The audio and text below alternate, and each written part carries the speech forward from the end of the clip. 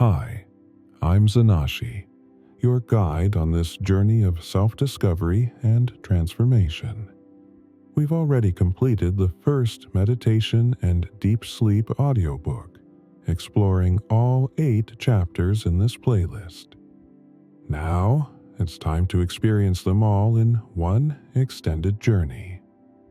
So, relax, breathe, and let the wisdom unfold. And if you find this path meaningful, don't forget to subscribe. Let's begin. Chapter 1. Purpose.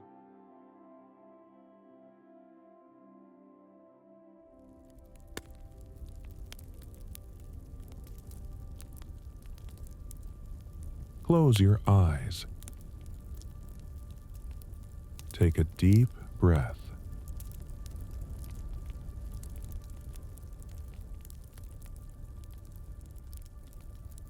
Let go of the distractions of the world around you.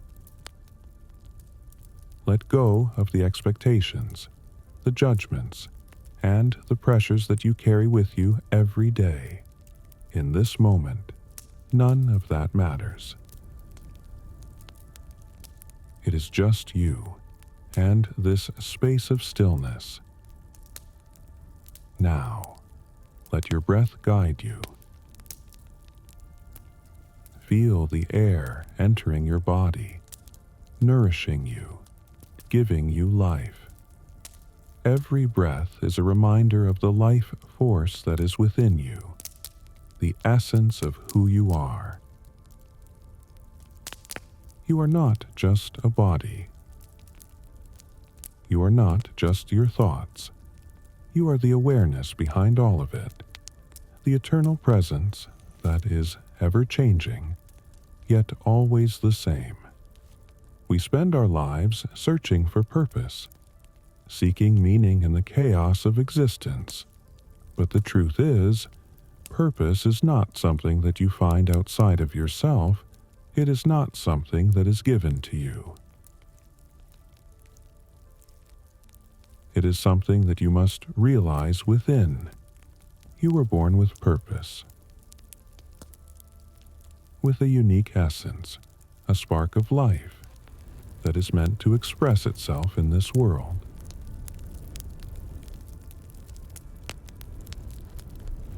The question is not, what is my purpose? The question is, how can I live fully in this moment? When you stop searching, when you stop striving, when you stop trying to be something that you are not, you begin to realize that you are already fulfilling your purpose. Simply by being here, by breathing, by living. The mind wants to complicate things. It wants answers. It wants guarantees. It wants security. But life is not meant to be understood. It is meant to be experienced. If you try to understand life, you will miss it. Life is an experience, a journey that unfolds in the present moment. All you have to do is be present. In your search for purpose, you may have forgotten that you are already whole. You are already perfect. There is nothing that you need to do in order to be worthy. You are worthy simply because you exist. Your existence is the purpose. The way you breathe, the way you love, the way you express yourself. This is the purpose. You were not born to live someone else's life, to follow someone else's path, to fulfill someone else's dreams. You were born to live your own truth, to be authentic, to follow the call of your own heart. This is the essence of living fully, embracing your uniqueness, and trusting that you have everything you need within you. If you feel lost, if you feel uncertain, it is simply because you are not trusting yourself. You are not trusting the flow of life. Life is a river, constantly moving, constantly changing. You cannot control it. You cannot stop it, but you can surrender to it. You can trust that it will take you where you need to go. Your life is your gift. It is not about achieving. It is not about accumulating. It is not about becoming something you are not. It is about allowing yourself to unfold, to grow, to evolve. The only true purpose is to be yourself, to express yourself fully, without fear, without limitation. The moment you stop searching for purpose and start living fully, you will realize that purpose was always with you. It is not in the future, it is in the present. It is in the simple act of being alive, of being here. You are not here by accident. Your presence in this world is an act of creation, an act of love. You do not need to do anything to prove your worth. You are enough as you are. The more you accept this truth, the more you will experience the beauty of life. The more you will see the purpose in everything around you. You will see the purpose in the simple things, the way the sun rises, the way the leaves fall, the way the birds sing. These are not random acts. These are expressions of the universe, expressions of life itself. So, let go of the idea that you need to become someone else. Let go of the idea that you are incomplete. You are already whole. You are already perfect. You have nothing to prove and nowhere to go. You are already on the path, and that path is life itself. You are already living your purpose by simply being here, by simply being present in this moment.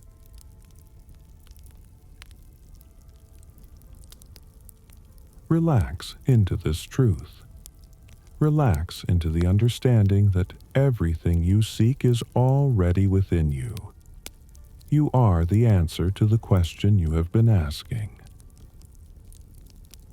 You are the meaning of your own life. You are the purpose you have been looking for. Now, as you breathe deeply, feel the peace settle within you. Feel the clarity that comes with understanding that life does not need to be a search. It is already here. It is already perfect. You are already enough. In this moment, trust yourself. Trust the process. Trust that life is unfolding exactly as it should. And in this trust, you will find peace. You will find joy. You will find purpose. Not in the future, but in the here and now.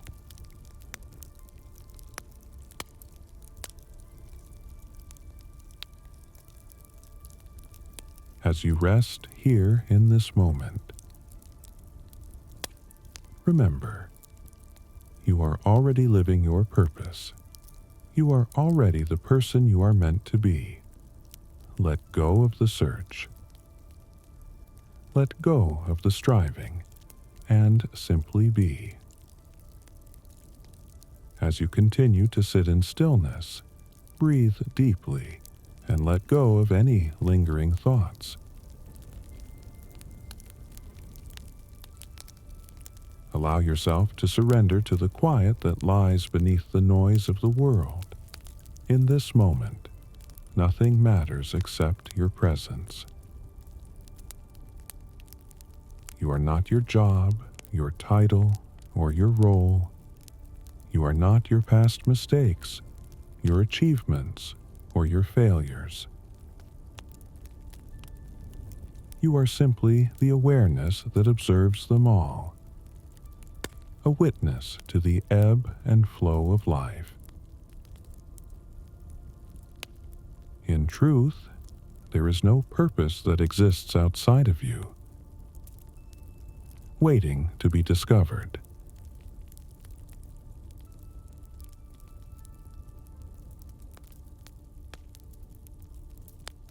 Purpose is not something to be sought. It is something to be realized. It is the essence of your being, the life force that flows through you. The act of living itself, of breathing, of being is purpose. There is no need to chase it. It is already within you, waiting to be expressed in its purest form.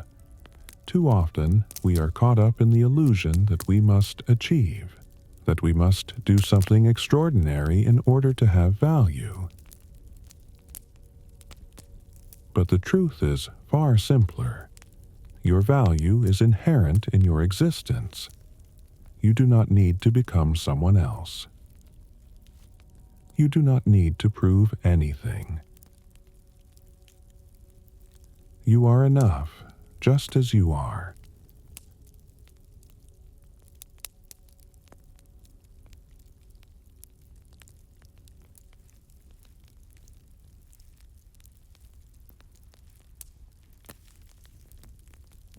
The search for meaning is the search for self-acceptance. When you accept yourself fully, without judgment, without hesitation, you begin to see that everything in your life is part of the grand design, part of the dance of existence, the moments of joy, the moments of sorrow, the moments of peace, and the moments of chaos. They are all intertwined. They are all necessary parts of the whole. There is no separation between the highs and the lows, the light and the dark. They are all reflections of the same energy, flowing together in perfect harmony.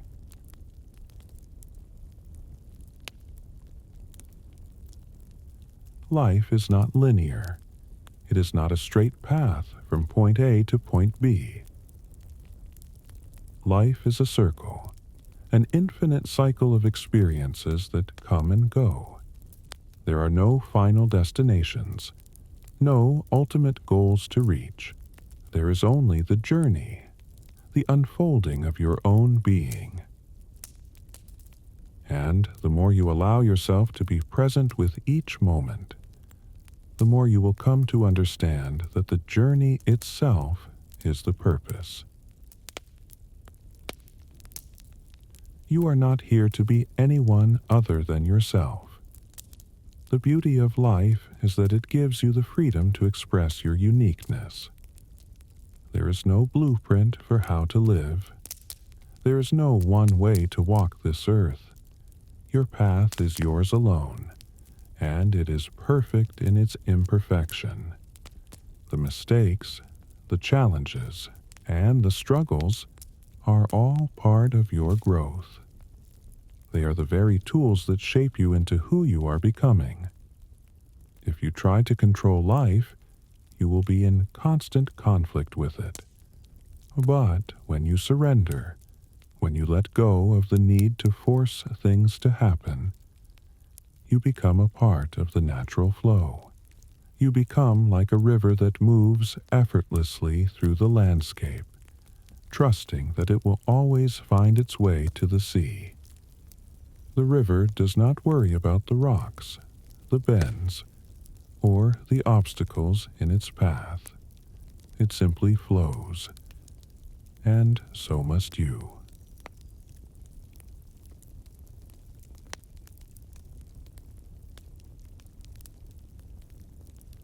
Understand that purpose is not something you must search for.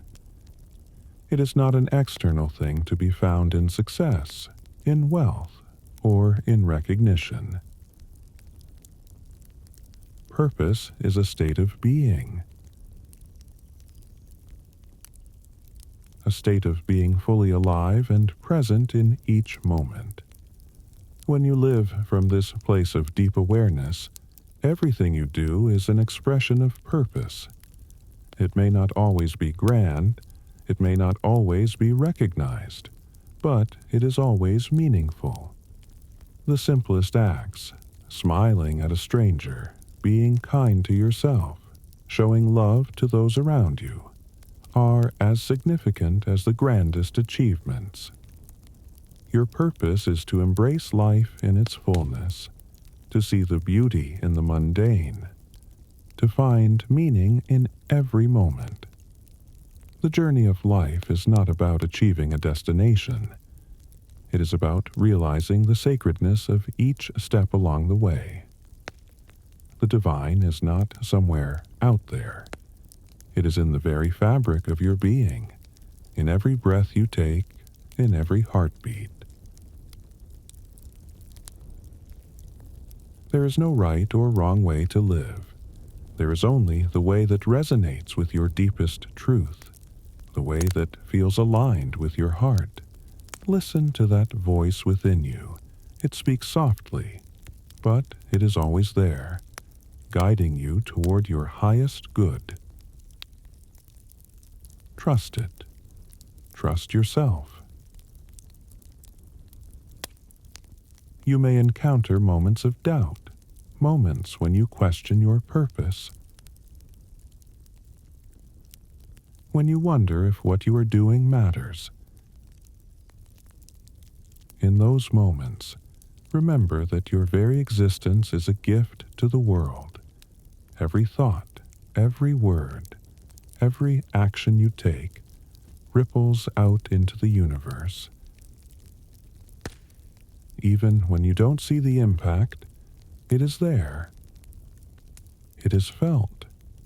The purpose of life is not to seek a grand purpose, but to live each moment with intention, with awareness, with love.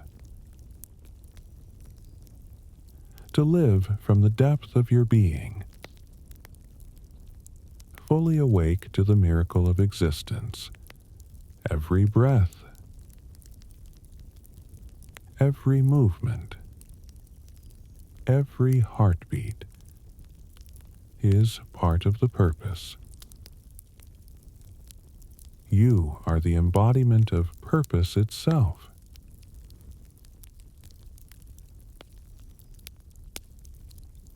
So, take this truth with you into your life. You are already enough. You are already whole. You are already fulfilling your purpose simply by being.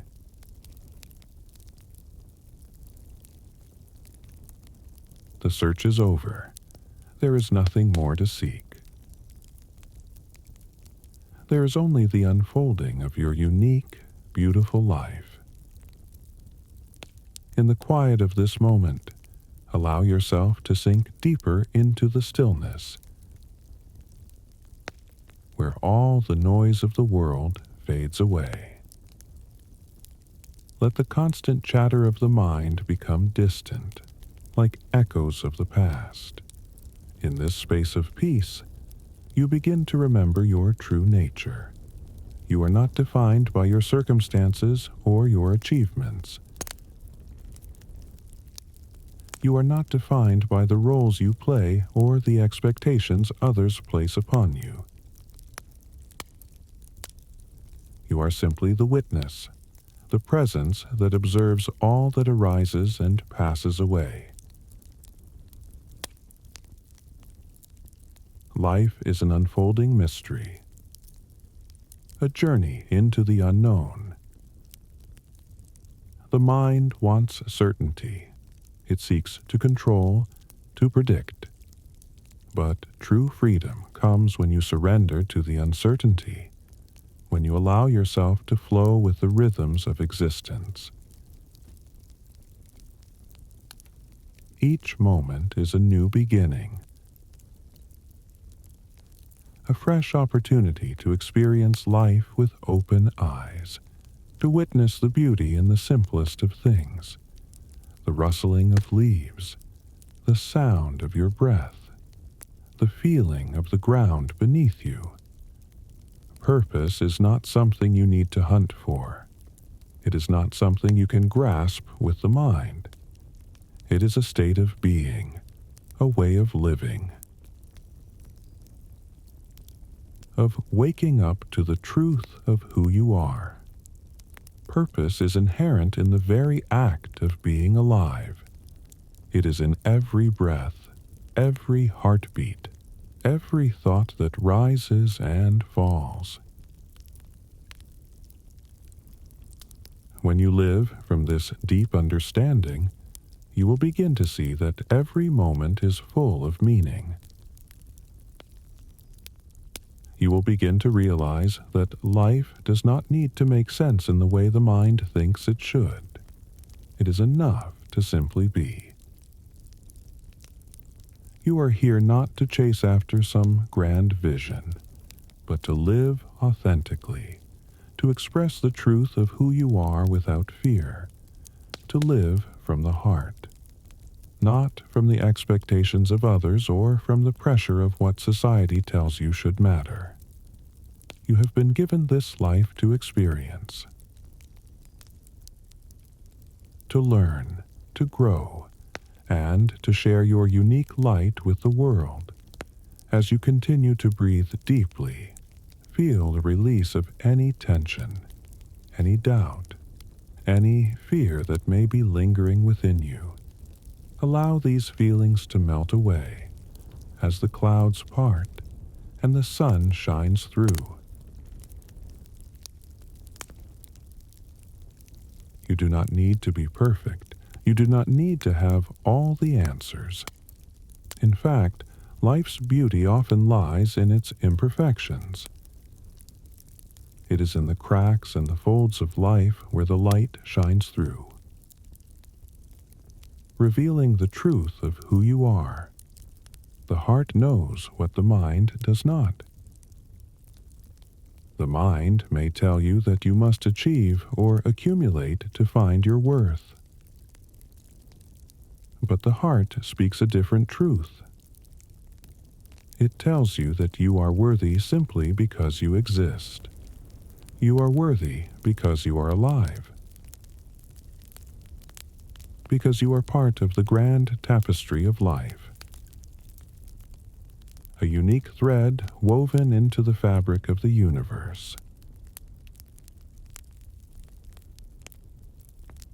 There is no need to prove yourself. There is only the need to be true to yourself, to honor the essence of who you are.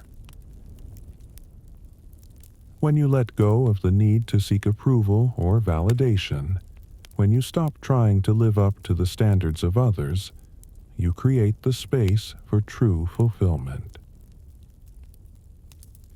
This is when you begin to experience life not as a series of tasks to complete, but as a sacred unfolding of the divine within you. Every experience, every interaction, every challenge becomes a reflection of your inner truth. As you begin to embrace this deeper knowing, you will find that life flows effortlessly, like a river that knows its course. You no longer have to fight against the current. You no longer need to struggle or force things into place. You simply allow yourself to be carried, trusting that each moment is guiding you toward your highest good. You are not here to struggle against life. You are here to embrace it fully, with all its mysteries and uncertainties. And as you embrace life, you will discover that the more you allow yourself to be who you truly are, the more you align with the natural flow of existence. This alignment is the essence of your purpose. Remember that every step you take on this journey is part of the whole. Each moment of joy, each moment of pain, each moment of peace, and each moment of turmoil, all are necessary. All are teaching you something valuable. You are always learning, always evolving, and in the process, you are becoming more of who you are meant to be. Let go of the need to define yourself. Let go of the need to understand everything. Simply be. Simply live. Simply love.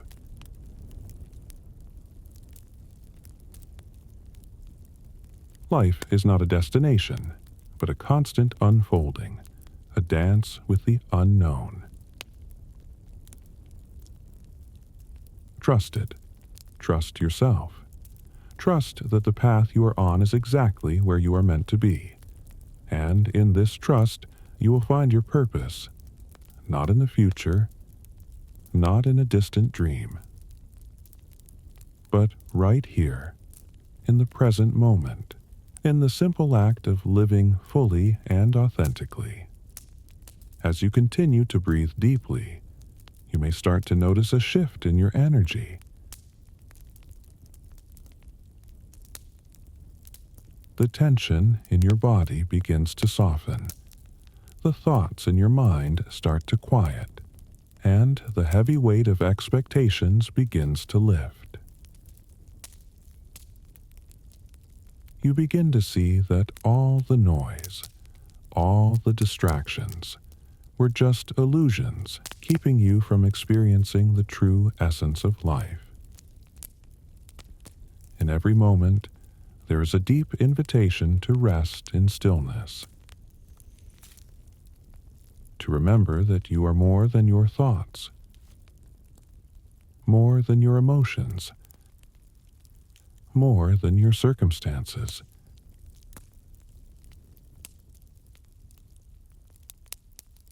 You are an eternal soul, experiencing the temporary journey of being human, and this experience, in all its beauty and complexity, is your opportunity to remember the truth of who you are. When you embrace life with openness and trust, you begin to see the divine in all things. You see it in the simple smile of a stranger, in the soft whisper of the wind, in the laughter of a child, in the quiet moments of solitude. There is beauty in everything, if you choose to see it. Life becomes a living prayer, a dance between the soul and the world, a celebration of existence itself. In the stillness, you may also begin to notice the subtle shifts within you, the ways in which you no longer feel the need to chase after external validation, the ways in which you feel less attached to outcomes. You realize that you have always had the power to create peace within yourself, And as you let go of the need to control, the world begins to flow around you with grace and ease. Remember, purpose is not something you need to find outside yourself. It is within you, always. It is in the way you show up to each moment, in the way you interact with the world, in the way you choose to love. It is not about what you do, but about who you are being while you do it. The smallest acts of kindness, the simplest moments of presence, these are the expressions of purpose that fill your life with meaning. Let go of the idea that your worth is tied to what you achieve, to how others perceive you, to how much you possess. Your worth is inherent, woven into the very fabric of your being. The more you come to understand this truth, the more you will find that you can relax into life, trusting that all is as it should be. You don't need to strive to prove your value. You already are everything you need to be. Life is not something you need to struggle against. It is an invitation to embrace all that is, to be fully present with whatever comes your way. It is an invitation to love yourself deeply, to accept yourself without judgment, and to honor the beautiful journey that is unfolding before you. In every moment, you are creating your reality. In every thought, in every breath, in every action, you are weaving the story of your life. And when you live consciously, when you live from a place of love and awareness, the story you create will be one of beauty, of peace, of fulfillment. Allow this truth to settle in your heart. You are not here to seek or search, but to simply experience life as it is. You are not here to become something else, but to simply remember who you truly are. In this remembering, you will discover that everything you need is already within you, and that the life you are living is more than enough. So take this moment to release any lingering doubts or fears. Trust in the journey, trust in the process, and most of all, trust in yourself.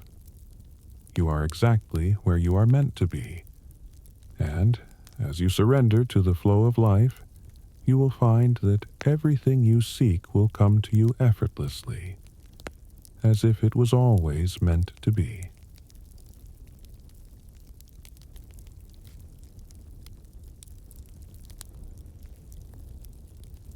Purpose, it is not something you chase,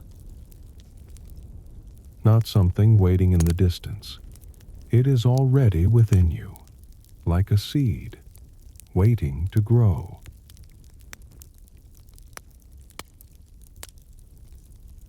Close your eyes. Breathe in. Breathe out. Let go of the noise. Let go of the expectations. Sink into this moment and listen. The trees do not ask why they grow. The river does not question why it flows. The sun does not wonder if it should rise.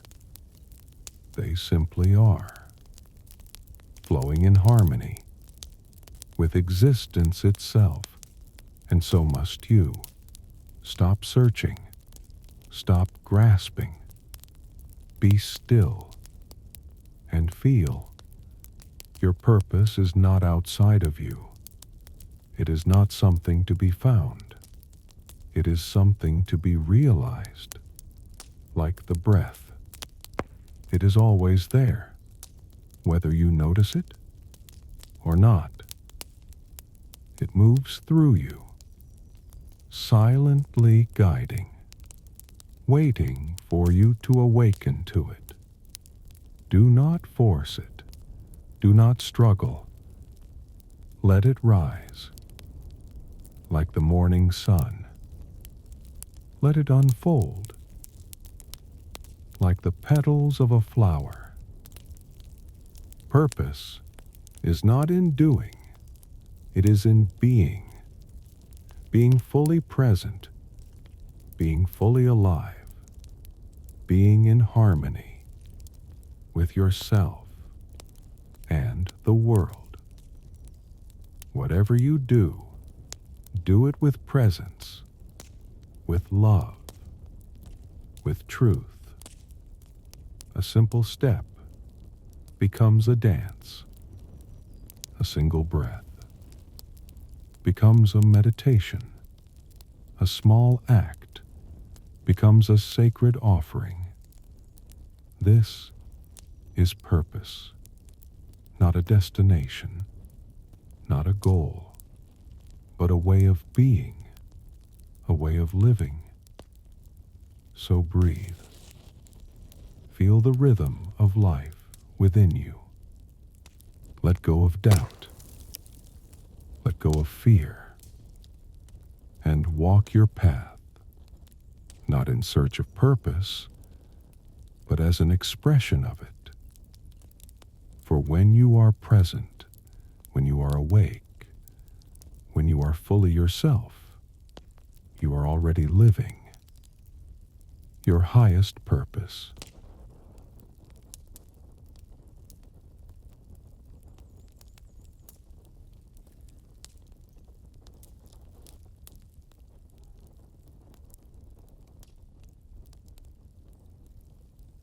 Life, it is not a problem to solve, not a path to control.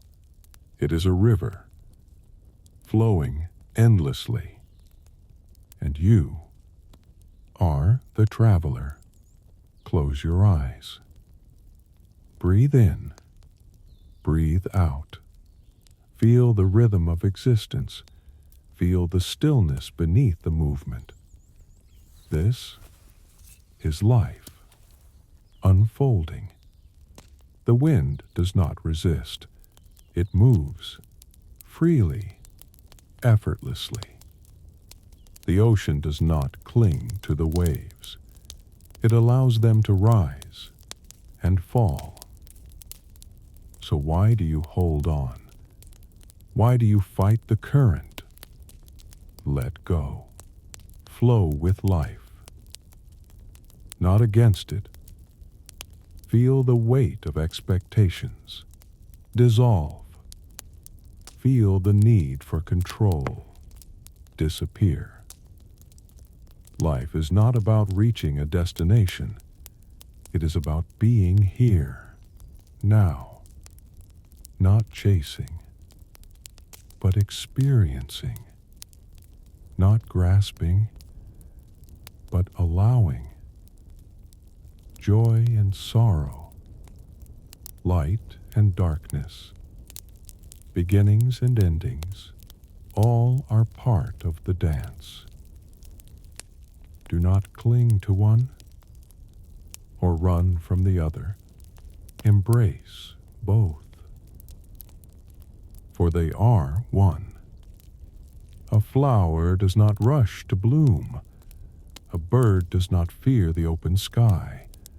They live completely, without hesitation, without regret. So breathe. Step into the flow. Let life unfold as it is meant to, not as you wish it to be, but as it is. Perfect in its imperfection. No moment is wasted. No step is wrong. Everything is as it should be, because life is not happening to you. It is happening for you. Be still. Be open. Be alive.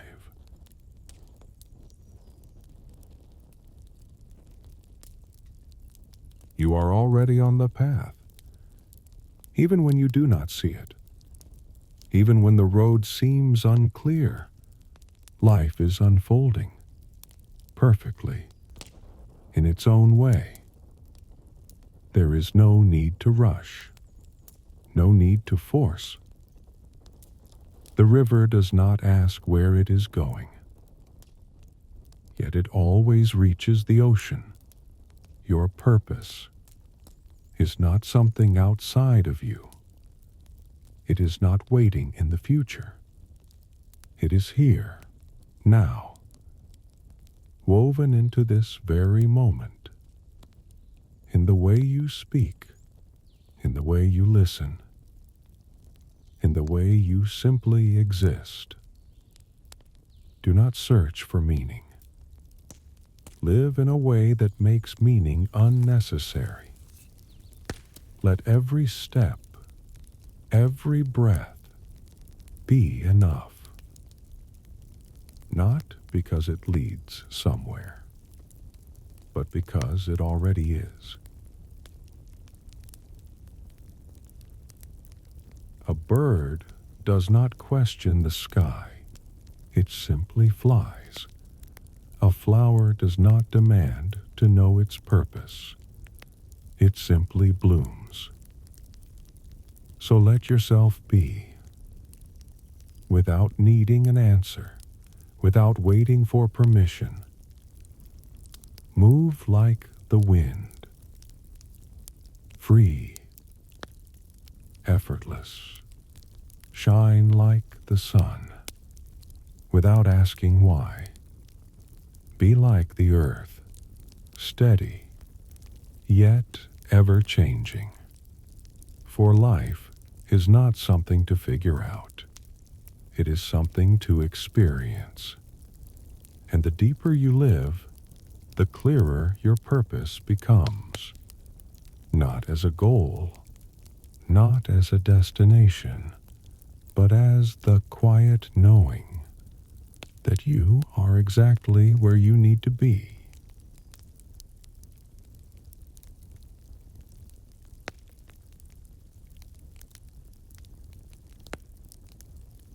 There is a rhythm to life, a flow that moves through everything, through the rivers and mountains, through the seasons and stars, and through you. When you resist, you struggle. When you let go, you align. Purpose is not about control. It is about trust. Trust that the sun will rise. Trust that the rain will fall. Trust that you are here, not by mistake, but by design. You do not need to prove yourself. You do not need to be anything more than what you already are. A wave does not try to be the ocean, yet it is never separate from it. You do not need to be something greater. You are already part of something vast, something infinite.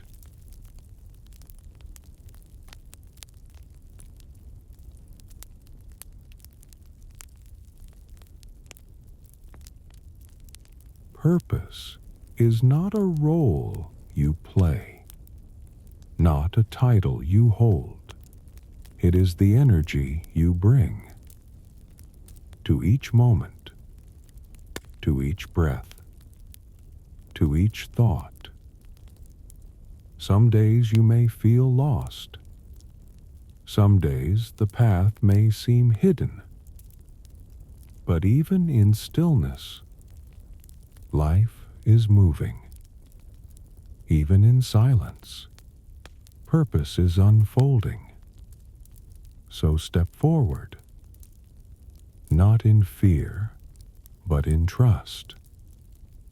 Move, not with doubt, but with presence. Let life reveal itself. Let yourself dissolve into it. For when you stop searching, when you stop questioning, you will see that you have been walking your path all along.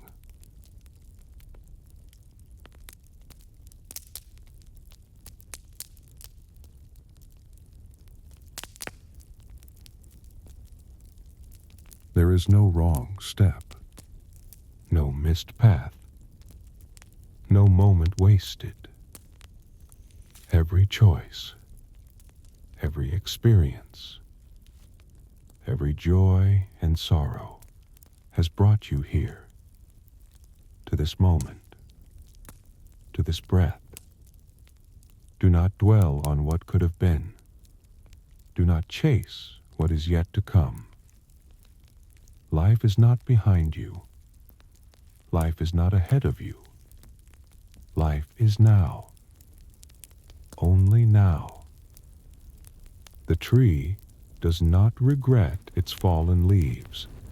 The river does not mourn the water that is past.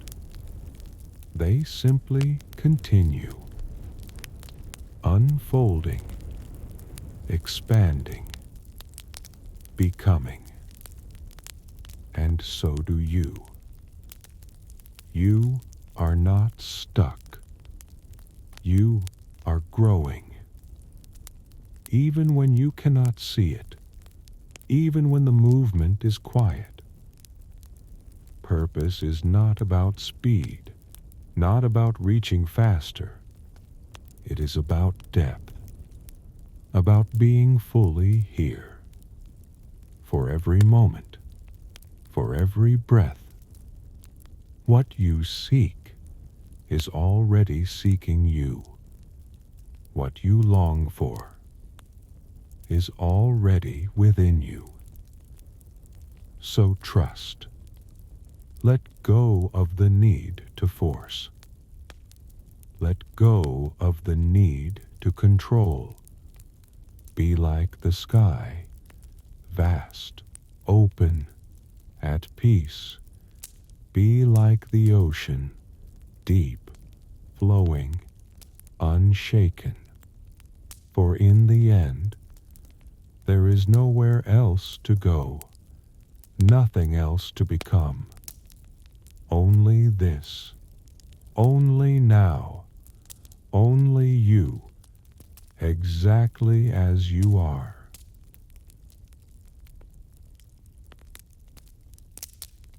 And when you realize this, when you truly see that nothing is missing, that nothing was ever missing, a great stillness arises. No more searching, no more chasing, only presence, only peace. Life is not asking you to be more. It is inviting you to be aware, to wake up, to see the beauty in what already is. The sunrise does not need approval to shine. The river does not hesitate before it flows. They simply express, without doubt, without fear. And so must you. Your purpose is not something distant, not something to be earned. It is here, in the way you love, in the way you listen, in the way you simply exist. Let go of the weight of expectation. Let go of the need to define. Let yourself unfold, like a flower in the morning light. For purpose is not a destination. It is the way you walk. It is the presence you bring. It is the peace within you. So breathe. Feel the rhythm of life moving through you. Feel the stillness beneath it all. You are not lost. You have never been lost. You are exactly where you are meant to be. And that is enough.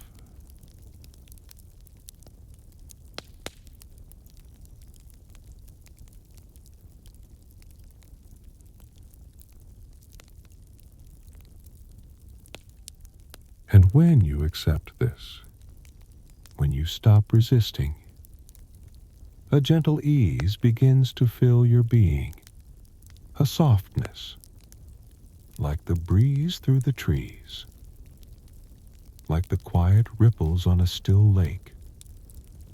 There is nothing to prove, nothing to become, only this unfolding, only this experience. The sky does not struggle to hold the stars. They simply shine, effortless, endless. And you are the same. Do not measure your life in achievements. Do not weigh your worth in the opinions of others. Your existence is already enough. Your presence is already a gift. Walk your path, not with urgency, but with grace, not with fear, but with trust. Some days will be clear, some days will be uncertain, but even the fog cannot hide the mountain. Even the night cannot swallow the dawn. Everything moves, everything changes, and yet the essence remains. You are not the passing thoughts, not the fleeting emotions. You are the witness, the awareness, the stillness beyond it all.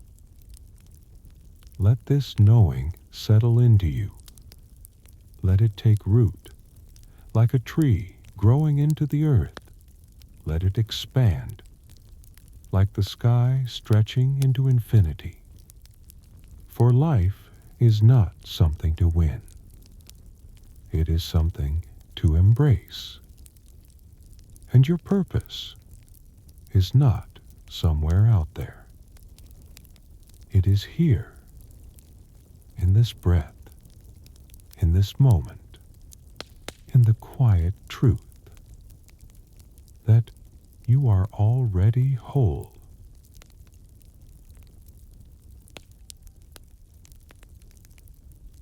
And when this truth sinks in, when you stop searching for wholeness, you begin to feel it, not as something to achieve, but as something that has always been, like the river already flowing to the ocean, like the flame already carrying the light. You are already complete, even as you grow, even as you change. There is no need to rush, no need to compare. A tree does not envy the sky. The sky does not wish to be the earth. Everything has its place, and so do you. Your path is yours alone. Walk it with trust. Walk it with love, not in haste, but in harmony. Not in fear, but in freedom. The mind may ask, am I doing enough? Am I on the right path? But the heart knows. There is no wrong step. There is only experience, only learning, only unfolding. So be gentle with yourself. Be kind to your journey. Let purpose reveal itself, like the dawn, softly, naturally, without force. For in the end, Purpose is not something you create. It is something you remember, something you have carried all along. And when you live from this place, when you trust in what is, peace is no longer something you seek. It is something you are. And that is enough.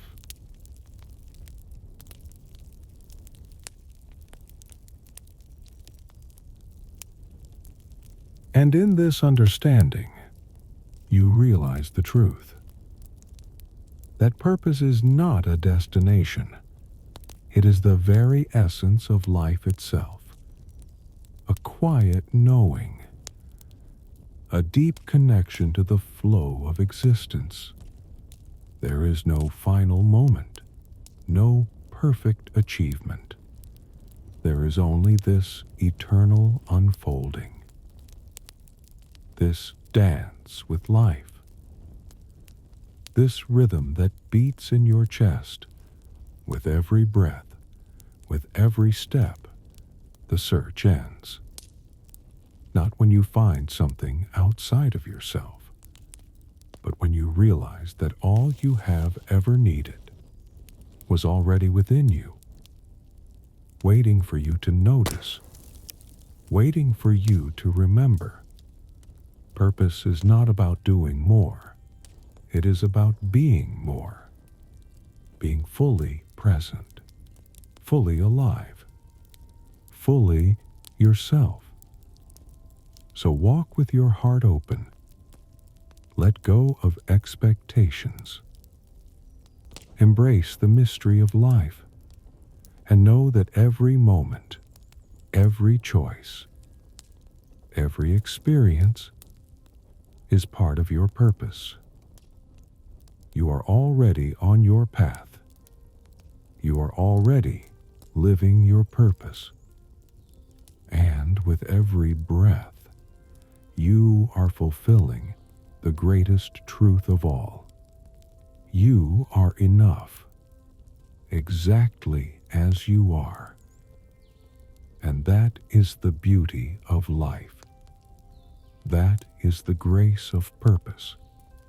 Simply being, simply living in peace, in love, in the deep knowing that you are one with all that is. Chapter 2. Balance.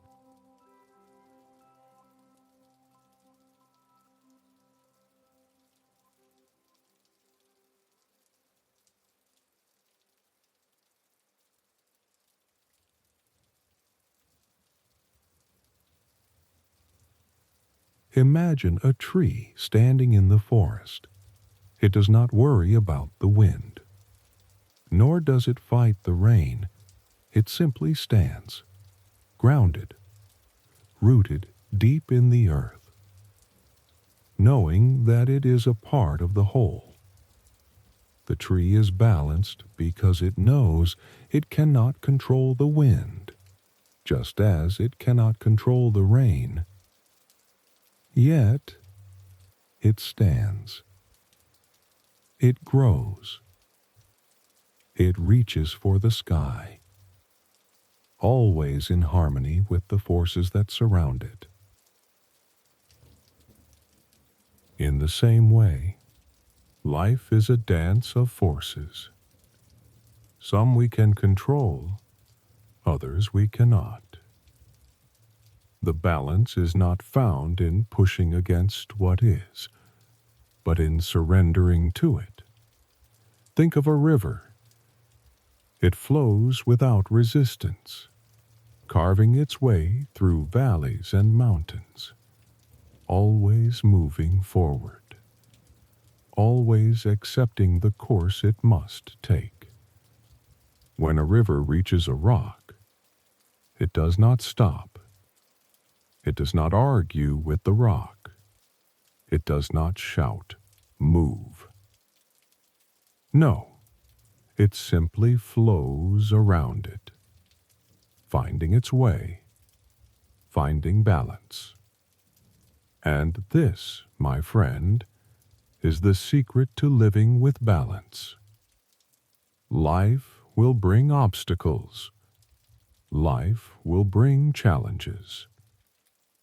There will be moments when you feel as if you are stuck, as if the current of life is too strong, and you are too small.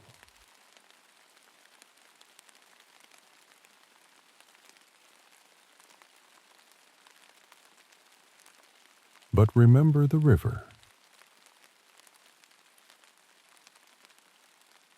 Flow with life. Surrender. Do not resist. Do not fight.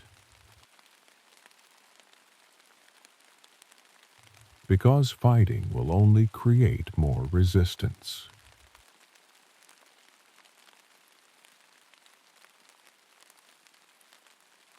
A wise yogi knows this.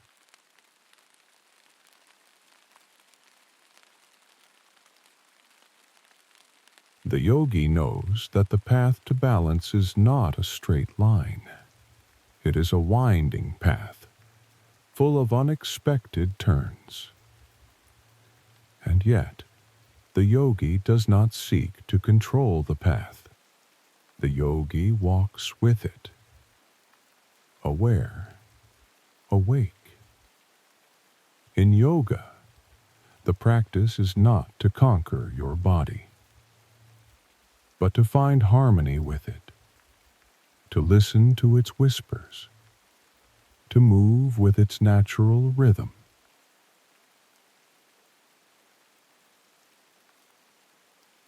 There is balance in stillness. There is balance in movement. The balance is not in the external world, but within. When your mind is still, when your heart is quiet, the world becomes clear. The balance you seek is already inside you.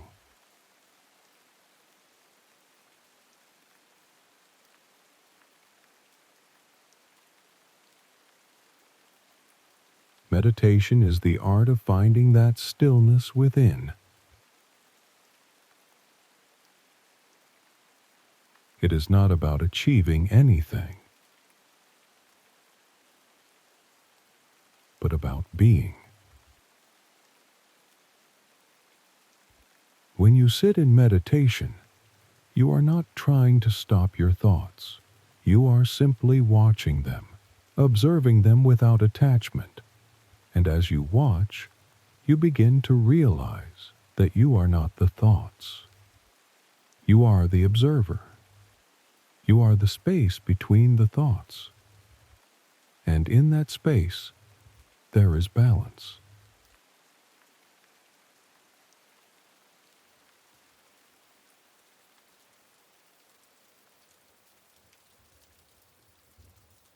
Life is not about achieving some ideal balance, but about accepting the flow of life as it is. It is about surrendering to the moment.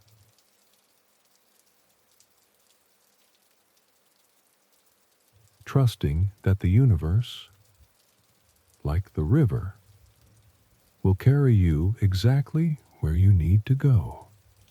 When you trust the flow, when you stop fighting, you begin to find your true balance. And in that balance, there is peace.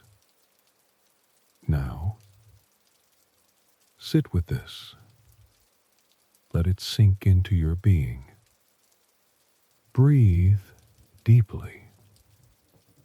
Life is a dance, a beautiful, chaotic, harmonious dance, and you are part of it.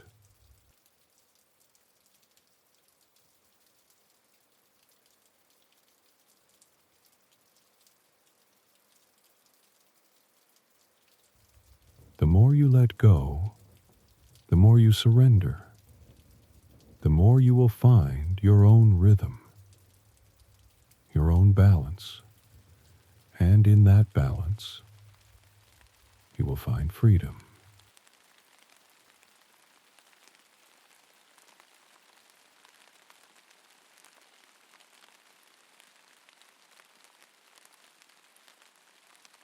You are not the doer of life.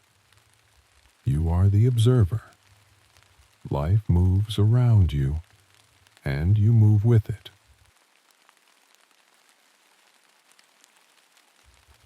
But you are not in control, and that is the beauty of it. The more you try to control life, the more it slips through your fingers, like water running through your hands.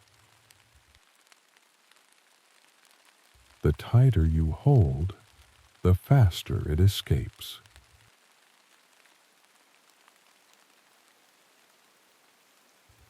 Let go and watch the flow unfold in the stillness of nature. There is wisdom. The mountains stand tall, not because they strive to be tall, but because they are content with simply being.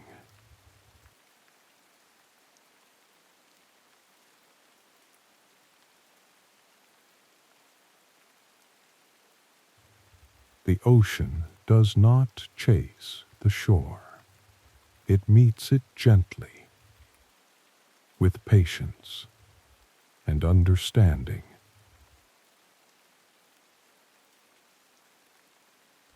Balance is not found in effort.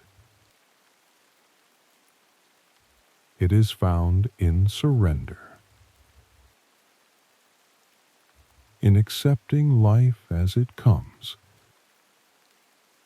without resistance, without judgment. Think of the sky. It does not ask for the clouds to be perfect. It simply holds them with openness, without trying to change their form. The clouds come and go, and the sky remains unchanged. So it is with you. Life will bring many clouds, many storms, many moments of doubt. But you are the sky.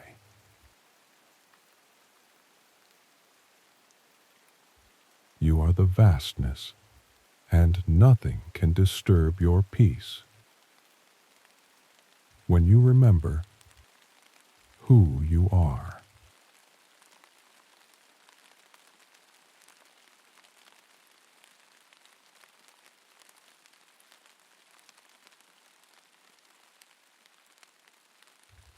Do not let the storms of life define you.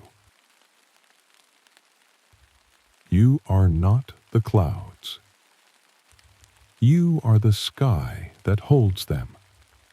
When you stop fighting, when you stop trying to force life into your image, you will discover that the beauty of life lies in its unpredictability, in its wildness, its freedom, its rhythm.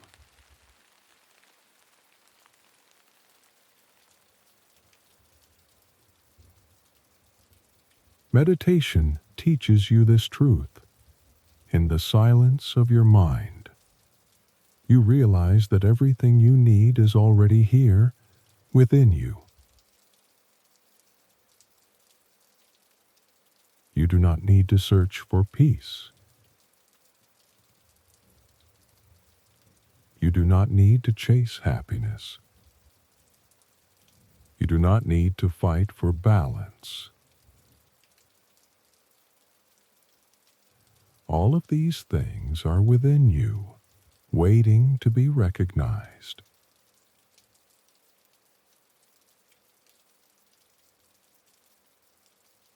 In meditation, there is no goal.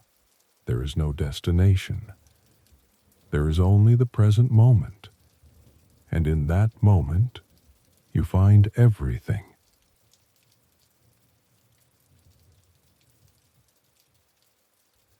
Everything you seek is already here. Balance is not something you find in the outside world. It is something you discover within. Like a still pond, reflecting the beauty of the universe, perfect in its simplicity. So stop seeking. Stop striving. Stop running after life, and allow yourself to simply be. For when you are at peace with yourself, when you are in harmony with life, the world unfolds before you in perfect balance. You are not the body. You are not the thoughts. You are not the emotions. You are the awareness that watches it all. Life is a dance, and you are the silent witness.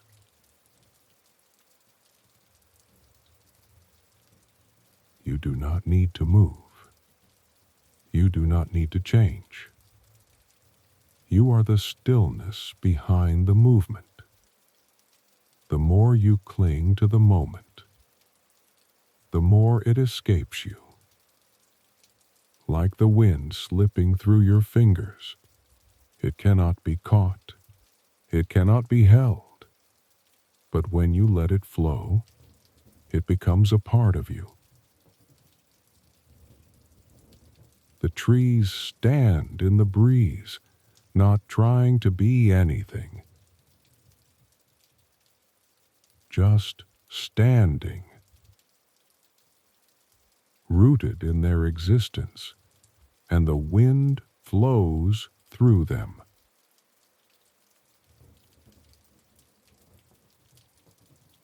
Without effort,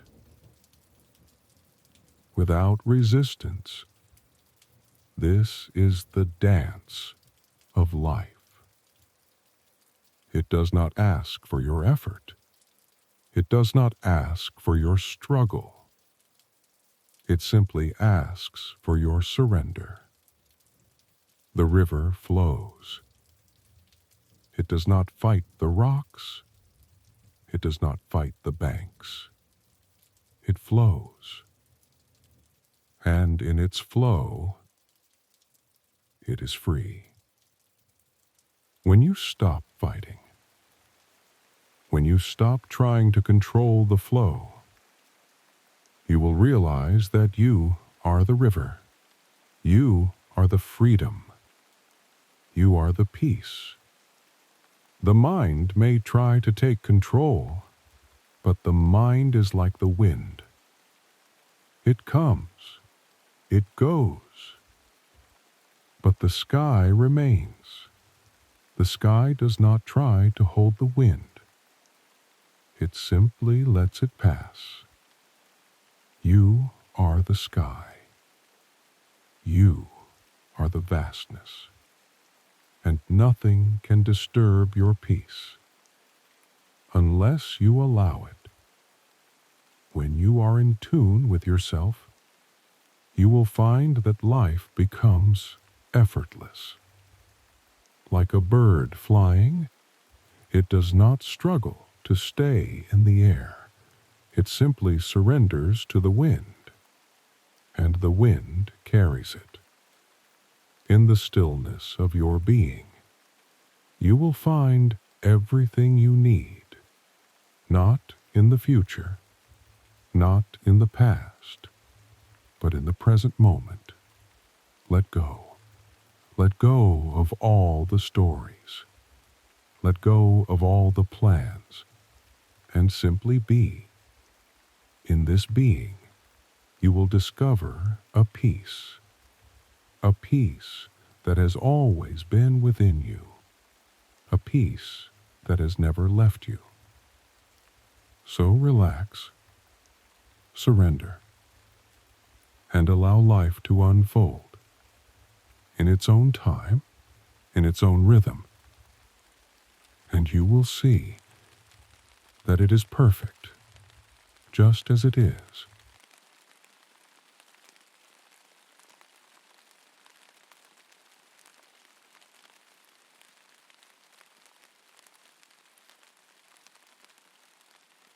You are not the thoughts that arise. You are the awareness that observes them. Thoughts come and go, like clouds passing through the sky. They are not you. They are simply visitors. When you stop identifying with them, you will realize you are the space in which they appear. A vast, empty space that holds all things without effort, without attachment.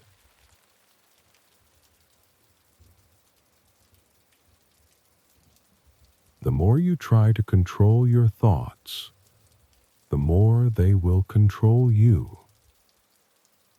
Like chasing shadows.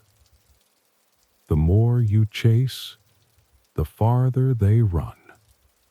But when you sit quietly, when you simply watch, you will find that they disappear on their own.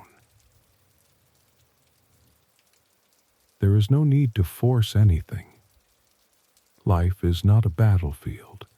It is a flow, and you are the observer of that flow. You do not need to fight the current. You do not need to swim against it. You simply need to trust and be carried by it, like a leaf floating on the surface of a stream.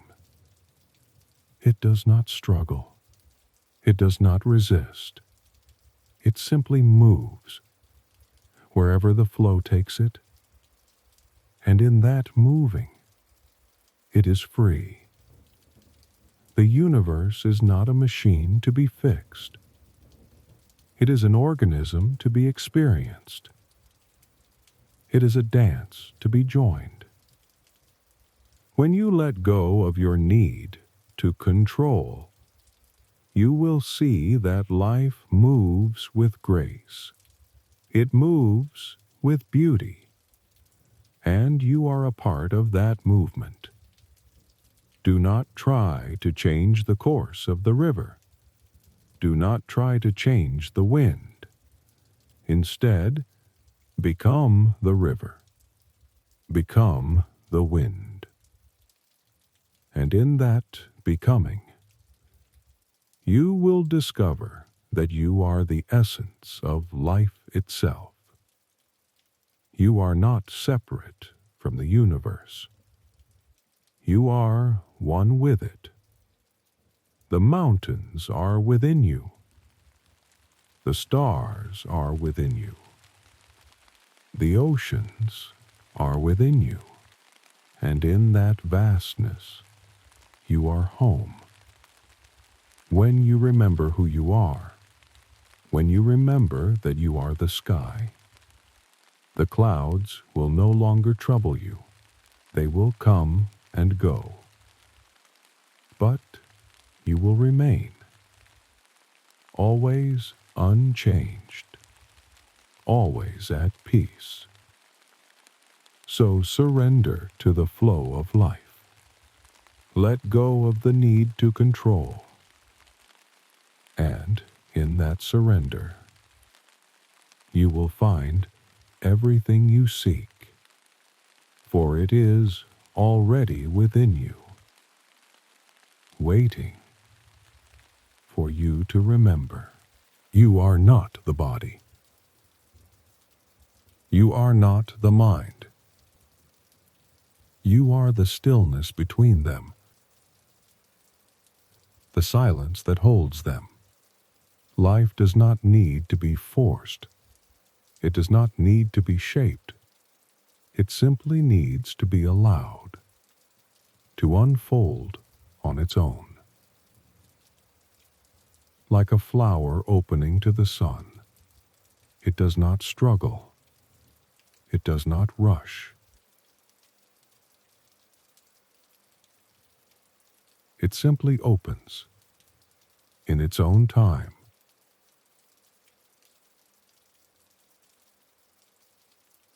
The moment you stop trying to control, you begin to understand the truth of life, that it is not something to be mastered.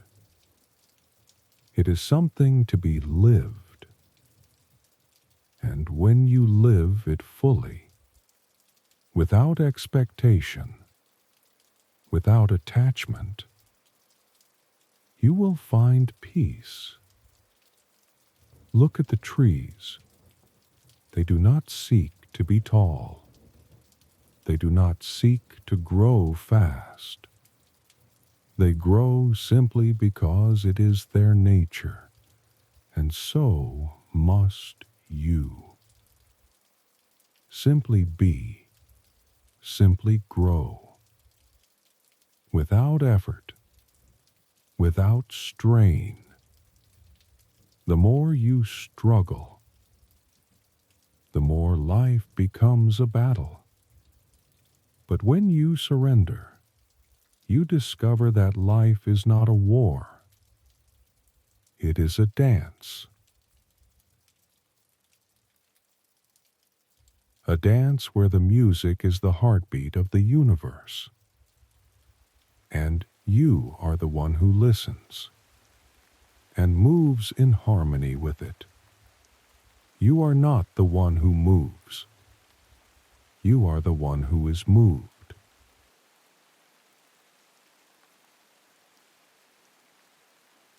Like the wind moving the leaves, you are moved by the energy of life. You are the energy itself. The more you try to control the energy, the more it eludes you. But when you stop trying, when you simply allow it to flow through you, you become the energy. You become the flow. And in that flow, you will find your peace. Life is not something to be understood. It is something to be lived. And the more you live it, without judgment, without expectation, the more you will experience the truth that you are the universe, you are the dance, you are the music. When you stop seeking outside of yourself, when you stop chasing the fleeting moments, you will realize that everything you seek is already within you. It has always been there, waiting for you to awaken to it. So relax. Let go of all your desires. Let go of all your fears and simply be. For in that being, you will find the peace that you have been searching for.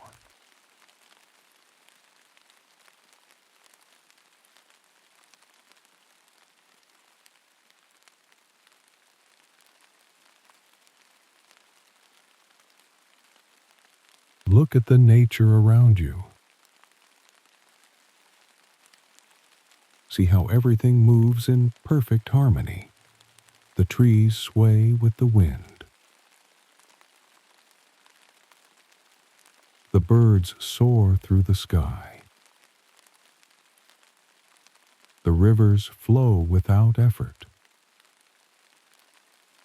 You are not separate from nature. You are a part of it. like the sun and the moon, like the stars and the earth. You are woven into the fabric of the universe. When you watch the world with open eyes, you will see that there is no separation. The mountains rise up, and you rise with them. The ocean roars, and you feel its depth. The clouds drift, and you float with them. You are the earth beneath your feet. You are the wind that whispers through the trees. You are the sky that holds it all. When you realize this, when you see that you are one with all of life, you will no longer feel alone. Nature does not judge. It does not seek approval. It simply is. And so must you. Allow yourself to simply be. As the flowers bloom, as the leaves fall, without resistance. The same life that moves through the trees moves through you. The same energy that flows in the river is the energy within you. You are the pulse of the earth. You are the heartbeat of the universe. When you feel the wind on your face, when you hear the song of the birds, remember that this is you. It is the language of life, speaking to you in every moment. There is no need to chase peace. There is no need to search for harmony. It is already within you. It is in the way the sun rises. It is in the way the night falls. It is in the quiet stillness of your own being. Just as the earth gives freely, without asking for anything in return, so too must you give. Give yourself to the flow of life, and in that giving, you will find the unity, the oneness that connects you to all things. So walk gently on this earth. Feel the pulse beneath you. You are a part of this beautiful dance, the dance of life. And when you realize this, you will see that all you need to do is simply be.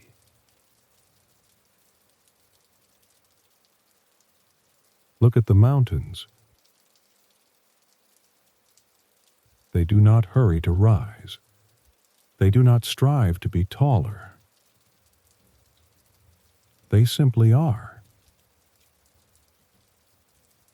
And in their being, they stand as a reminder that life does not need to be forced. It simply unfolds in its own time. The trees grow slowly. Their roots go deep into the earth. But they do not worry about the sky. They know they will reach it when the time is right, and so must you. Trust that you are growing. Trust that your roots are taking hold, and the sky will open to you. The rivers do not question their path. They do not worry about the rocks. They simply move around them, flowing with ease. And so, you must learn to move through life, not by fighting, but by flowing, around the obstacles, through the challenges, and with every twist you will find your way. The birds do not worry about the air. They simply spread their wings and fly.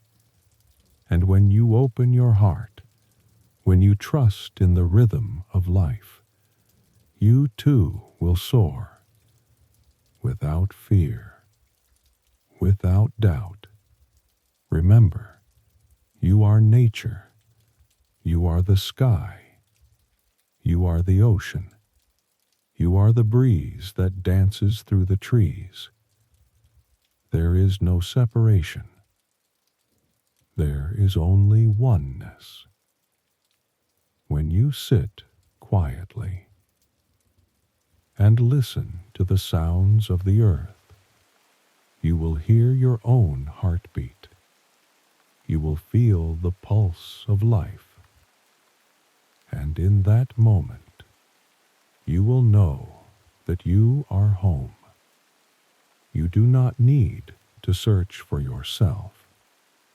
You do not need to look outside, for you are already here. You are already one with all things. The stars, the mountains, the rivers, the trees, they are all within you. So let go of the need to search and allow yourself to simply be as the earth simply is, as the sky simply is. You are a part of this grand masterpiece, and in your stillness, in your quiet presence, you are one with all that is. The journey does not end with the body. It simply transforms. Life is not bound by time. It flows beyond the limitations of this world. And when the body falls away, you will not disappear. You will simply shift. Think of the river. It does not end when it reaches the sea. It becomes the ocean. It becomes the sky. And from the sky, it rains down, becoming the river again. This is the cycle of life. You are not a single moment. You are the eternal flow. You are the beginning and the end, the seed and the tree. You are the cycle of birth and death, and the cycle never truly ends. It simply continues in new forms, in new experiences. When you leave this body, you will not be lost. You will be reborn. Like the leaves falling from the trees, they do not die. They return to the earth to nourish new life. And so, your essence returns to nourish the world. In each lifetime, you are given the opportunity to grow, to evolve, to awaken. And when the time comes for you to leave this form, you will carry with you the wisdom you have gained. You will carry the love you have known.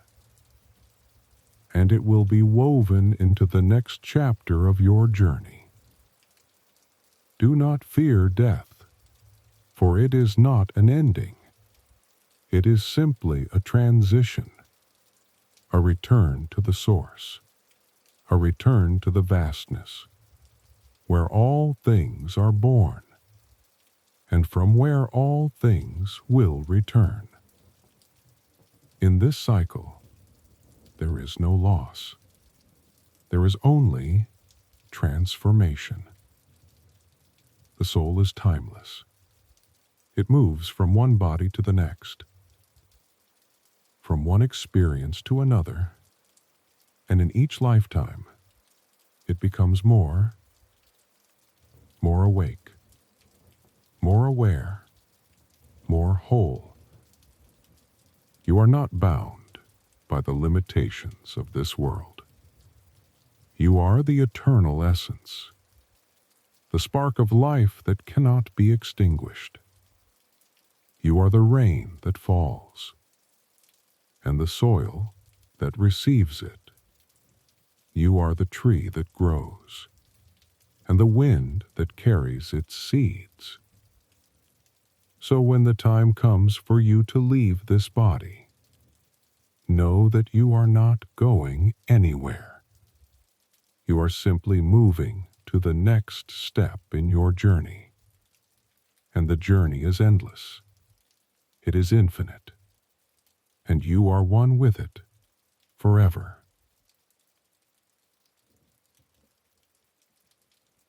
The soul does not age. It does not wither. It remains untouched by time. It is eternal, always in a state of becoming. Like the stars in the sky. They do not die. They transform, burn brightly, and leave their light for all to see. And you, too, are like the stars. Each life is but a spark, a moment in the grand play of existence. But the spark is never lost. It is carried forward into the next chapter, into the next form. And each form is an opportunity to grow, to understand, to love. Reincarnation is not a mystery to be solved. It is a truth to be lived. When you look around, you see the endless cycle. The seasons change. The trees lose their leaves and then new ones appear. The sun sets, only to rise again. So too does the soul. It leaves one form and enters another. This is not something to fear. It is something to embrace. For each new life is a gift. A chance to experience, to learn, to come closer to the truth of who you are. And as you awaken, you see that death is not a stranger. It is not an enemy. It is simply a part of the dance. When you let go of the fear of death, when you surrender to the natural flow of life, you realize that you are part of something greater. You are part of the infinite cycle that never ends. It simply changes. In every form, in every life, you carry with you the essence of all that has come before. The wisdom, the love, the experiences, they are never lost. They are carried in the very fibers of your being.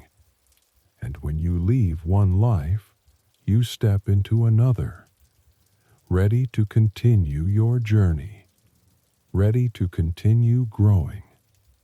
So remember, death is not the end. It is simply the shedding of the old, to make way for the new.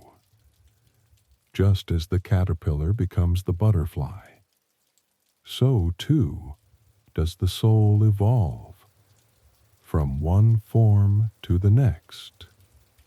There is no need to search for the meaning of life, for life is the meaning. It is in every breath, in every heartbeat. It is in every moment you live. And in the end, when you leave this body, you will not leave behind the truth of who you are, for you are the eternal light. You are the eternal flame, and that flame will never die. It will simply burn brighter and illuminate the path ahead in this lifetime and the next. You are not bound by time. You are the eternal witness to the dance of life. The soul moves through the worlds, not with fear, but with joy. For each step is an opportunity to grow, to learn, to love. And when you understand this, when you understand that you are part of something far greater than yourself, you will embrace each moment with gratitude. Every breath will become sacred. Every encounter will become a blessing. And you will see that life in all its forms is a gift. You are the tree that stands tall. You are the river that flows. You are the sky that holds it all. You are the love that connects all things. And in that love, there is no fear. There is only peace. So when you look at the world, when you look at your life, know that it is perfect. In its imperfection, it is exactly as it should be. There is no need to fear the unknown. There is only trust. Trust that life will unfold in its own beautiful way. Trust that the soul will continue its journey and that you are always moving toward greater understanding. And when the time comes for you to leave this body, know that you will not be lost. You will simply move into the next chapter of your eternal journey. And that journey will always lead you back to the light. So rejoice in the beauty of life. Rejoice in the flow of the river. Rejoice in the endless cycle of birth and rebirth. For you are never alone. You are always part of the great symphony of existence. And as you walk your path, know that it is already perfect. You are already perfect, and all is well. All is always well.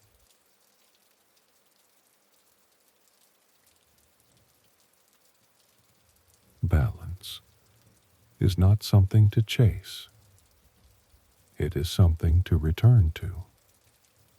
The universe moves in harmony. Day and night, stillness and motion, expansion and rest. All things exist in perfect rhythm, and you are no different. When you force, you create resistance. When you let go, you find flow. Balance is not in control. It is in trust. The breath teaches this. Inhale, exhale, give, receive. Neither is more important. Both are needed. So do not fight life. Do not cling to one side. Be like the sky, holding both light and darkness. Be like the ocean, calm and powerful at once, for true balance is not found outside. It is already within you, waiting to be felt, waiting to be lived.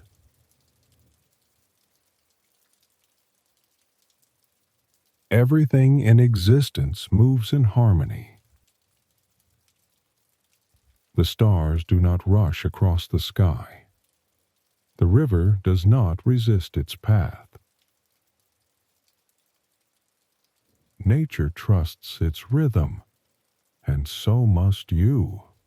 There will be moments of stillness and moments of movement, moments of clarity and moments of uncertainty. Yet, through it all, balance remains. Do not mistake balance for control. It is not about holding everything in place. It is about knowing when to hold on and when to let go. The heart beats in rhythm, not in perfect stillness. The breath flows in cycles, not in rigid patterns. Balance is not a straight line. It is a dance, and you are part of that dance, not separate from it, not outside of it, but moving with it. So trust the ebb and flow. Trust the rise and fall. For when you stop resisting, when you move with life instead of against it, you will find you were in balance all along. Balance is not something you create. It is something you return to, like the tide returning to the shore, like the breath returning to the body. The universe does not struggle to be in harmony. It simply is. The sun does not chase the moon, yet day and night find their perfect rhythm. And within you, that same rhythm exists. The balance between thought and silence, between effort and ease, between being and becoming. When you hold too tightly, life becomes heavy. When you let go, life moves freely.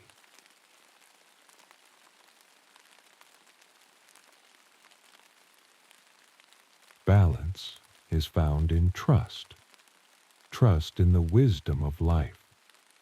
Trust in the stillness within you. So do not seek balance outside of yourself.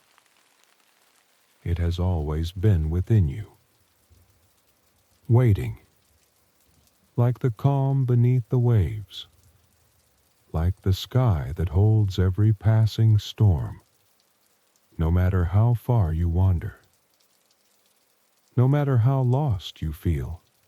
Balance is never gone. It is simply waiting for you to notice, to return, to be. And when you understand this, you stop resisting. You stop searching for balance, and instead, you allow it to arise, naturally, effortlessly, like the sun and the moon, like the waves and the shore, like the breath moving in and out. Balance is not forced. It is remembered. You are not meant to be only stillness, nor only movement. You are both. You are the quiet mind and the beating heart, the deep roots and the open sky. So do not fear the moments of chaos. Do not cling to the moments of peace. Both are part of the dance. Both are part of life. When you stop trying to hold one and reject the other, you will feel it, the gentle center within you, unshaken, untouched, always there. True balance is not found in perfection. It is found in acceptance, in surrender, in trust. And when you trust, when you flow with life instead of against it, you will see. You were never separate from balance. You were balance all along. Balance is the quiet thread woven through all things, the stillness beneath movement, the silence between sounds, the space where everything finds its place. The universe moves effortlessly. Stars do not force their light.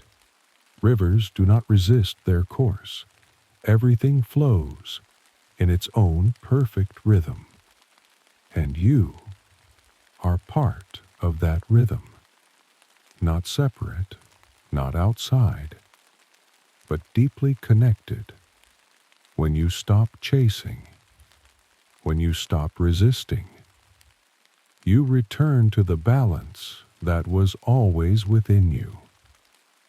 Like the breath, like the ocean, like the endless sky. Some days will be stormy, some days will be calm. But through it all, you remain strong, steady, whole. There is nothing to fix, nothing to force, only life, unfolding exactly as it should. So trust in this moment. Trust in yourself. And know you are exactly where you are meant to be. And that is enough. In every moment, the dance of opposites unfolds, yin and yang, light and dark, stillness and movement. Each is part of the whole. Each is necessary. Each defines the other.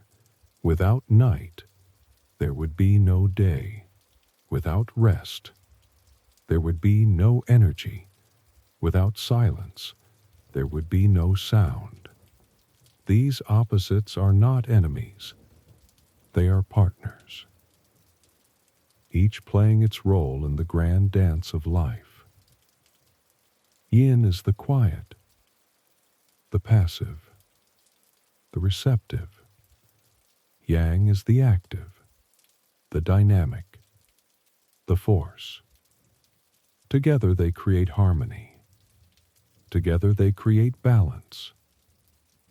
In you, both yin and yang live, the quiet moments of reflection and the vibrant moments of action, the stillness of your breath and the movement of your thoughts.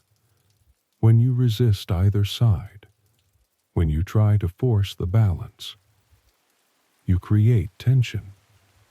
But when you allow them to flow together, when you let yin and yang move as they wish, balance arises naturally, just as the moon needs the sun to shine, and the ocean needs the shore to form waves.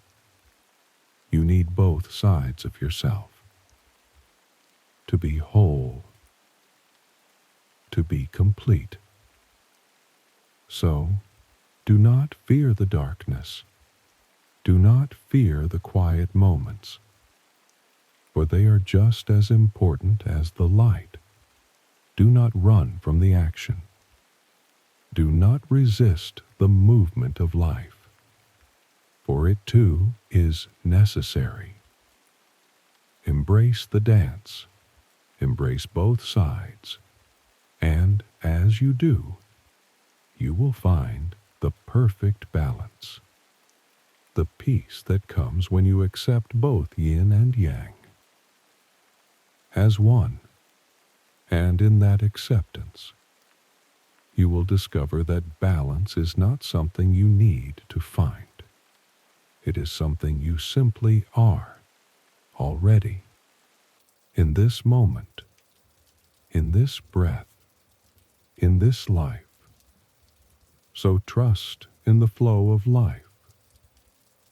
Trust that both light and dark, action and rest are working together to guide you home to your true self. And that is the beauty of balance. Chapter 3. Attachment. It is a quiet bond we form, a thread that ties us to another, a longing for connection, a desire to be seen, to be loved. But attachment is not love. It is the need for something outside of you, to complete you, to define you, to make you whole. When you attach yourself to another, you place your happiness in their hands. You give them the power to shape your joy and your pain. But true love does not seek to possess, does not demand. True love flows freely, without expectation, without need. Attachment binds us to the past. It keeps us anchored in the illusion that we need something or someone to feel complete. But you are already whole. You are already complete. You do not need another person to define your worth. Your worth was never in the hands of another. It was always within you. When you seek happiness in others, you give away your power. You forget that joy comes from within. It comes from acceptance, from peace with who you are, from freedom.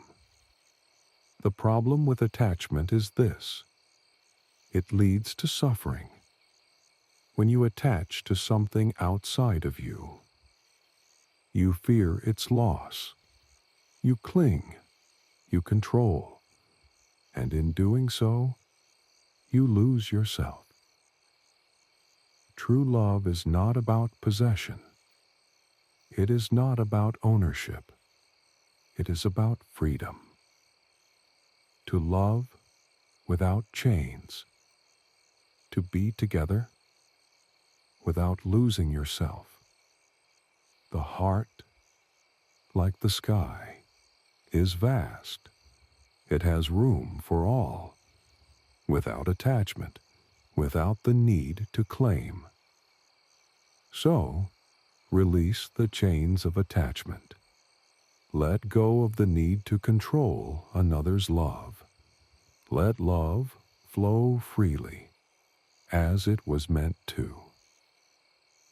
When you stop seeking your worth in others, when you stop depending on others for happiness, you will find that love is abundant. It is already here, within you. And when you love from this place, from a place of wholeness, you will see that true love does not take. It gives. It nurtures. It allows you to be yourself and encourages others to do the same. In that freedom, in that peace, you will find the love you have always sought, not in someone else, but within yourself. And in that love, you will be truly free. Attachment is a quiet fear. a fear that without someone else, you will not be whole, a fear that love is something you must grasp and hold tightly. But love is not something to possess. It is something to experience. It is the space where two souls meet, but never merge into one. It is the freedom to be yourself, without losing the other. When you hold on too tightly to love, when you cling to a person, a situation, a belief, you create walls, you build cages, and within those walls, love becomes suffocated. Real love is not confined to any shape. It does not have conditions. It does not demand anything in return. It simply is, like the sky, open, limitless, allowing everything to exist as it is. So, when love turns to attachment, it becomes a weight, a burden.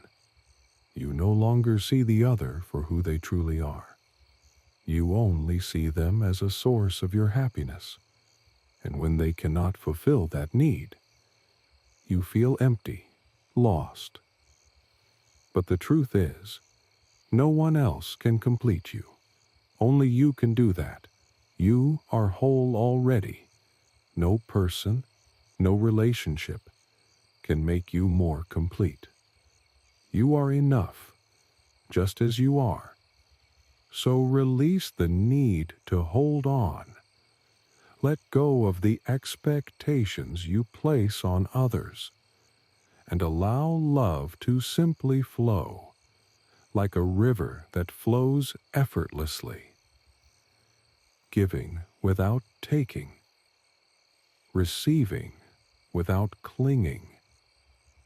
When you love with freedom, when you love without attachment, you give the greatest gift to the other, the gift of space, the gift of acceptance, the gift of allowing them to be themselves.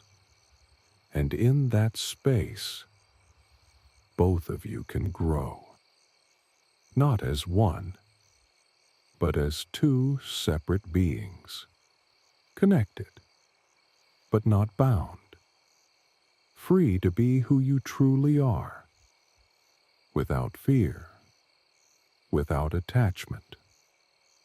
So, let love be a gentle breeze, not a storm that overwhelms you.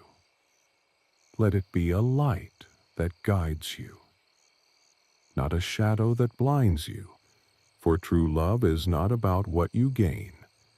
It is about what you give, and in giving, you will find that you have everything you need, already within you. Attachment is the illusion of need, a belief that something outside of you can fill the emptiness within. But what if that emptiness is not something to be filled? What if it is simply a space waiting to be understood, a space for growth, for self-awareness, for peace? The truth is, love is not meant to complete you.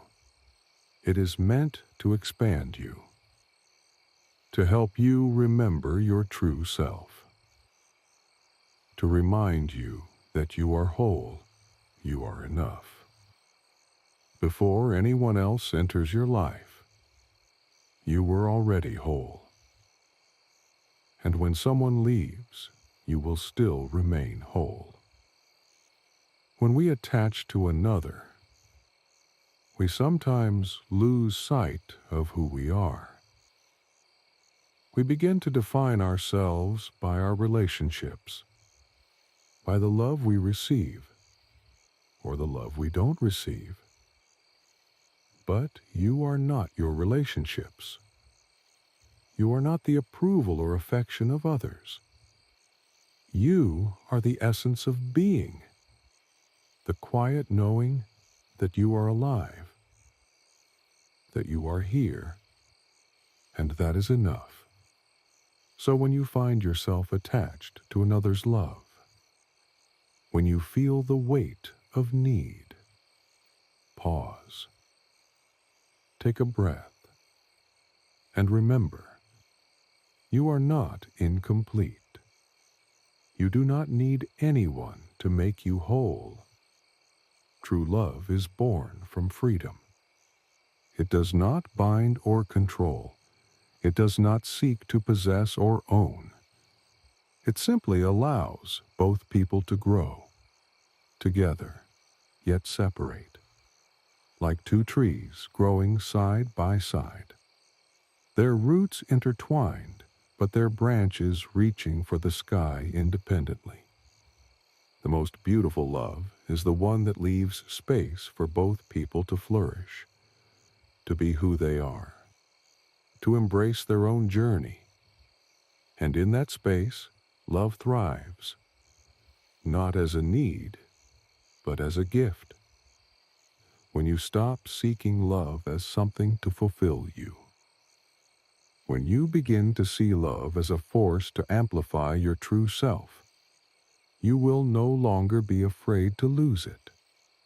For you will know that love is not a possession. It is a flow, a current that moves through you and connects you to the world around you. And in that realization, you will find peace. True, lasting peace, not because you have someone, but because you have yourself. You have your own heart, your own love, and that is more than enough. Attachment is often born from fear. Fear of being alone, fear of being incomplete, fear of not being enough. But what if the truth is that alone you are whole? That in the quiet of your own company, you are everything you need to be. That you are already enough. In your silence, in your solitude, in your stillness. When we cling to someone for our happiness, we give away our power.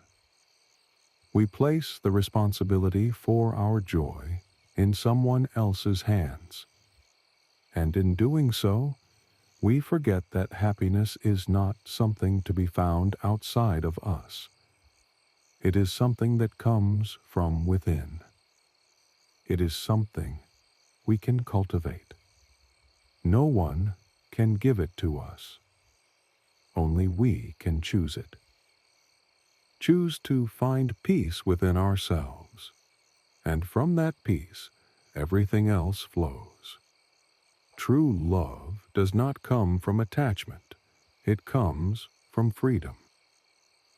Freedom to be yourself, to stand strong in your own being. And when you stand strong, you don't need anyone to hold you up.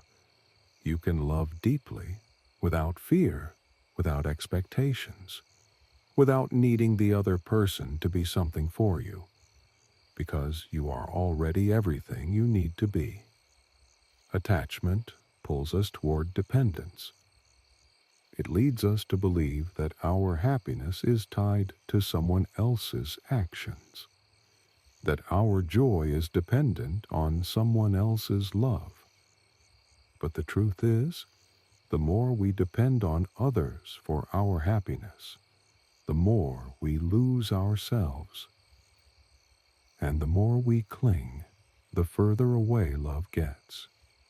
When you let go of attachment, you release fear. You free the heart from the burden of expectations. And in that space, true love has room to grow. room to breathe. It no longer feels heavy. It feels light, like a breeze, gentle, unhurried, not bound by time or circumstance, but flowing naturally. Love is not about finding the right person to complete you. It's about realizing that you are already complete. And the right person comes into your life not to fill a void, but to walk alongside you, to share in the beauty of this life. As two whole beings, two separate souls, connected yet free. So let go of attachment. Let go of the need to control or possess. Allow love to simply be what it is. A shared experience, a beautiful exchange. And as you release the need to hold on, you will find that love becomes more than you could ever imagine. Free, open, endless. And in this love, you will find peace. You will find joy. You will find yourself. Attachment is the illusion that we are incomplete, that something is missing from our lives, that we need someone or something to make us whole. But what if we have been whole all along?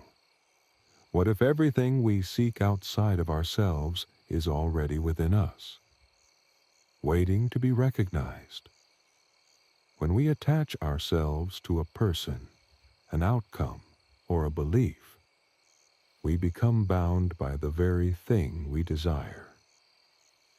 We start to define ourselves by what we have or do not have, by the love we give or receive. But your essence cannot be defined by any external thing. It is pure. It is boundless. It is free. Attachment comes from the fear of losing something we think we need. We grip tightly. We hold on.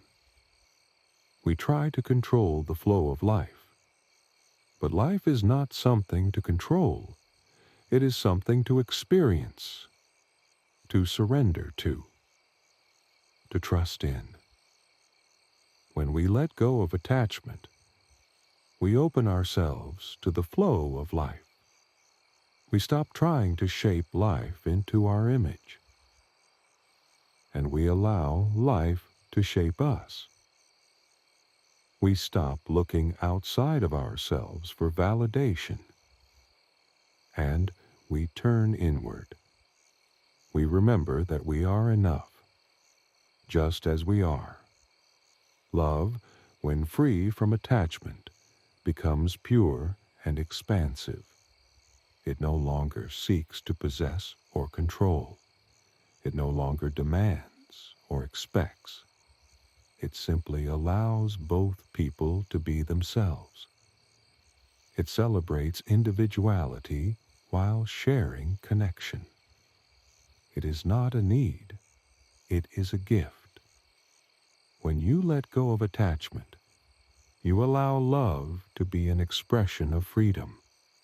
It becomes a shared experience, a union of two whole beings who do not depend on each other to feel complete, but come together to enrich one another's lives, not because they need each other, but because they choose to walk the path together out of love, not out of fear. In this freedom, love becomes a source of strength. It is not something that drains you, but something that nourishes you, because you no longer depend on it to fill your emptiness. You are already full. So release the weight of attachment. Let go of the need to control or hold on to love. allow yourself to experience love in its purest form, in its natural flow. And in that space, you will discover that love is not something you take. It is something you give, freely, openly, and with the deepest peace. And in that freedom, you will find that you are not only loved, but you are love itself.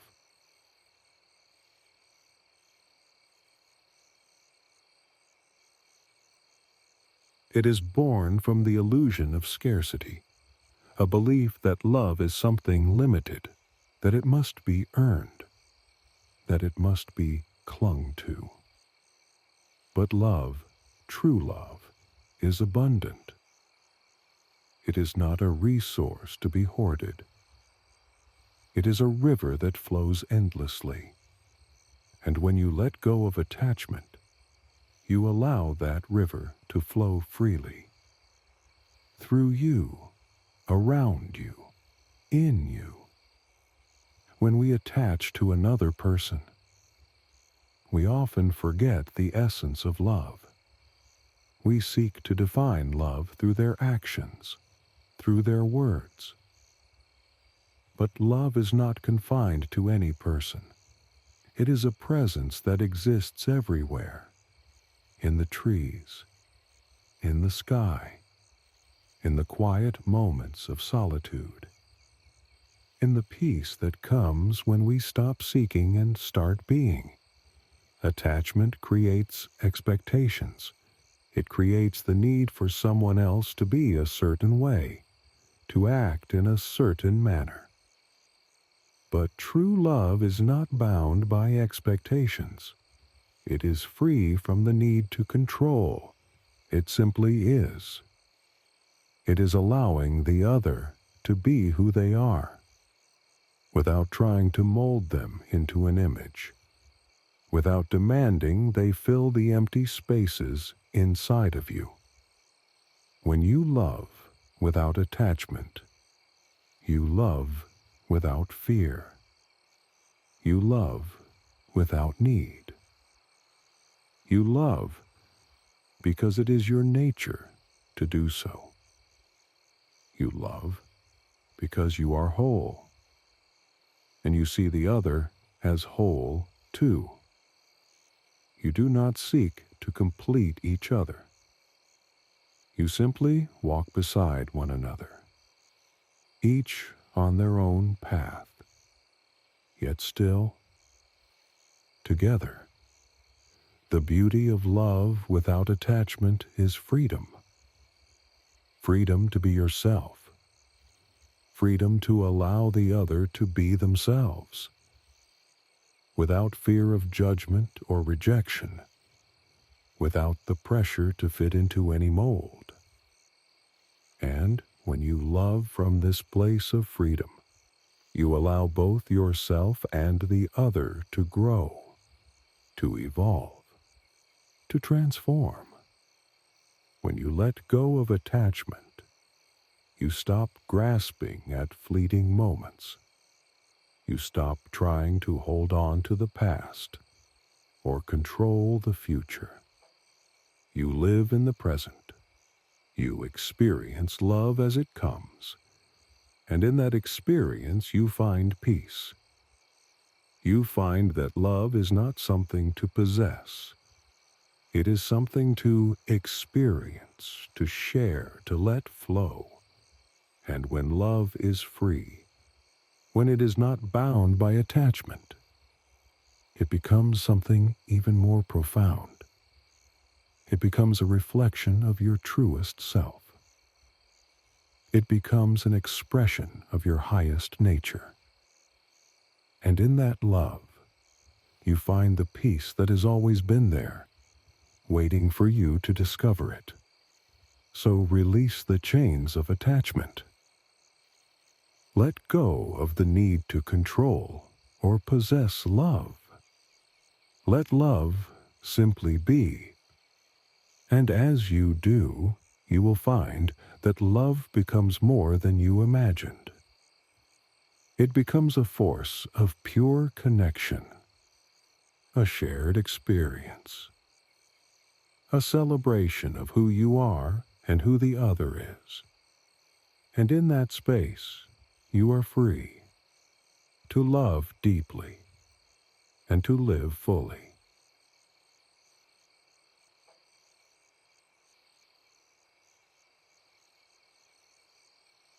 Attachment is a heavy cloak we wear, a cloak made of fears and expectations. It is woven from the threads of desire and the belief that love must be controlled. But love, when it is true, is light. It does not burden you. It frees you. It allows you to soar without the weight of need, without the chains of expectation. When we are attached, we become limited. We become entangled in the stories we create, the stories of how love should be, how it should look, how it should feel. But love is not a story to be written. It is an experience to be lived, in its raw, untamed beauty, in its natural flow, unwritten, untold, free from definition. When you attach, you try to control the uncontrollable. You attempt to shape another person, to fit a mold that you believe will bring you happiness. But true happiness is not found in shaping others. It is found in allowing them to be as they are, to show up as their truest self, without fear of rejection or judgment, to love them without the need for change, to love them in their imperfections, in their flaws, in their humanity. In letting go of attachment, you free yourself. You free yourself from the fear of losing. You free yourself from the desire to possess. You allow the relationship to unfold naturally, without the pressure to define it, to control it, to make it last forever. Because love is not about forever. It is about now, about being present with each other. And in that presence, love is enough. It is always enough.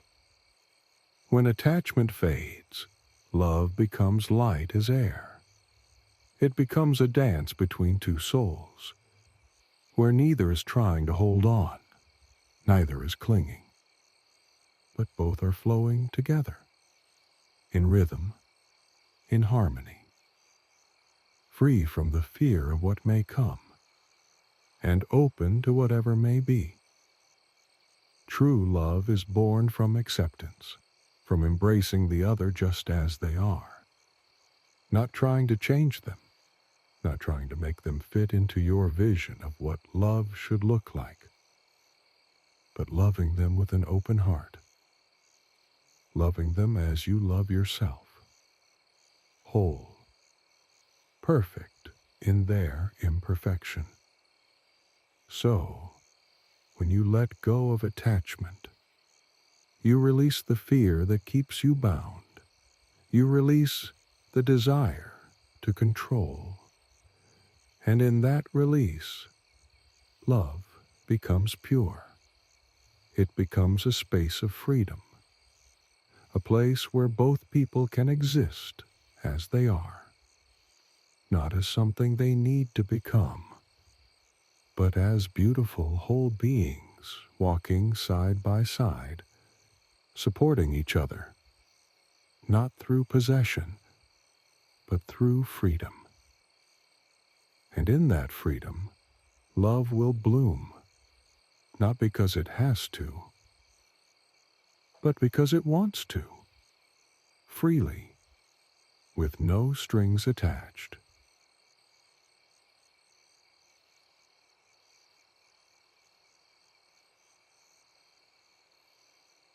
Attachment is the shadow of fear, a quiet whisper that tells you you are not enough on your own.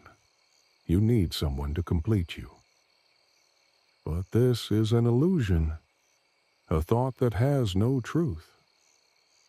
For within you lies a world of wholeness, a vast untapped reservoir of love and peace, waiting to be discovered. When we attach, we give away our power.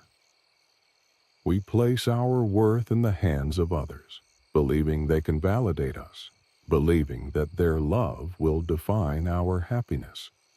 But true happiness comes from within, from knowing that you are already complete, that no one can give you what you do not already possess. Love is not something to be found in another person. It is something to be realized within yourself. A truth that exists in every heartbeat, in every breath. Attachment is the belief that you need someone to be happy, that without them you will be incomplete. But the key to love is not in needing. It is in being. Being content with yourself. Being at peace with who you are. And when you are at peace with yourself, you can love freely. You can give love without expecting anything in return, because you know that love does not complete you. It expands you. True love flows without restrictions, without the pressure to meet expectations, without the fear of loss. It is not something that comes and goes based on circumstances. It is a constant presence, a quiet knowing that you are enough, and the other is enough, just as they are.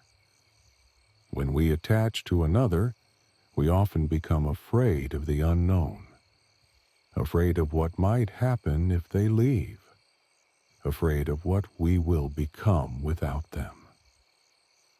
But what if the unknown is where your true freedom lies? What if the space between you and the other is where your own growth and self-love will flourish? The key is not to hold on to someone, but to let them be free to be who they are, while you remain free to be who you are. And in that freedom, love will flow naturally. Attachment is born from fear, but love is born from freedom. When you love without needing, when you love without attachment, you experience love in its purest form. It is not something you hold on to, it is something you let flow, like a river running wild and free, not bound by the banks of expectations, but flowing freely as it is meant to. Let go of attachment. Let go of the belief that you need another to be complete, and watch how love transforms, how it expands, how it becomes something more beautiful than you ever imagined. A love that is free, a love that is whole, a love that is enough.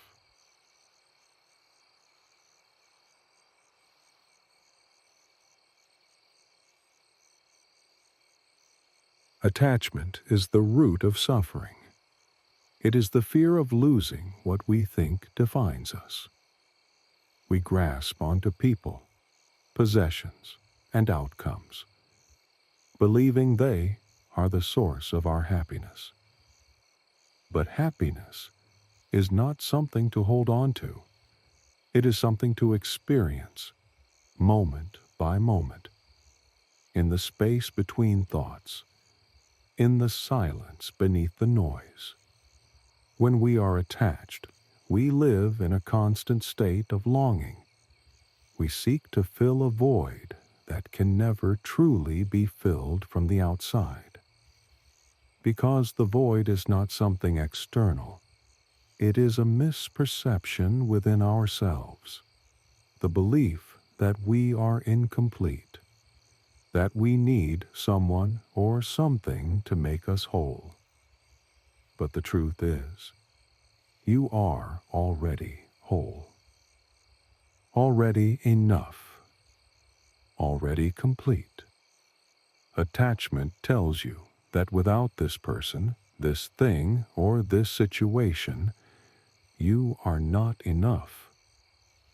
But in reality, you are abundant in every breath you take, in every thought that passes, in every feeling you experience.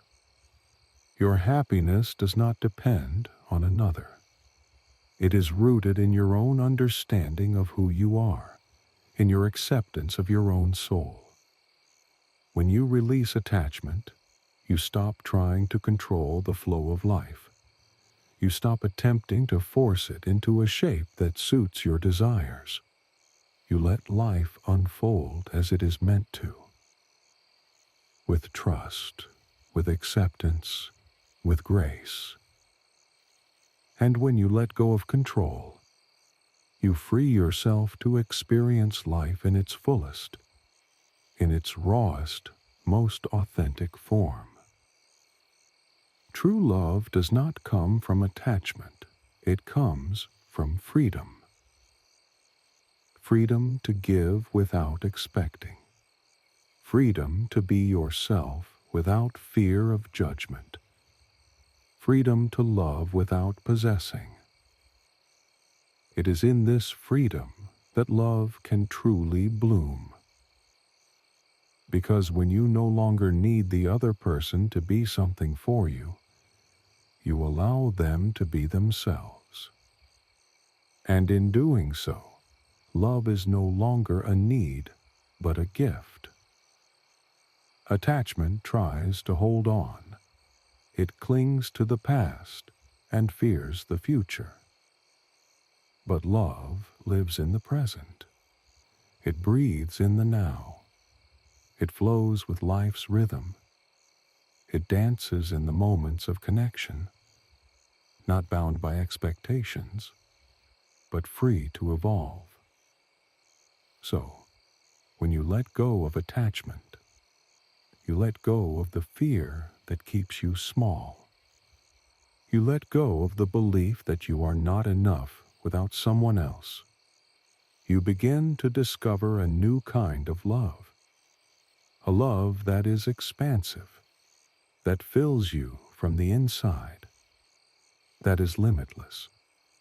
And when you love from this place of freedom, you find that everything you seek is already within you, no longer seeking love to complete you, but living love because it is already who you are. And in that realization, you are free. Free to love without fear, free to live without holding on, and in that freedom, you will find peace.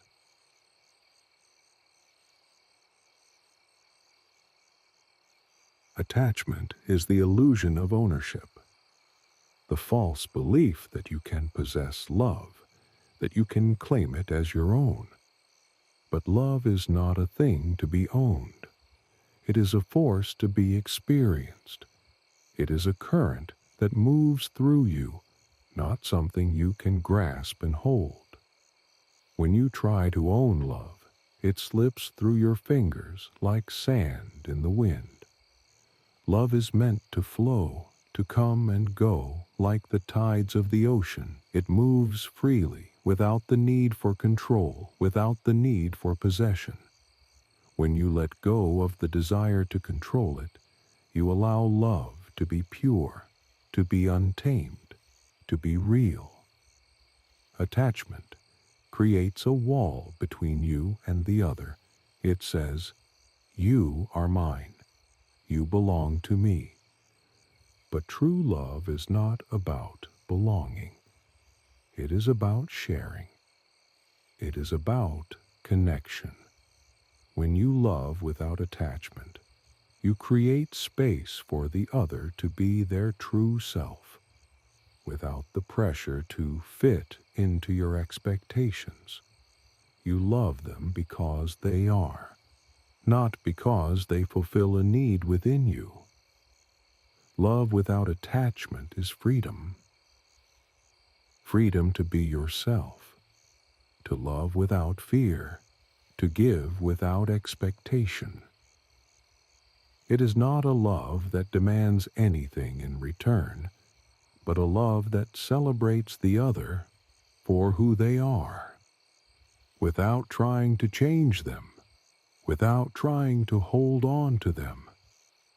It is a love that flows, that grows, that evolves. When you love from a place of freedom, you love without conditions. You love without trying to possess or control. You love because it is your nature to do so, and in that love you become whole. You stop looking outside of yourself for validation, for approval, for happiness. You find it within, in the love you have for yourself, in the peace you cultivate within your heart.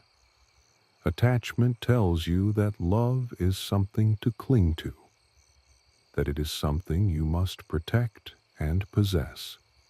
But love is not fragile. It is not something that can be broken or lost. It is a force that is ever present, a light that shines even in the darkest of times. And when you let go of attachment, you allow that light to shine freely, unobstructed. So, release the need to hold on. Release the fear that tells you that without attachment, love will fade. Know that love is not something to possess, but something to experience, to give, to share. When you love without attachment, you will find that love is not a weight, but a lightness, a freedom, a joy. And in that space of freedom, you will find peace. You will find yourself, and you will find that love is all around you, in everything you do, in everyone you meet. Love is not something you chase. It is something you allow. And when you allow love to flow freely, it becomes infinite, endless, and ever-present.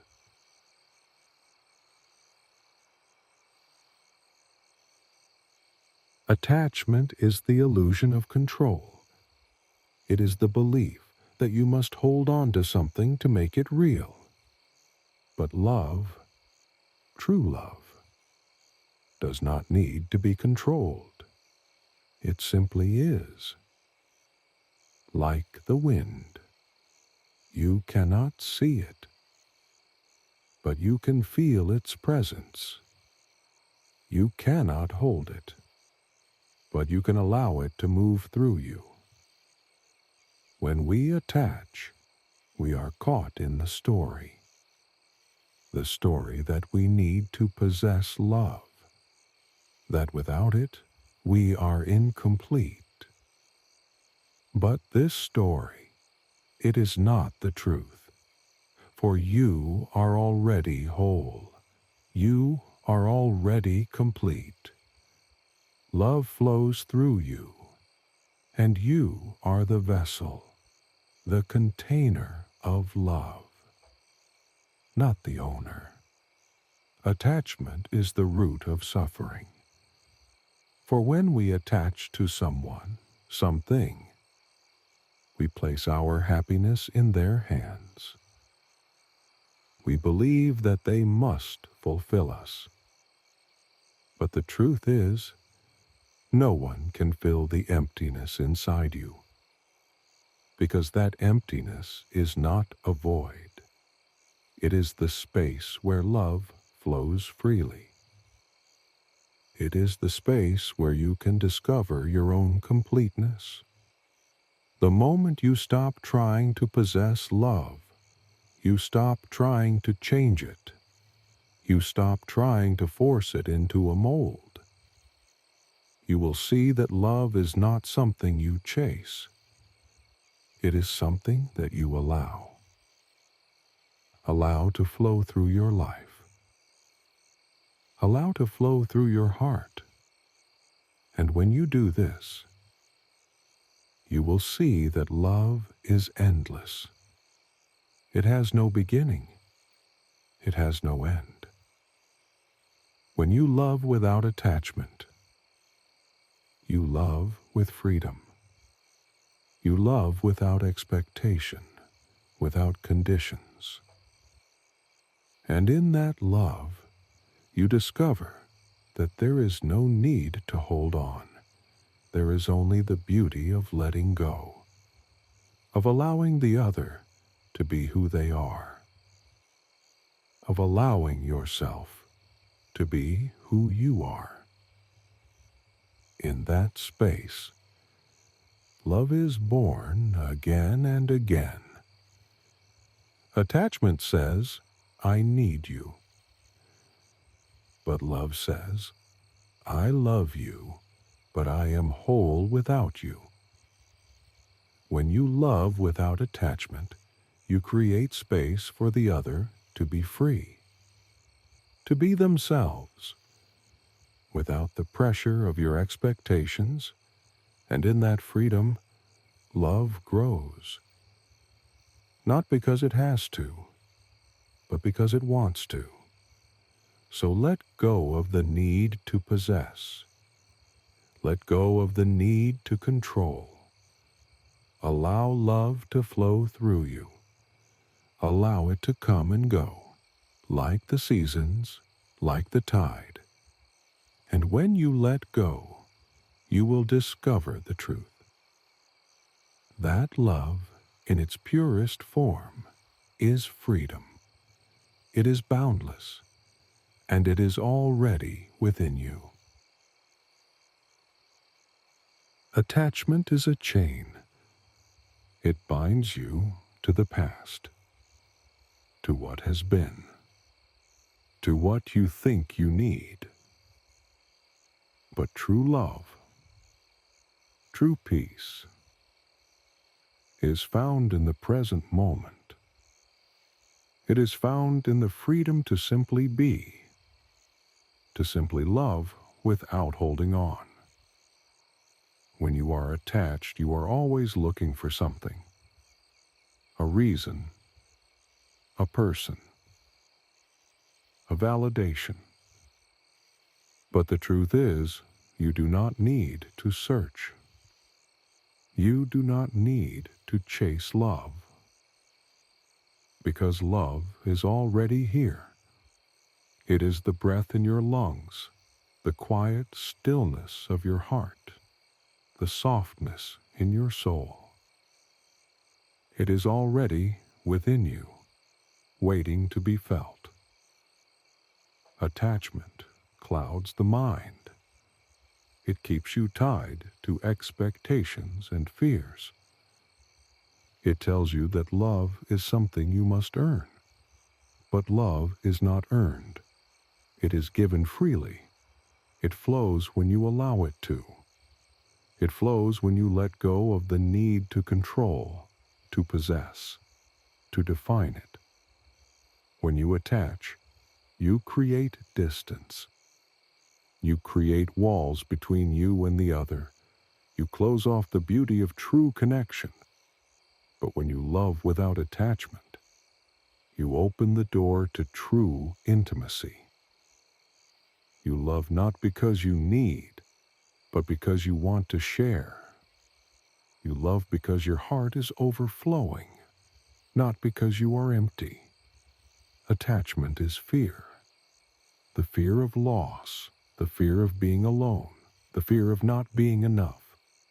But when you release the fear, when you let go of the attachment, you will see that there is nothing to fear. For you are whole, and you are free. True love does not possess. It gives without expectation. It receives without attachment. It is a dance. a dance between two souls that flows, that evolves, that grows. And in that dance, you find freedom. You find peace. You find joy. When you stop needing, when you stop holding on, love becomes effortless. It becomes pure. It becomes infinite. And in that love, you discover that you were never truly alone. You were always whole, always enough, and always loved. Let go of the need to attach, and watch how love flows freely. Watch how it expands. Watch how it fills your life in ways you never imagined.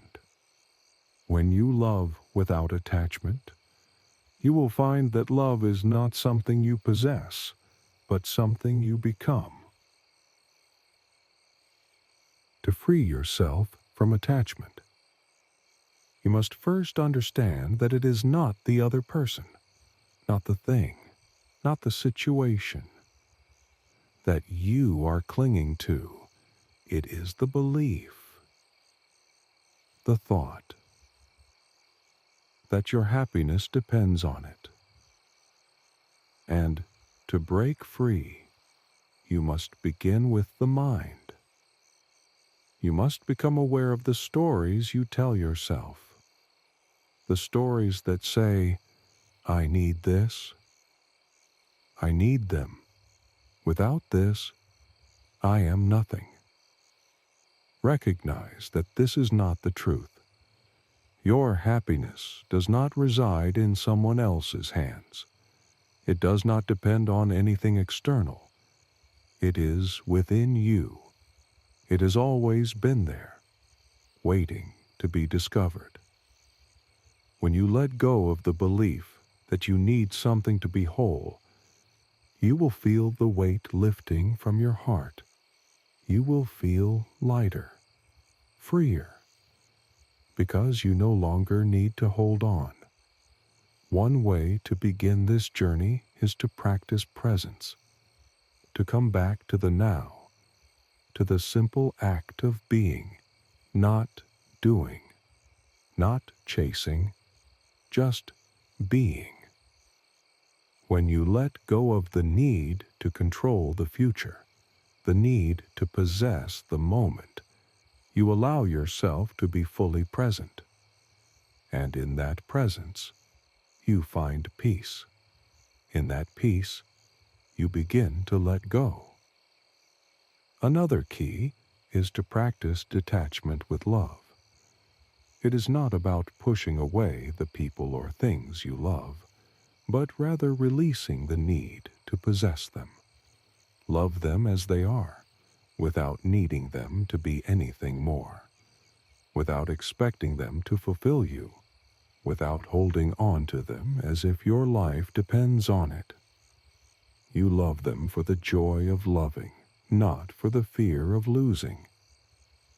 And in that love, you will find freedom. When you feel the pull of attachment, pause, breathe deeply, and remind yourself that this is temporary. This longing, this craving, it will pass. Feel the craving, but don't let it define you. Observe it without judgment and let it go. You are not your desires. You are the one who is aware of them. And in that awareness, you reclaim your power. To free yourself from attachment, you must also learn to trust life. Trust that everything is unfolding as it should. Trust that you are not alone. That everything you need will come to you in its own time. Let go of the need to control how it happens and trust the process. When you release the grip of attachment, you will find that life begins to flow more freely. It moves with you rather than against you. Finally, you must learn to love yourself, not because of what you have or what you do, but simply because you are. You are whole. You are enough. You are worthy of love, without attachment. And when you realize this, when you truly understand this, you will be free. Free from the need to possess. Free from the need to control. Free from the belief that your happiness depends on anything outside of yourself. In this freedom, you will find peace. You will find joy. And you will find that love is not something you seek, but something you simply allow. Happiness is not something you seek outside yourself. It is not something you find in the eyes of another, or in their words, their actions. It is not something that is given to you by another person, no matter how deeply you love them. Happiness is born within you. It is a state of being, a way of seeing the world, a way of embracing life, without needing anything from anyone to complete you. When you search for happiness in others, you are giving your power away. You are placing the responsibility for your well-being on someone else's shoulders. And that is a heavy burden, for no one can be responsible for your happiness, except you. No one can fill the space inside you.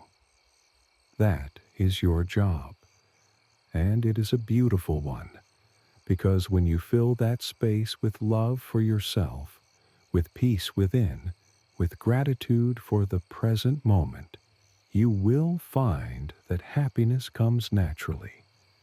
You do not need someone else's approval to be happy. You do not need their love to feel whole. You are already whole.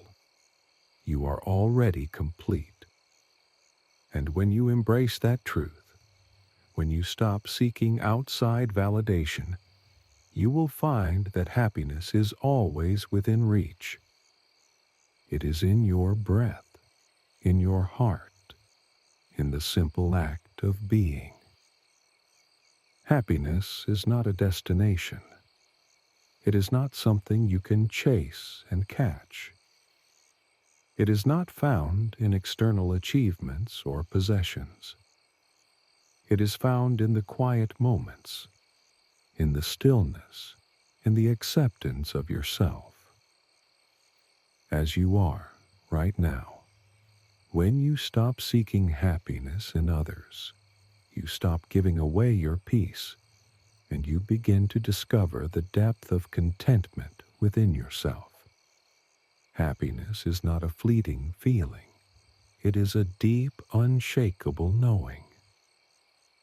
A knowing that you are enough, that you are worthy of love, that you are worthy of joy, right here, right now. When you stop looking for happiness in others, you open yourself to the infinite source of happiness within you. And that happiness does not depend on anyone else. It does not fade when the external world shifts. It remains constant. It remains with you. So, stop looking outside for what is already within.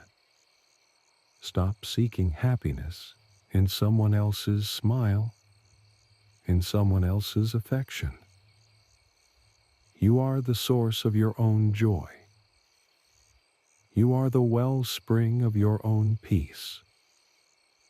When you realize this, when you accept this, you will no longer need to search for happiness, because you will know that it has always been here, within you, waiting to be discovered. And so, you have the power to create your own happiness, to release the need for attachment, to love without possession, to find peace within yourself, and to trust that everything you seek is already within you. You do not need to chase love. You do not need to seek happiness in others, because you are whole, you are enough, and you are free. When you let go of the need to control, when you stop looking outside for what is already inside, you will discover the beauty of the present moment. You will discover the peace of simply being, and you will see that life, in all its simplicity, is already perfect, just as it is. So embrace the freedom of letting go, embrace the joy of loving yourself, and trust that everything is unfolding as it should. For when you live in alignment with your true self, when you love yourself completely, the world around you will reflect that peace, that love, that joy. You are the creator of your own reality, the master of your own happiness, and in that, there is nothing more beautiful than the life you are living right now. Chapter 4. Healing.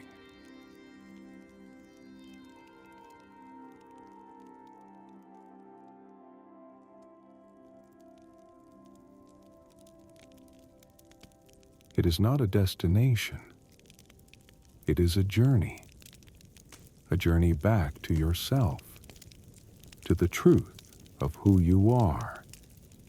It is not something that happens overnight, but something that unfolds slowly, layer by layer, as you release what no longer serves you and open to the fullness of your being.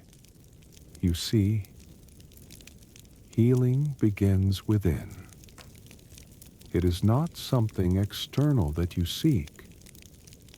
It is the process of coming home, to your own heart, to your own soul, to the stillness within, where peace resides, where love resides, where you have always been whole.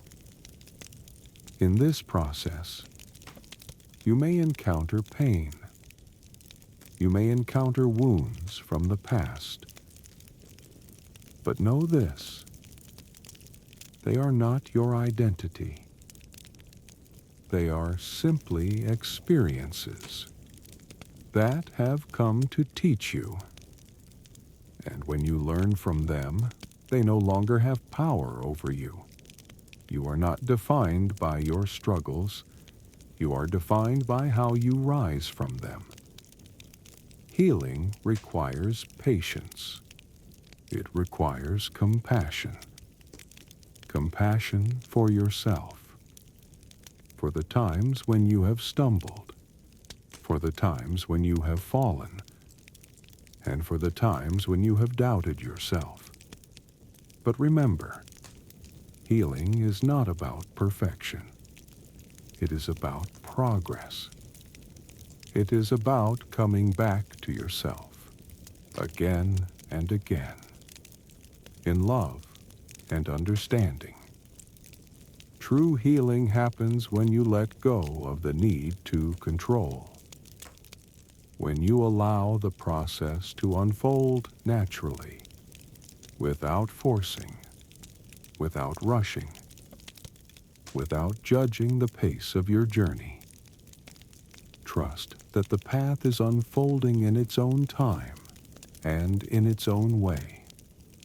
You are exactly where you need to be. In this moment, in healing, you learn to embrace the wounds, for they are the teachers. They show you where you have been, where you need to grow, and where you have already found strength you did not know you had. It is in the brokenness that you discover the beauty of being human. It is in the imperfection that you find the wisdom of life. And when you heal, you will find that you are more than the sum of your past. You are more than your wounds. You are a being of light, a soul that is always evolving, always becoming, always expanding into greater love. Healing is the process of remembering who you truly are, a radiant being, a being of infinite potential, a being of love. And as you heal, you begin to see the world differently.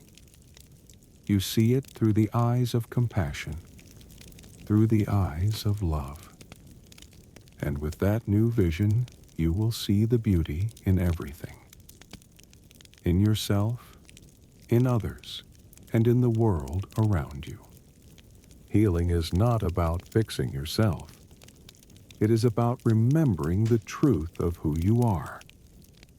A whole, complete being, perfect in your imperfection. It is the quiet surrender to your own inner wisdom, the trust that within you lies all you need to heal. You do not need to search for healing outside of you.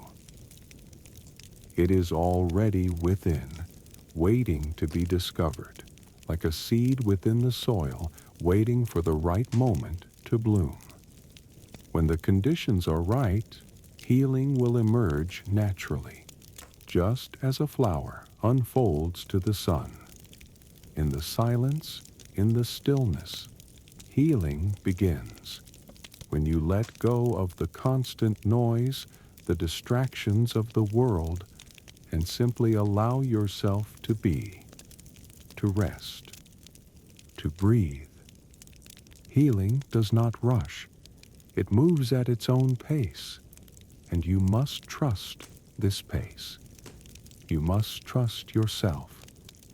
For in every moment of stillness, you are reconnecting with the essence of who you truly are. And in that connection, healing flows freely. Sometimes. Healing feels like a quiet whisper in the heart. It may not be loud, it may not be dramatic, but it is steady, it is constant, and it grows stronger with each breath you take. You do not need to force it. You do not need to demand it. Healing is gentle, like a breeze caressing the earth, and it will come to you when you are ready, when you are open to receiving it, without resistance, without fear. When you heal, you become lighter. You let go of the burdens you've carried, and you begin to walk through life with a quiet peace, a peace that comes from within, a peace that cannot be shaken, a peace that radiates from your being. You are not broken. You are whole, and healing is the journey back to remembering that truth. The truth that you are a divine being, a being of light, a being of love. And as you heal, you allow that light to shine brighter. Trust in the process. Trust in the unfolding. For you are becoming the truest version of yourself, and in that, there is no greater healing. You are already whole, and always have been. Healing is not about escaping pain. It is about embracing it with love. It is about allowing yourself to feel fully, without judgment, without fear, for it is only in feeling the pain that you can release it. Only by acknowledging the wounds that they can begin to heal. Healing is not a denial of what you've been through. It is the gentle acceptance of what is, and the courage to move forward, not by forgetting, but by growing stronger through it. In the process of healing, you will find moments of uncertainty, of doubt. But understand this: these are not signs of failure. They are simply reminders that you are still learning, still evolving, still opening yourself to the fullness of life. Healing is not linear. There will be times when you feel you have taken steps backward, but know this: you are still moving forward, even in those moments. For each step, no matter how small, is part of your journey. A journey of self-discovery, of self-compassion. And remember, healing is not just about the mind or the body. It is about the soul. It is about coming home to your deepest essence, to the truth that lies within you, the truth that you are whole, that you are enough, just as you are. It is in this truth that you will find your strength, not in perfection, but in the acceptance of who you are, right now, in this very moment. As you heal, you will notice a shift in how you view the world. You will begin to see it through the eyes of compassion, through the eyes of love. And with that, you will find yourself opening to the beauty in everything, in yourself, in others, and in the world around you. Healing is the return to love. It is the return to your own true nature, a nature that is always at peace, always whole, and always free. And as you heal, you will remember that peace is always within you, waiting to be recognized, waiting to be embraced. You are already healing. Every breath you take, every moment you allow yourself to be still, you are healing. And with each passing day, you are coming closer to the truth of who you are. A radiant being of love, a being of light, a being of infinite potential, healing from the wounds of love. It is not about erasing the past. It is about understanding it and learning to release the grip it has on your heart. Bad love, unhealthy attachments, they leave marks. But these marks are not permanent. They are not your identity. You see, healing begins when you stop holding on, when you stop clinging to the memory of what was, to the hope of what could have been. It is only by letting go that you make space for something new, something brighter, something more aligned with your true self. Bad love teaches you many things. It teaches you where you've given too much of yourself, where you've sacrificed your peace for the illusion of love. But it is not a lesson in pain. It is a lesson in self-awareness, a lesson in knowing what you truly deserve. and what you are willing to accept in your life. Healing from attachment is not about forgetting the love you once felt. It is about releasing the need to hold on to the past, to the idea of love that no longer serves you. For love should not bind you. It should set you free. When you heal from attachment, you begin to understand that love is not something to be grasped. It is not something that can be owned. Love is an energy, a force that flows through you, a force that cannot be contained by fear, by need, by dependency. True love flows freely, without attachment, without expectation. And when you free yourself from the chains of unhealthy love, you are free to receive the love that is meant for you. A love that nourishes you, supports you, and helps you grow.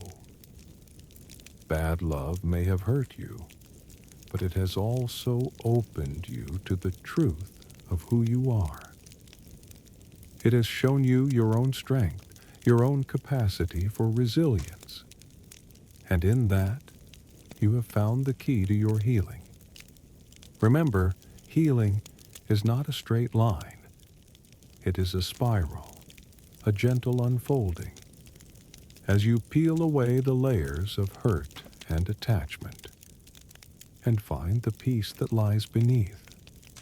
It is in this space of peace that you begin to reconnect with yourself, with the love that resides within you, the love that is always there, waiting for you to remember it.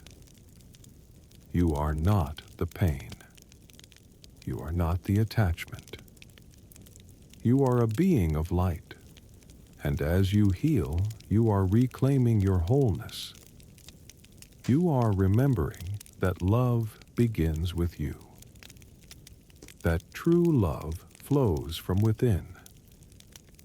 And when you love yourself deeply and completely, you will attract the love that mirrors that truth.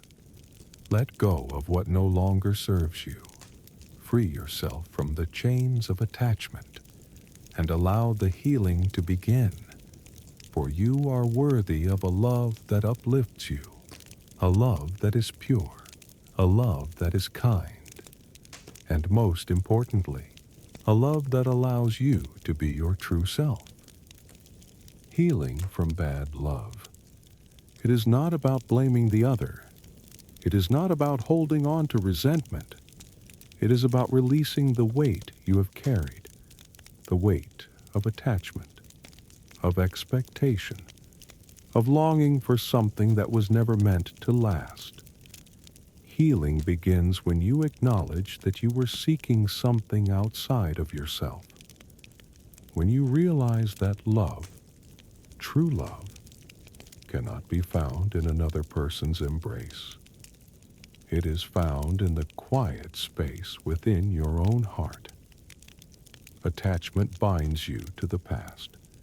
It keeps you trapped in the memories of what was and prevents you from embracing the beauty of what is. True healing begins when you let go of the need to relive the past. When you stop searching for meaning in old wounds, when you stop wishing things had been different. For you are not meant to stay stuck in what hurt you.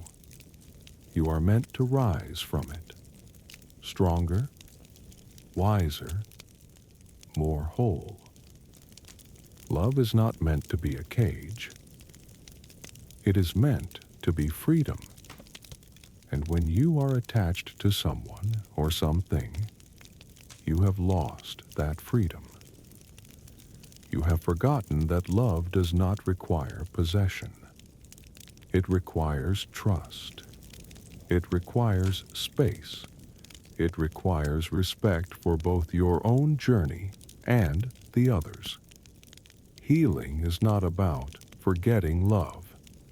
It is about finding the lesson in the pain and embracing the truth that you are whole.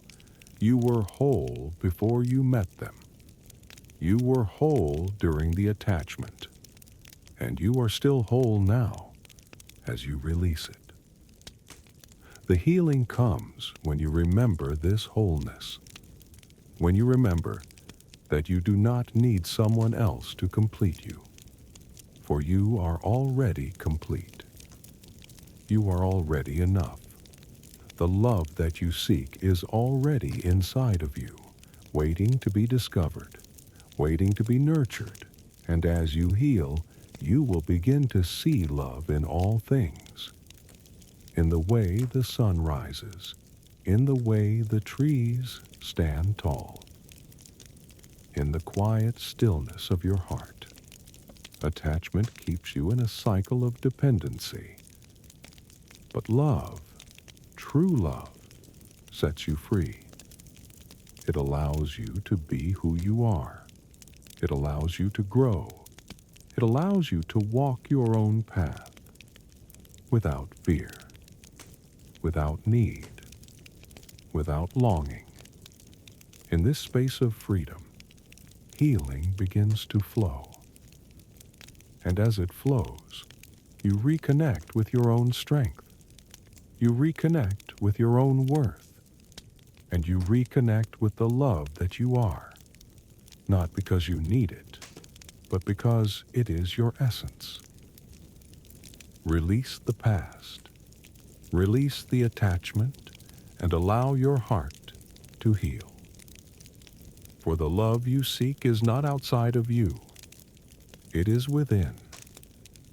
And when you come home to that love, you will find peace, you will find joy, and you will find yourself. Healing from family struggles. It is not about pointing fingers. It is not about blaming those who've hurt you. It is about seeing the bigger picture, understanding that each soul has its own journey, and sometimes those journeys may not align. But even in the differences, there is wisdom. There is healing waiting to unfold. When we experience pain within the family, it is often because we are seeking validation. We are seeking love or approval in places where it may not be freely given. But know this, your worth is not defined by anyone's approval. It is not defined by their behavior, their words, or their actions. Healing begins when you release the need for approval, when you stop seeking validation from those who cannot give it, when you stop tying your happiness to their expectations, and instead you look within. For the love and validation you seek is already inside of you. It has always been there, waiting to be recognized. Family may be the greatest source of love, but it can also be the greatest source of pain. Healing from family problems begins when you learn to detach from the need to fix everything, to heal everyone, to make everything right. You cannot carry the weight of the world on your shoulders, and you cannot change what has already been. But you can change how you respond. You can choose to release the grip that family struggles have on your heart. You are not responsible for others' happiness, nor are they responsible for yours. We are all walking our own paths. And sometimes our paths cross in ways that cause friction. But this does not mean that we are broken. It simply means that we are human. Healing comes when you acknowledge the pain, but you do not let it define you. When you honor the love that has been shared, but also you honor the space you need to grow. Family is not just about bloodlines. It is about connection. It is about understanding. It is about respect. When you heal from family problems, you stop expecting them to be what they cannot be. And you stop expecting yourself to be what others want you to be. You learn to stand in your own power, in your own truth. And you learn to love yourself without needing anyone's permission. It is in the stillness of your heart that healing begins.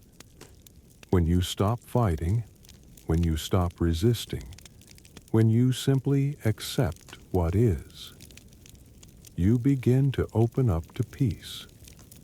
You begin to open up to the love that is always flowing within you. Release the past, release the struggles, and let go of the weight you have carried for so long. For you are not defined by your family's challenges. You are defined by your strength to rise above them, by your ability to love yourself, and by your capacity to heal. Family can be a source of love, but you are the source of your own peace. And when you heal, you will find that peace spreading to those around you, not because you fixed everything, but because you've healed yourself. And in that healing, you become a light that guides others toward their own healing. Healing from workplace struggles. It is not about proving your worth to others. It is not about winning the approval of those around you. It is about remembering that your worth is not tied to your job, not tied to the opinions of colleagues or bosses, not tied to the tasks you complete or the titles you hold. In the workplace, we often lose ourselves in the pursuit of success, in the chase for validation, in the need to be seen, heard, and appreciated. But the truth is, your value is beyond your work. It is found in the stillness of your heart, in your kindness, your patience, and your wisdom. These qualities are far greater than any title or accomplishment. Healing begins when you release the need to prove yourself, when you let go of the pressure to constantly perform, when you stop measuring your worth by external achievements. You are more than the work you do. You are a soul on a journey, a soul that deserves peace, a soul that deserves to be whole. When challenges arise at work, it is easy to get caught in frustration, in anger, in disappointment. But these emotions, though natural, do not serve your well-being. They weigh you down. They drain your energy. They pull you further away from your peace. Healing in the workplace comes when you step back, when you detach from the chaos, when you stop taking everything personally, and you begin to see things from a wider perspective. The struggles you face are temporary, and they do not define who you are. You are not your challenges. You are not the conflicts you encounter. You are not the misunderstandings or disagreements. You are the calm at the center of the storm, the stillness that remains despite the noise. Take a deep breath and let go of the weight you have been carrying. Release the tension. Release the stress. Release the fear that your value is dependent on external recognition. For your true value comes from within, from your ability to remain grounded, to stay true to yourself, to bring your full presence into every moment. Healing also means setting boundaries. It means honoring your own space, your own time, your own needs. In the rush to meet deadlines and please others, we often forget that we are not machines. We are human beings with hearts, with emotions, with limits that deserve respect. Healing comes when you recognize that it is okay to say no. It is okay to take a break. It is okay to prioritize your well-being. As you heal from workplace struggles, you begin to release the need for approval, for recognition, for constant validation. You realize that your inner peace is more important than any external success.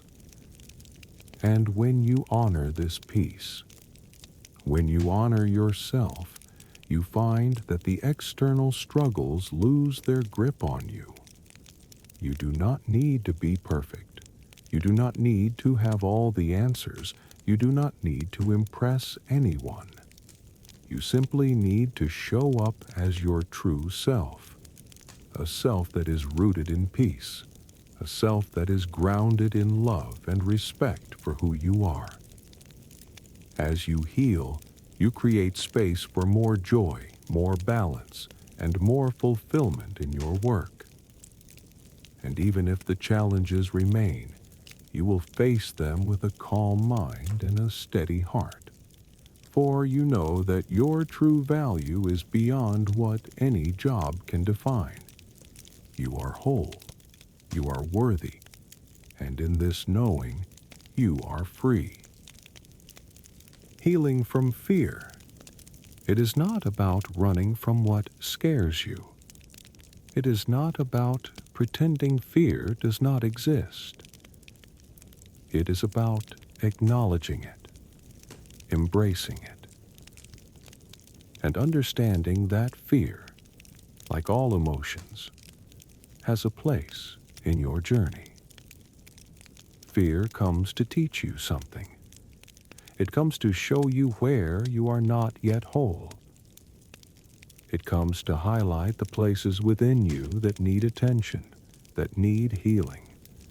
And when you face these fears, you open the door to growth. But fear can also hold you captive. It can prevent you from moving forward. It can keep you small, keep you stuck in the same patterns, in the same thoughts, in the same places of discomfort. And in those moments, fear becomes your prison. But you are not meant to live in fear. You are meant to be free. Healing from fear comes when you stop running from it, when you stop resisting it, when you allow it to simply be there without letting it control your actions. Fear does not define you. It is simply a response, a momentary visitor in your life. It has no power over you, unless you give it that power. You are the master of your mind. And as you sit with fear, as you breathe into it, you begin to see it for what it truly is. A fleeting shadow that fades when you bring awareness to it. When you look fear in the eye, you begin to realize it has no true substance. It is simply a story you have told yourself, a belief that you have adopted, but it is not the truth of who you are. Healing comes when you choose to trust yourself, when you choose to trust the process of life, and when you choose to trust that no matter what happens, you are safe. You are whole. You are capable of handling anything that comes your way. Fear cannot exist where there is trust, where there is love, where there is peace. So when you heal from fear, You step into your power. You step into the truth of who you really are, a being of strength, a being of light. In the stillness, in the silence, you will find that fear begins to dissipate. It is replaced by clarity, by a sense of calm, by an unwavering knowing that all is well, and that no matter the challenge, you are more than enough. You are not your fears. You are the space in which they arise. And when you heal from fear, you learn to embrace the full range of your emotions.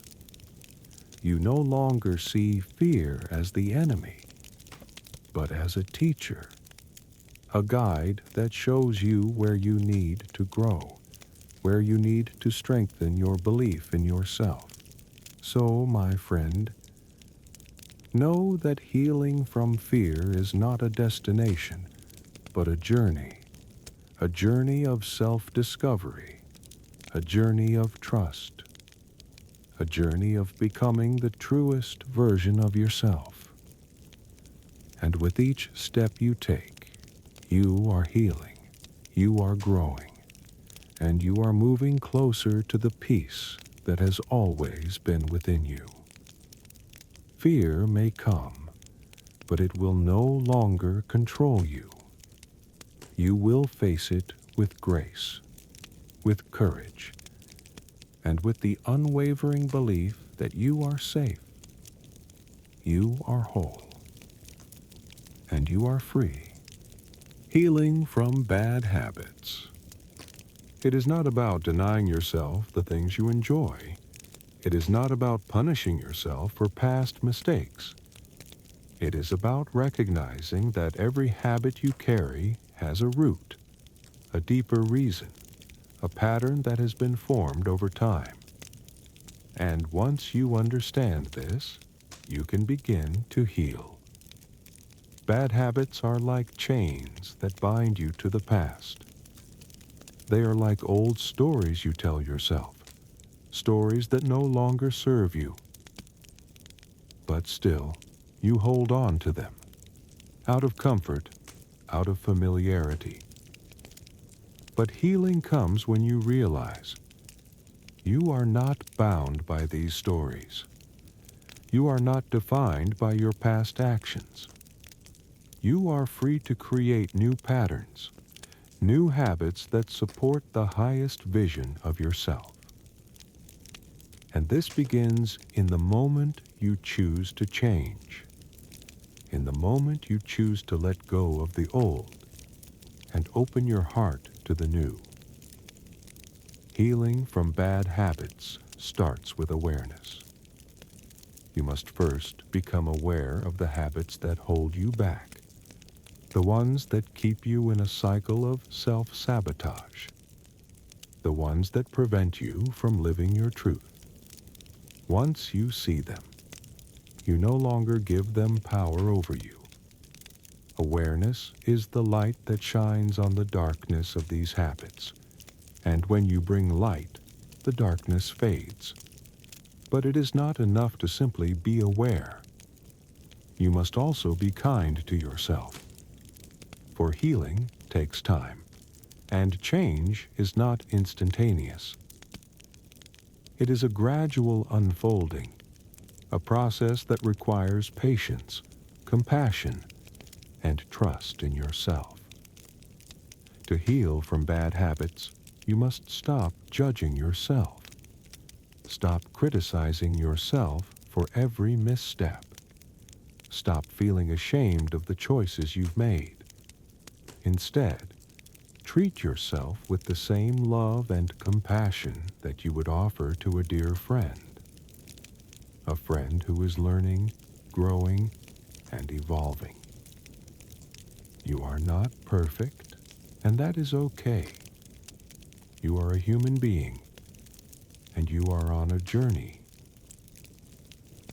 of growth, a journey of healing. As you release old habits, You create space for new ones to take root.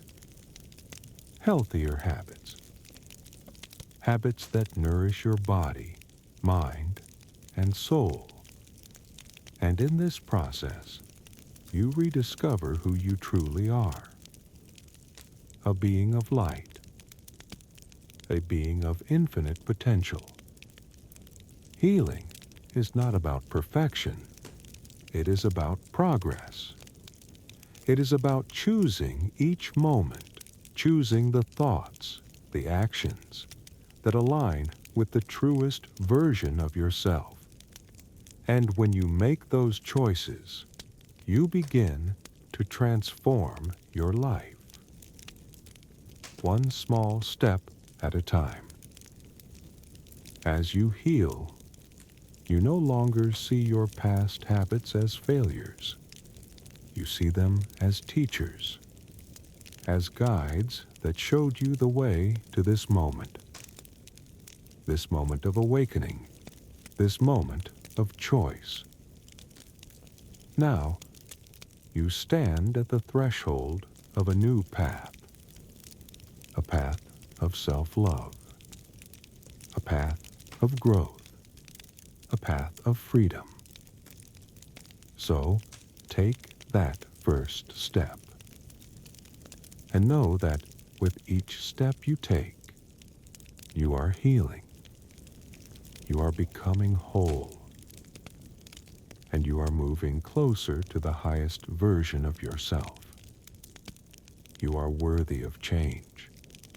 You are worthy of healing. And you are worthy of the life you've always dreamed of. Healing from painful memories. It is not about forgetting. It is not about erasing the past from your mind. For memories are like the rivers that shape the landscape of your soul. They are part of who you are. But healing comes when you no longer allow them to control you, when you no longer allow them to define you. The memories that hurt, the ones that bring pain, they are not meant to be buried, but to be understood, to be witnessed with compassion. For in each memory, there is a lesson, a wisdom waiting to be uncovered. And when you heal, you see those memories not as wounds, but as teachers that guided you to this moment of growth. The pain that lingers from the past, it may feel like a weight you carry. It may feel like an anchor that holds you to a time that no longer serves you. But know this, you are not that pain. You are not those memories. You are the one who can choose to rise above them, to release the grip they have on your heart. Healing from hurtful memories begins with self-compassion. It begins with embracing yourself in the moment of your hurt, not with judgment, not with shame, but with gentle acceptance. Your heart was wounded, and it is okay to acknowledge that. It is okay to honor your pain, for in that honor, you begin to release it. You are not broken. You are a being in the process of healing, a being who has felt deep pain, and yet you still stand. You still rise with each breath, with each step. You must be kind to yourself, for healing takes time. It is not about rushing the process. It is not about forcing yourself to move on. It is about allowing yourself to feel, to experience the emotions that arise, and then slowly letting them go. You are not your past. Your past does not determine your future. You are a vast, limitless being, capable of transforming every memory, every experience, into a source of wisdom and strength. When you look at your past, do not see only the pain, see the growth, see the lessons, see the courage it took to survive and to continue, to move forward.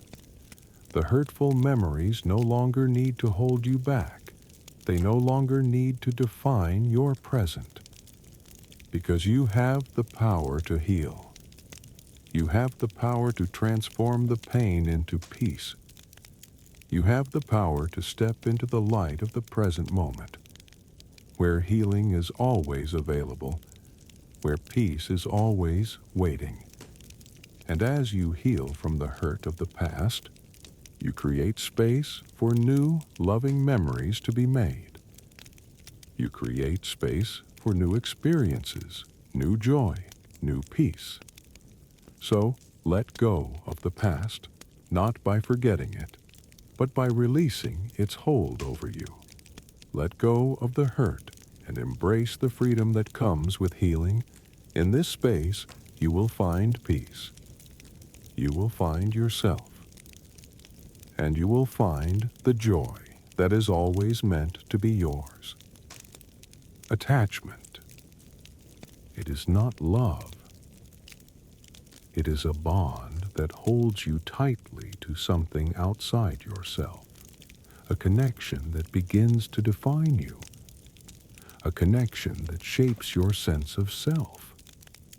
But attachment is a veil that clouds the purity of your heart, a veil that makes you believe that your happiness depends on something or someone outside of you. You are not the things you hold on to. You are not the people you depend on. You are not the memories you cling to. You are the witness, the observer, the eternal consciousness that flows beyond time and space. Yet attachment comes when you forget this truth, when you allow your heart to grasp at the fleeting, to hold on to what is impermanent. Attachment comes from fear.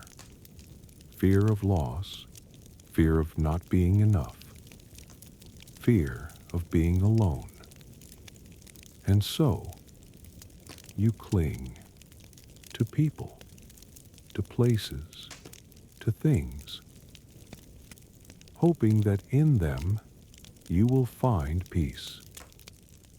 But peace is not found in the external world. It is found within. It is found in the silence of your soul, in the freedom from desire. Healing from attachment begins with awareness. You must first see the chains you have placed around yourself, the attachments that bind you to the past, to the future, to the external world. When you see them, when you recognize the false nature of these bonds, you can begin to release them. Healing comes when you understand that the things you are attached to do not define your worth, do not determine your happiness, for you are whole. You are complete, as you are, in this very moment.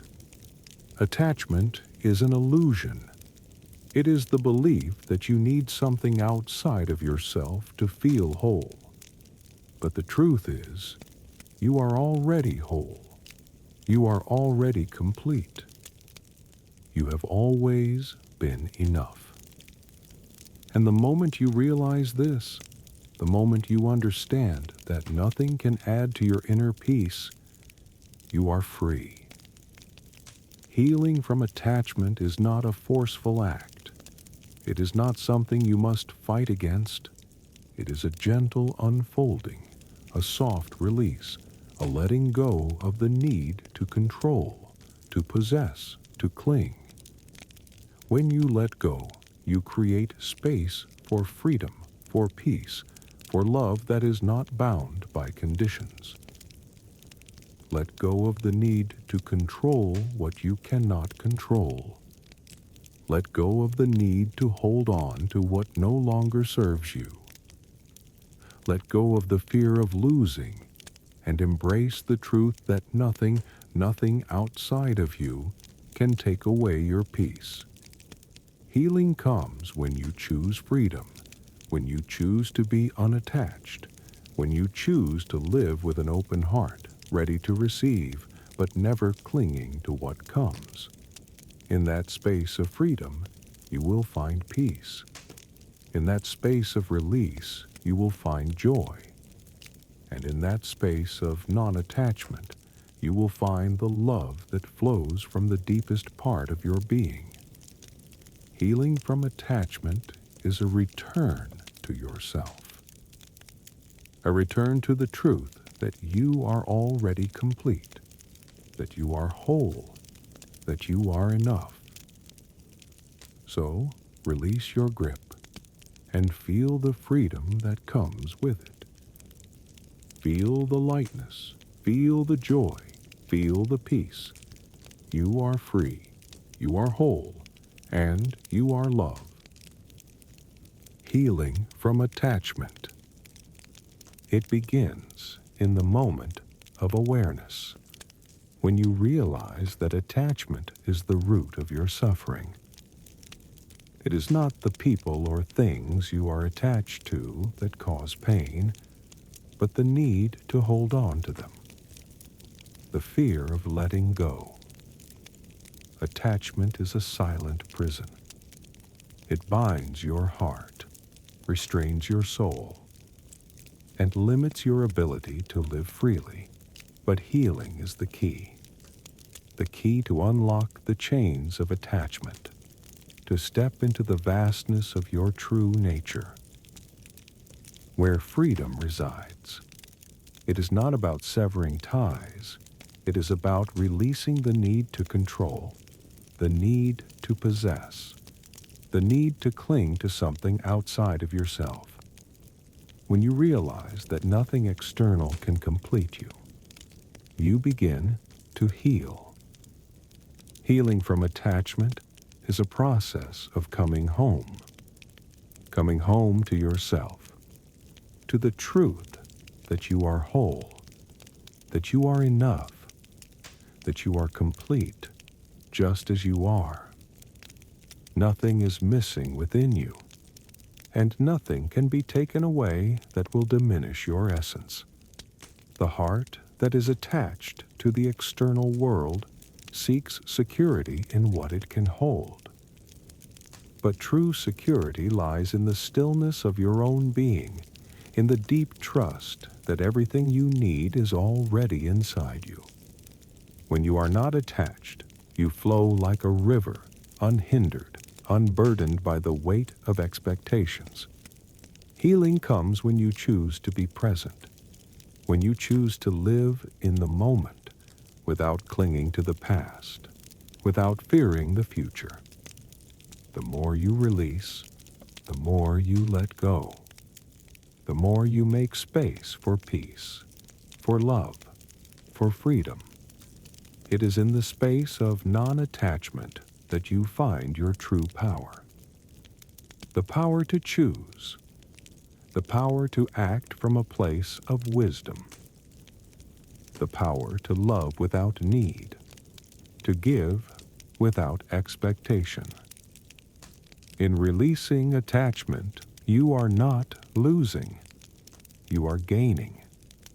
You are gaining your freedom, your peace, your joy.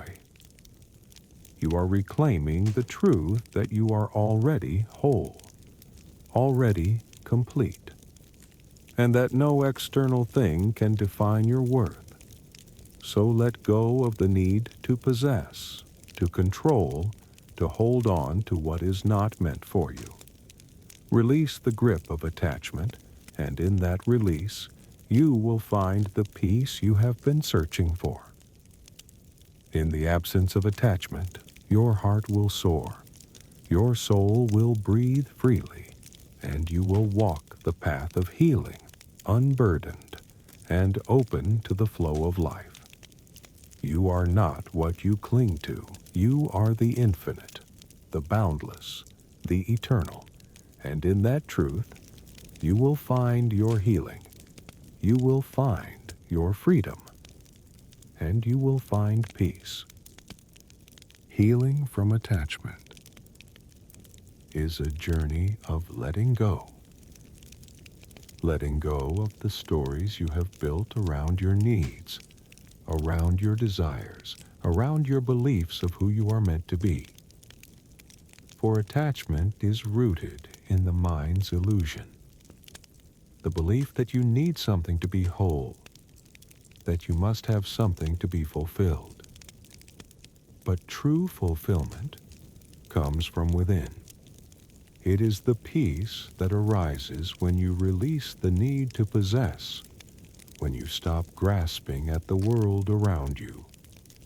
Healing from attachment is the return to your natural state, the state of pure being, where you are whole simply because you exist. Attachment is like the wind that blows across the surface of a still lake. It stirs the waters. It causes ripples. But beneath the surface, the lake remains calm, untouched, unaffected. Healing is when you return to that stillness, when you stop allowing the winds of attachment to stir your inner peace. To heal from attachment is to remember that you are not defined by what you hold, not defined by the people you love, not defined by the things you own. Your essence is infinite, a boundless ocean that cannot be contained. You are more than any possession, more than any external experience. When you begin to heal from attachment, you no longer look to others for validation, for approval, for the feeling of being complete. You realize that completeness is not found in others. It is found in yourself, in the deep acceptance of your own soul, in the quiet knowing that you are enough just as you are.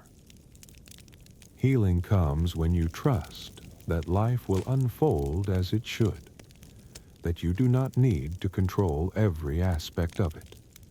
The more you let go, the more you allow life to flow naturally, the more you create space for healing to enter. The less you hold, the more you receive. It is in the act of releasing that you find the freedom to truly live. When you let go of attachment, you free yourself from the chains of fear, the chains of need, the chains of expectation. In that space of freedom, you can finally be fully present, fully engaged with life, without clinging to any outcome. You are able to love more deeply, to live more fully, and to embrace the beauty of each moment without the burden of attachment. You are not here to hold on to the past, to control the future. You are here to experience, to learn, to grow. And in every moment of release, you come closer to the truth of who you are. So, let go. Let go of the things you are holding too tightly to, and feel the freedom that comes with it. Feel the peace. Feel the lightness. Feel the joy that arises when you no longer need to control or possess. You are not what you hold on to. You are the infinite space that allows everything to come and go. You are the stillness that remains untouched by the winds of attachment. And in this stillness, you will find your true healing, your true peace, your true freedom. As you walk the path of healing, remember, healing is not a destination. It is a journey, a gentle unfolding of the soul, a return to your true self, a return to peace. With each step you take in releasing attachment, you become lighter, you become freer. And in that freedom, you discover the joy of living fully, the joy of being present, the joy of simply existing in harmony with the world around you. You are not broken. You are whole. You are whole in your own essence, in your own being. And as you heal, you will shine brighter, and you will carry that light into every corner of your life. So, let go. Let go of the things that no longer serve you. Let go of the attachments that hold you back. And trust in the beauty of the journey ahead. You are on the path to peace, on the path to freedom, on the path to your true self. And in this truth, you are already healed. You are already whole. You are already complete. Let us step together into Chapter 5. Sleep.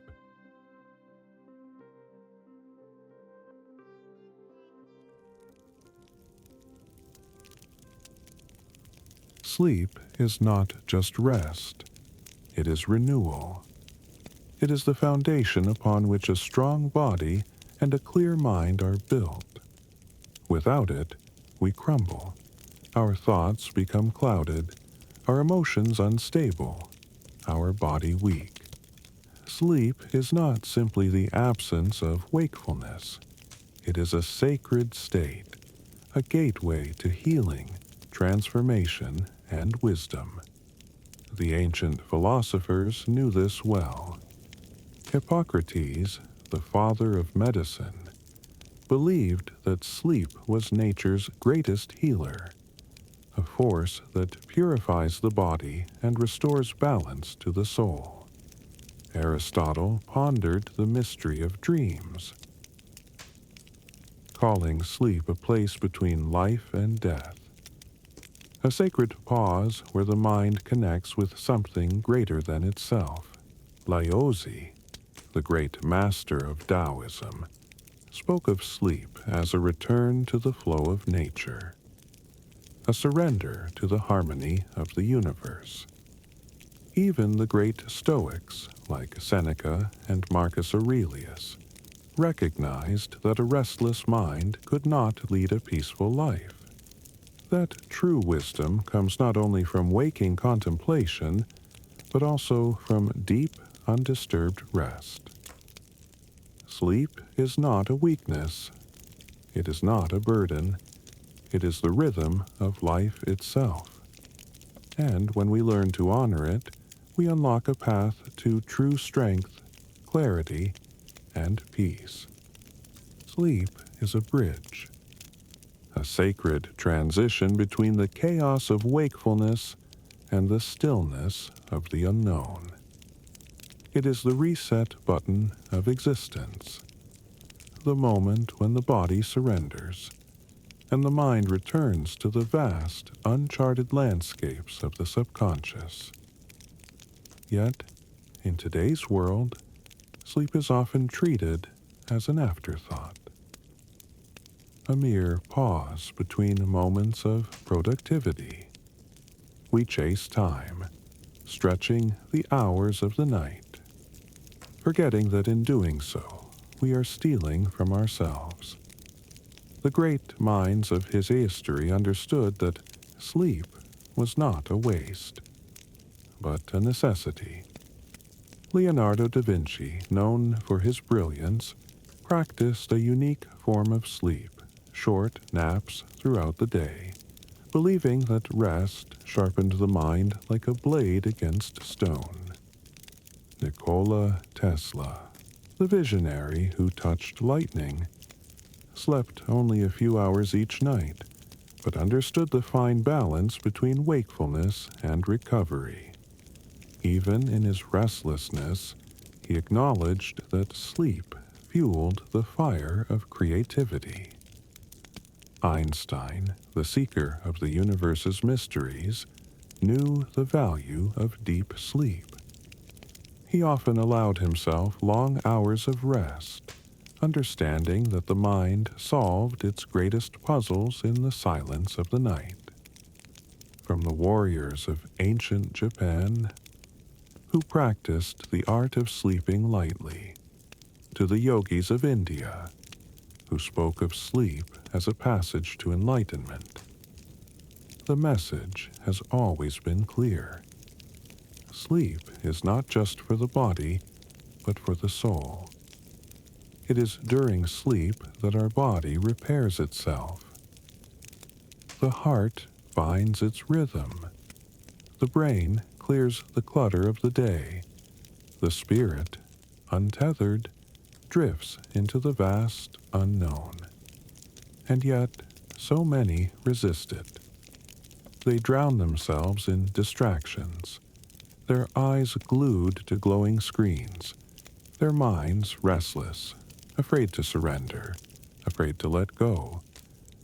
But true transformation comes when we learn to embrace sleep, not as an obligation, but as a sacred ritual. It is not about the hours you sleep, but the depth of your rest. It is not about closing your eyes, but opening your soul to the renewal that awaits. Surrender to sleep. And you will awaken not just rested, but reborn. Even the enlightened one, the Buddha, spoke of sleep. He understood that sleep was not just a physical act, but a reflection of the mind's state, a mirror showing whether one lived in harmony or in restlessness. The Buddha taught that an unsettled mind leads to disturbed sleep, that clinging to worries, attachments, and desires creates suffering, even in the realm of dreams. He spoke of the middle way, a path of balance where neither indulgence nor deprivation should control one's life, including sleep. He advised his followers to rest neither too much nor too little. Too much sleep dulls the mind, dragging the spirit into laziness, while too little sleep agitates the heart, disturbing inner peace. In the ancient texts, it is said that monks would sleep on simple mats, not to punish themselves, but to remain aware, to honor sleep not as escape, but as renewal. The Buddha himself spoke of the 4 divine dwellings: loving kindness, compassion, joy, and equanimity. When these qualities fill your heart, sleep comes naturally. He encouraged meditation before sleep, a cleansing of thoughts, so that the soul may drift into rest, unburdened, free, light as a feather floating on the river of dreams. For in deep sleep, when the ego fades, when the mind stops grasping, we return to something pure, something eternal, something beyond suffering. So, if you find yourself restless at night, ask yourself, what am I holding on to? What weight have I carried into my dreams? Let go, surrender, and allow sleep to embrace you like a gentle wind, carrying you beyond the noise of the world into the silence where peace is waiting. Dreams.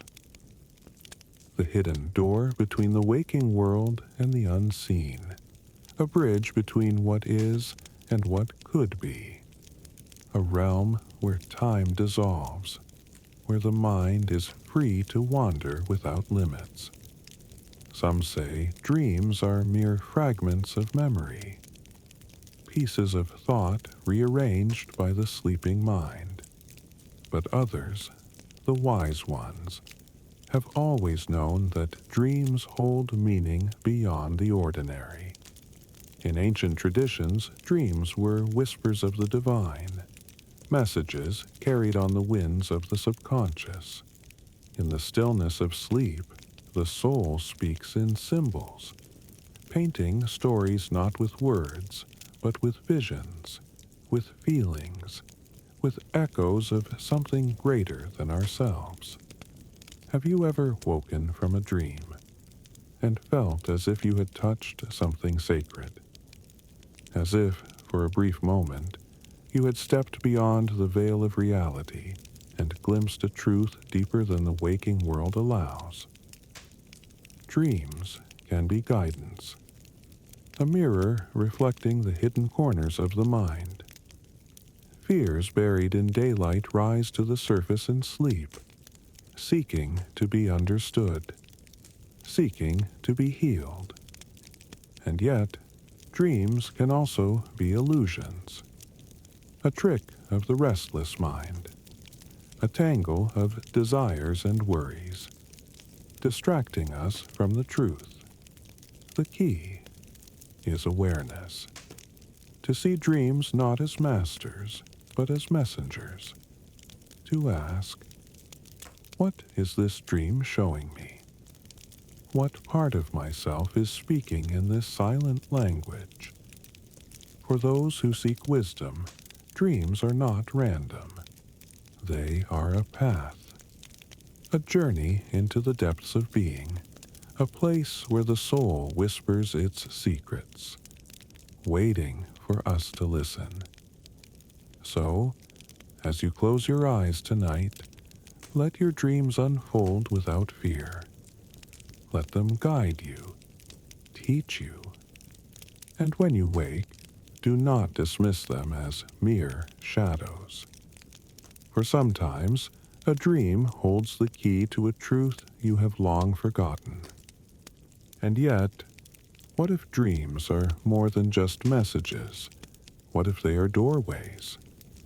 Doorways to a world where the mind is no longer bound by the rules of waking life. A world where past and future blend into one. Where we are not just observers, but creators. Have you ever had a dream so vivid, so real, that, for a moment, you questioned whether it was truly a dream?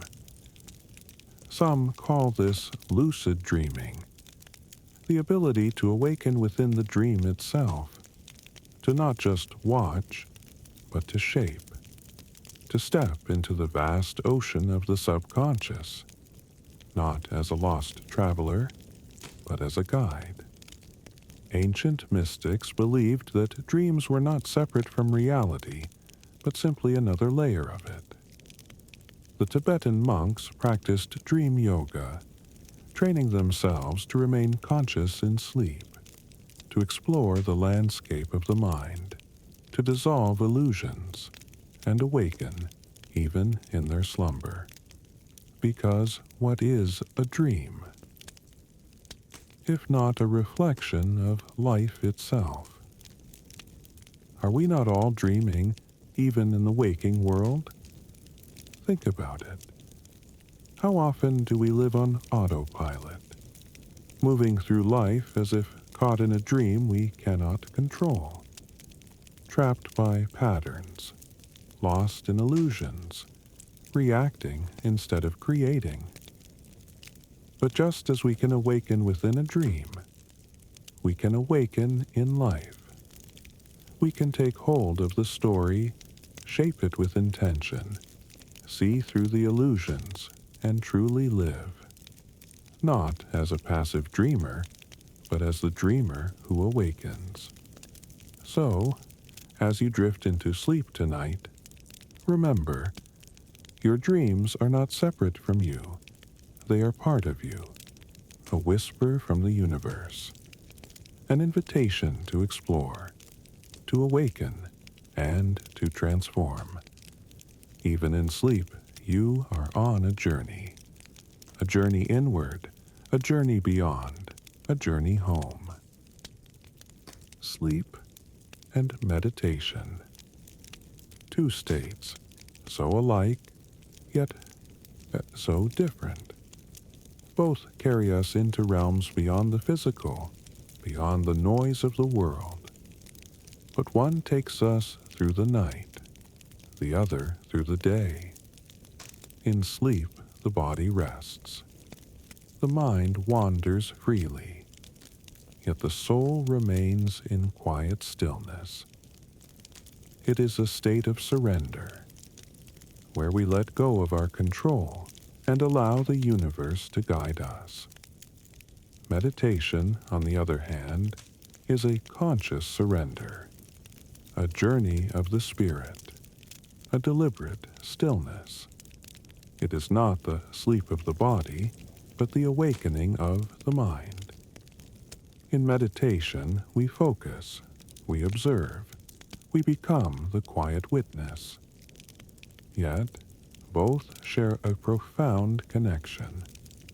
Both allow us to move beyond the mind's endless chatter to enter a space of pure awareness, and in that space, we can find peace. Ancient philosophers and mystics recognized this connection, even if they did not have the language we do today. The Greek philosopher Pythagoras, who was not only a mathematician but also a mystic, saw sleep as a form of meditation. He believed that both sleep and meditation were necessary for the soul's balance, that in both we connect with the divine. And in the East, the great Buddha himself spoke of the connection. He compared the stillness of meditation to the quiet stillness of sleep, saying that in both, one can let go of attachment, let go of desires, and reach a state of true peace. He taught that meditation is a way to quiet the mind in waking life, while sleep offers the body and mind a chance to rejuvenate and reset so that we can meet the world again with clarity. Even the great yogis of India, in their teachings on pranayama, the life force energy, they talked of the importance of both deep sleep and deep meditation, for in both, we tap into the source of all creation. Meditation aligns the mind, and sleep aligns the body. Together, they form the complete cycle of harmony. So, my friend, as you rest tonight, think of it as your meditation in slumber, a journey inward, a deep connection with the divine within you, a place where you can renew, reset, and transform. And as you meditate, remember, it is just the waking sleep. A conscious choice to go deeper, to silence the mind, and reconnect with your true nature. Both are sacred. Both are essential. And both bring you closer to the peace and harmony of the universe. Let them guide you, and let them heal you. The sacred gift of sleep. Yet, in this modern world, so many find it slipping away. The nights grow longer, the rest becomes elusive, and the mind races endlessly. But why? What has caused this disturbance? What has taken away our natural rhythm? It is not the body, for the body knows how to sleep. It is the mind, the restless, overactive mind, that prevents us from finding peace.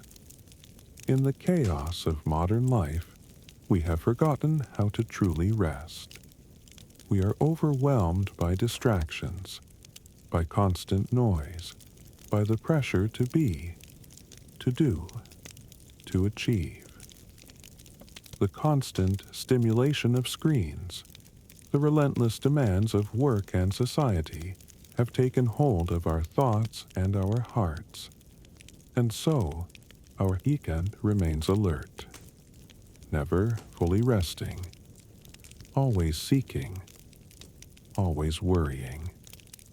The philosopher and sage Lao Tzu spoke of this imbalance. He taught that the mind must be still for true peace to emerge, but in our world, the mind is never still.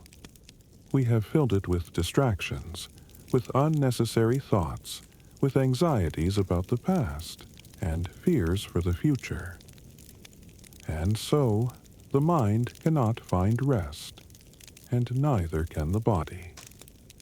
The great Buddha also recognized this truth. He spoke of the nature of attachment, the constant clinging to things outside of ourselves. When we become too attached to our desires, to our material possessions, to our egos, we lose the ability to rest. We lose the ability to sleep. The ancient wisdom teaches us that true peace comes from letting go. Letting go of the need to control. Letting go of the incessant desire for more. Letting go of the attachments that keep us bound. But in the modern world, we hold on to these attachments with both hands, and so we cannot rest. But what is the way back? How can we return to the peace of natural sleep? It begins with the mind. It begins with quieting the noise, with finding moments of stillness in our day. Meditation, my friend, is the bridge between rest and wakefulness. It is the way to bring the mind back to center, to learn how to let go of thoughts, to release the tension we carry within us, and to return to the present moment. When we practice mindfulness, when we cultivate moments of calm, when we learn to relax the mind, sleep will return to us naturally. We will no longer fear the night. We will welcome it as a time to rest, to heal, to renew. So, my friend, let go of the constant striving. Let go of the worries. Let go of the attachments that weigh heavy on your heart. Find peace in the present moment, and watch as sleep returns to you. For when the mind is at peace, the body follows. And in that harmony, true rest is found. Overthinking. A constant whirlpool of thoughts. A storm that never ceases.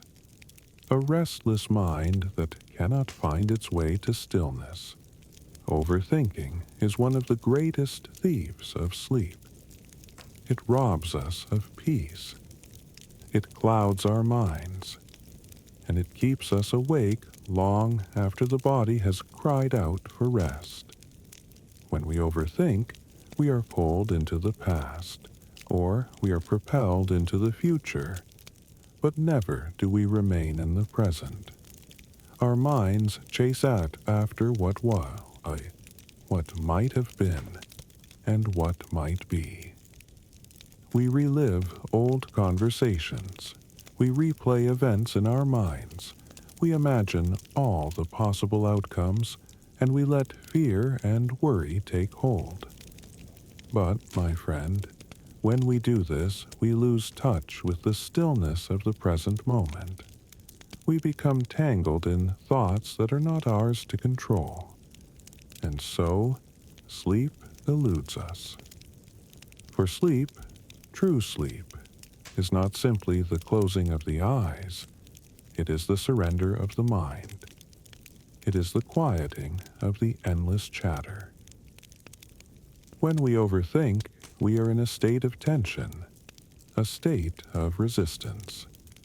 We are holding on to the past or the future, and in doing so, we prevent the mind from relaxing. the wise Buddha spoke of the need for mental discipline. He understood that when the mind is unrestrained, it can run wild. It can become a storm that never stops. But when we learn to control the mind, to calm the waves, we find peace. And in that peace, we find rest. The problem with overthinking is that it creates a loop, a never-ending cycle. The more we think, the more we stir up emotion. The more we stir up emotion, the more we think. It is a cycle that perpetuates itself, and in this cycle, sleep becomes impossible. But how do we break this cycle?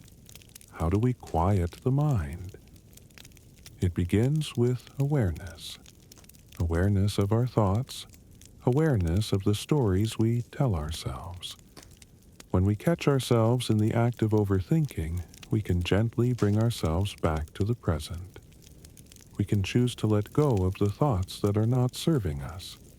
We can release the tension in our bodies and relax into the stillness. Breathing is a powerful tool here. The breath, steady and deep, reminds us that we are alive in this moment. Not in the past, not in the future, but right here, right now. Each inhale brings us back to the present. Each exhale releases the weight of overthinking. Meditation can also help us break free from the grip of overthinking. It is the practice of training the mind, of finding stillness amidst the chaos. When we meditate, we learn to observe our thoughts without becoming attached to them. We learn to let them pass, like clouds in the sky, and we return to the quiet space within. So, my friend, if overthinking has kept you awake, if it has stolen your peace, know that the solution lies within you. It lies in the power of awareness, in the power of the breath, in the power of letting go. When you release the grip of overthinking, you will create space for sleep, for true rest, and for healing. Trust in the wisdom of the present moment, and allow yourself to surrender to the peaceful embrace of sleep. Let go of the thoughts that keep you awake, and rest in the knowing that everything is unfolding as it should. Winning over overthinking. It is not a battle, my friend, but a gentle practice, a dance with the mind, a surrender to peace. Overthinking often arises from a sense of unease, a worry about what has happened, or a fear of what may come. But, in truth, overthinking does not serve you. It only creates more chaos, more tension, more separation from the present moment. To win over overthinking, you must first recognize that you are not your thoughts. You are the observer, the witness, the one who watches the thoughts rise and fall. Your thoughts are not who you are. They are simply passing clouds in the sky of your consciousness. When you understand this, you begin to detach from them, to observe them without judgment, without attachment. One of the most powerful ways to win over overthinking is through the breath. The breath is your anchor, your connection to the present moment. When you feel the thoughts swirling, when you feel the mind racing, take a moment to breathe deeply. Inhale deeply through your nose and exhale slowly through your mouth. With each breath, you bring yourself back to the present. You release the tension in your body and you calm the storm within. Another practice that can help you win over overthinking is mindfulness. Mindfulness is the practice of being fully present in each moment, of being aware of your thoughts, but not becoming attached to them. When you are mindful, you observe your thoughts without judgment, without trying to change them. You simply allow them to be, and you return to the present moment, to the sensations in your body, to the rhythm of your breath. A powerful technique for overcoming overthinking before sleep is to create a soothing ritual. This ritual is a way to tell your mind, it is time to rest now. It is a signal that you are preparing for sleep, and you are ready to let go of the thoughts that no longer serve you. Perhaps you begin with some gentle stretching or yoga, releasing any tension in the body. Maybe you meditate for a few minutes, focusing on your breath and letting go of the day's thoughts. Or you may choose to listen to calming music or nature sounds, allowing the soothing sounds to lull you into a state of relaxation. Create your ritual, and let it be a peaceful transition from the busyness of the day to the stillness of the night. One of the most important steps in winning over overthinking is to practice self-compassion. Be kind to yourself, my friend. Do not judge yourself for your thoughts. Do not be harsh with yourself for overthinking. Instead, offer yourself love and understanding. Remember that overthinking is a habit, a pattern that has been created over time. It is not something that will change overnight, but with patience and practice, you will find peace. And finally, trust that sleep is your natural state. The body knows how to rest. The mind knows how to quiet when you allow it. Trust in the process.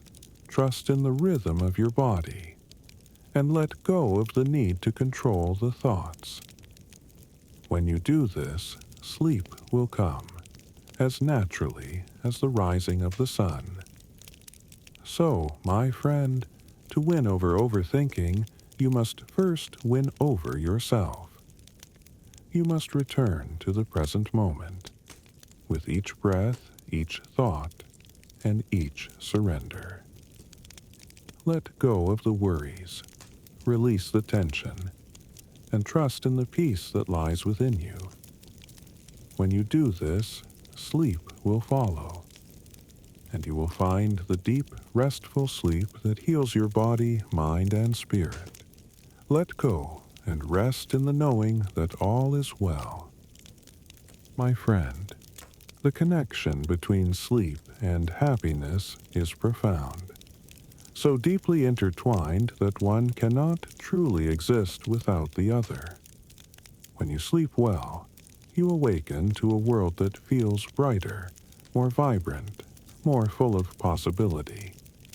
Your mind is clear, your heart is light, and your body is refreshed. This is the foundation of true happiness, a rested body and a peaceful mind. Without good sleep, the world becomes heavier, clouded by fatigue and worry. Shadows cast upon even the brightest of days. Sleep is the rejuvenation of your soul, the restoration of your energy, the quiet balm that heals all wounds. When you sleep deeply, you allow your body to restore itself, to heal from the wear and tear of the day. Your cells regenerate, your immune system strengthens, your heart beats with renewed vitality. This physical restoration brings balance, and balance is a cornerstone of happiness. But the sleep does more than heal the body, it heals the mind. When you are well rested, you can approach life with clarity and calmness. You can face challenges with a positive mindset, and you can greet each day with a sense of inner peace. Good sleep allows you to shed the weight of stress and embrace the joy that life offers, no matter how small or large. Sleep is also a doorway to emotional healing. In the quiet of the night, your mind processes and releases the emotions of the day, the fears, the doubts, the worries. When you sleep well, you create space for joy, for gratitude, for love. You allow yourself to heal from past hurts and open yourself up to the beauty of the present moment. Sleep, my friend, is a gift you give to yourself, a gift that nurtures your well-being, your happiness, and your peace. Without it, life becomes a struggle, but with it, life flows effortlessly. So, take time to nurture your sleep.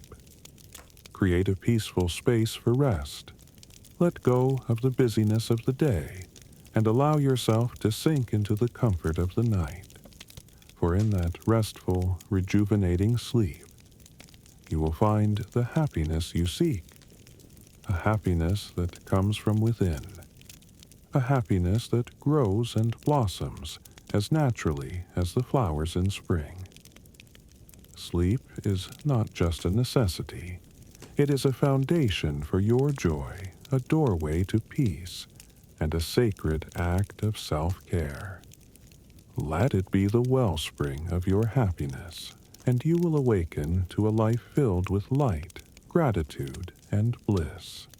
In the ancient lands of China, there is a profound legend passed down through generations, woven into the very fabric of the Tao.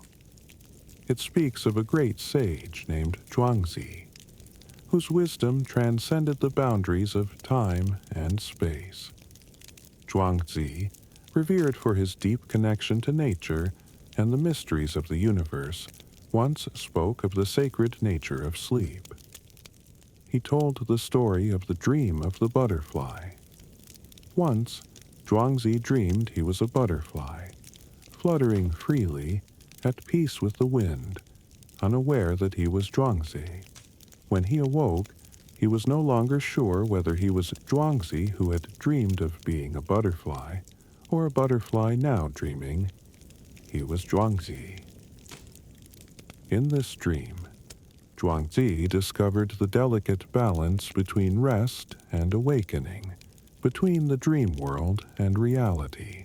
He understood that sleep is not simply a time for the body to rest, but an entry into a deeper realm of awareness, where the soul dances with the universe. To the ancient Chinese, sleep was not something to be rushed or feared. The Tao teaches us that rest, like all things in life, must follow the natural flow. It is a sacred space where the mind returns to its original state of clarity, and the spirit is free to roam the vast, infinite cosmos. Laozi, the great Taoist sage, also shared his wisdom about sleep in his Tao Te Ching. The Tao never acts, yet nothing is left undone. This powerful teaching reminds us that just as the universe functions in its natural flow, we too must surrender to the rhythms of rest. Sleep is the place where our deepest selves are renewed, where the burdens of the day are released, and where the soul reconnects with the infinite energy of the universe. The tale of the dream of the bamboo cutter. In the quiet folds of the night, when the stars whisper their secrets to the moon, there was once a humble bamboo cutter in ancient Japan. His life was simple, and his dreams were of peace, of quiet days spent in nature, and of the stillness found beneath the shade of the great bamboos. One night, as he slept under the stars, a vision came to him. He dreamed of a beautiful princess, glowing like the moon, who appeared from a luminous bamboo stalk. Her beauty was beyond measure, and in the dream, she spoke to him in soft whispers.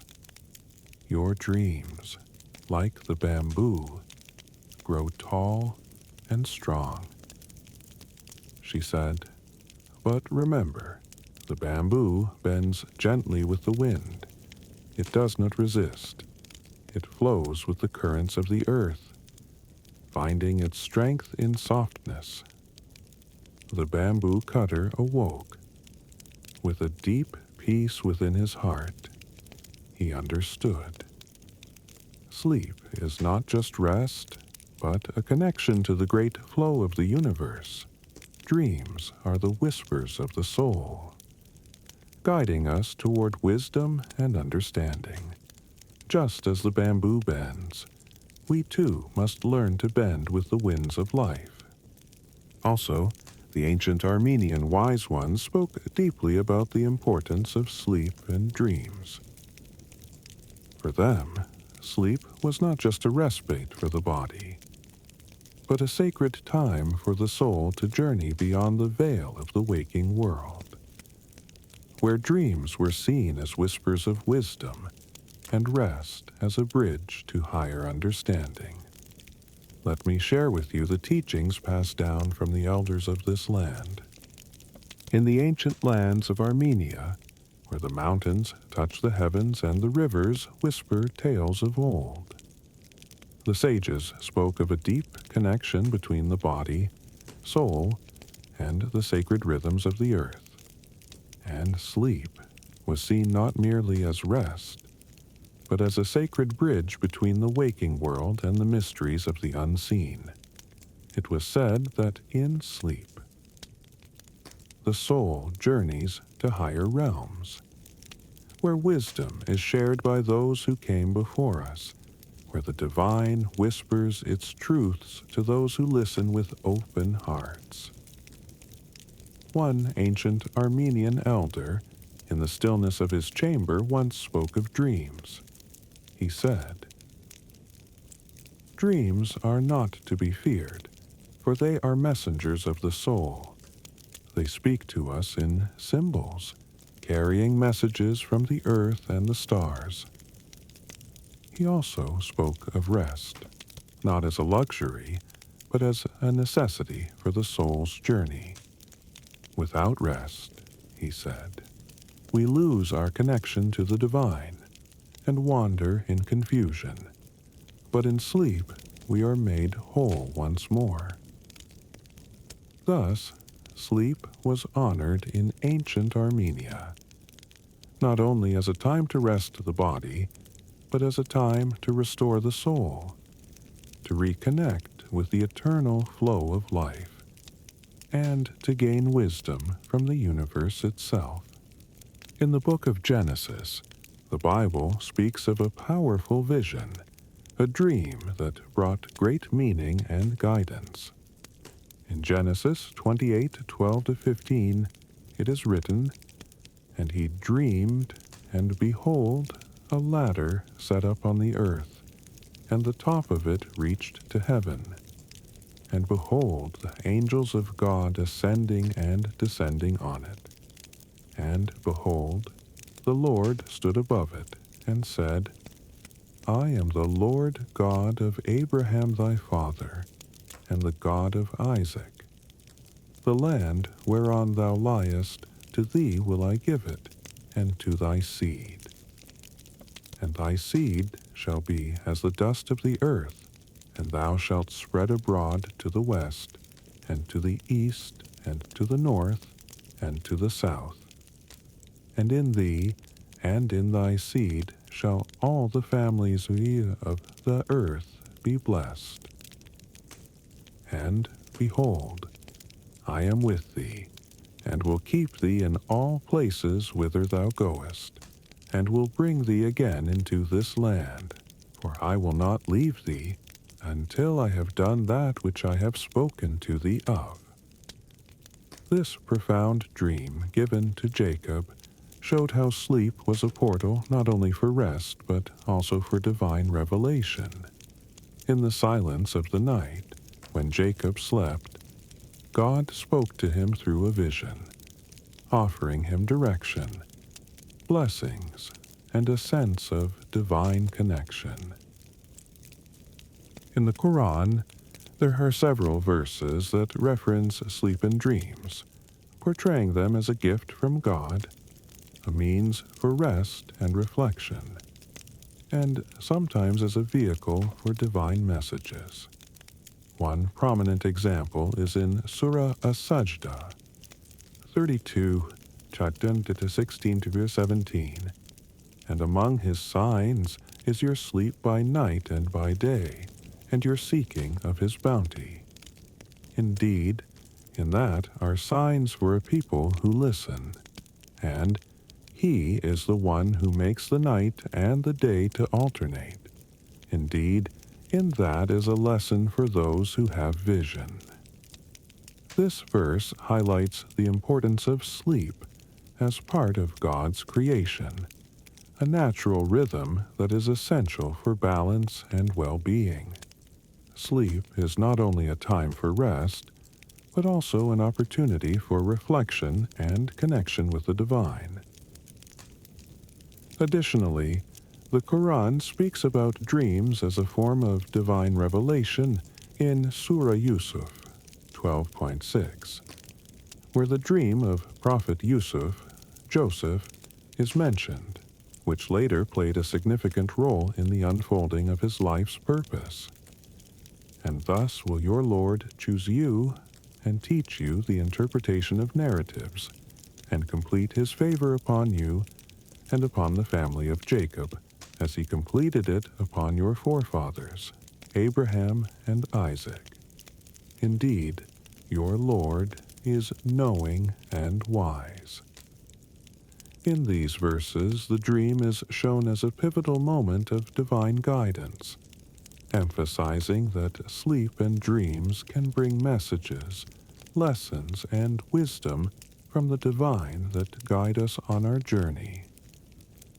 In both of these references, sleep and dreams are seen as integral parts of life, offering rest, reflection, and divine connection, reminding us of the spiritual significance they hold. In Hinduism, sleep and dreams are viewed as important elements of human experience, closely tied to the concepts of consciousness, the self, and the divine. In the Upanishads, ancient texts that explore the nature of reality and the self, sleep is often described as a state where the soul connects with the ultimate reality, Brahman.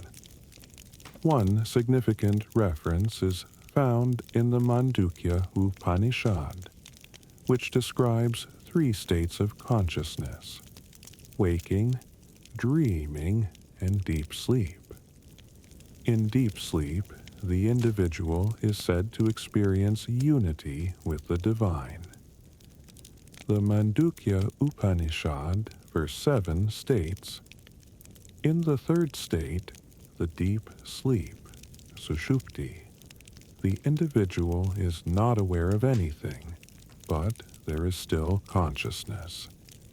This is the state of bliss, the state where one experiences oneness with Brahman. It is a state of deep peace, free from desire and the distractions of the external world." Here, sleep is viewed as a profound state of rest and unity, where the soul transcends the limitations of the waking and dreaming states and merges with the ultimate essence of the universe. Furthermore, in the Bhagavad Gita, Lord Krishna speaks about the nature of dreams and how the mind works. He reveals that the mind's impressions, desires, and attachments are carried even during sleep. In chapter 6, verse 47, Of all yogis, the one who worships me with unwavering devotion and whose mind is always absorbed in me is the highest. I consider him to be the highest of all.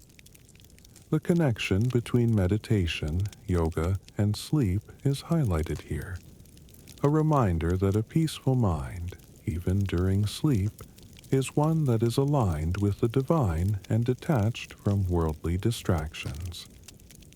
In Hindu philosophy, dreams are also seen as a manifestation of one's desires, subconscious thoughts, and karmic influences. In the Yoga Sutras of Patanjali, it is explained that through meditation and control of the mind, one can achieve clarity even in the dream state, moving closer to ultimate liberation, moksha.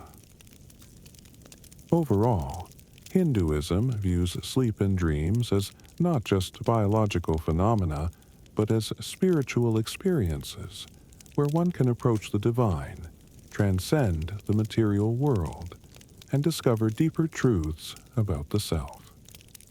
The peace and wisdom found in sleep are seen as reflections of one's connection to the divine, offering opportunities for growth, healing, and spiritual advancement. There is an intriguing theory that has been explored in various spiritual traditions, known as the astral projection or astral travel theory. It suggests that during sleep, the soul or spirit may temporarily leave the body and embark on journeys through different realms or dimensions.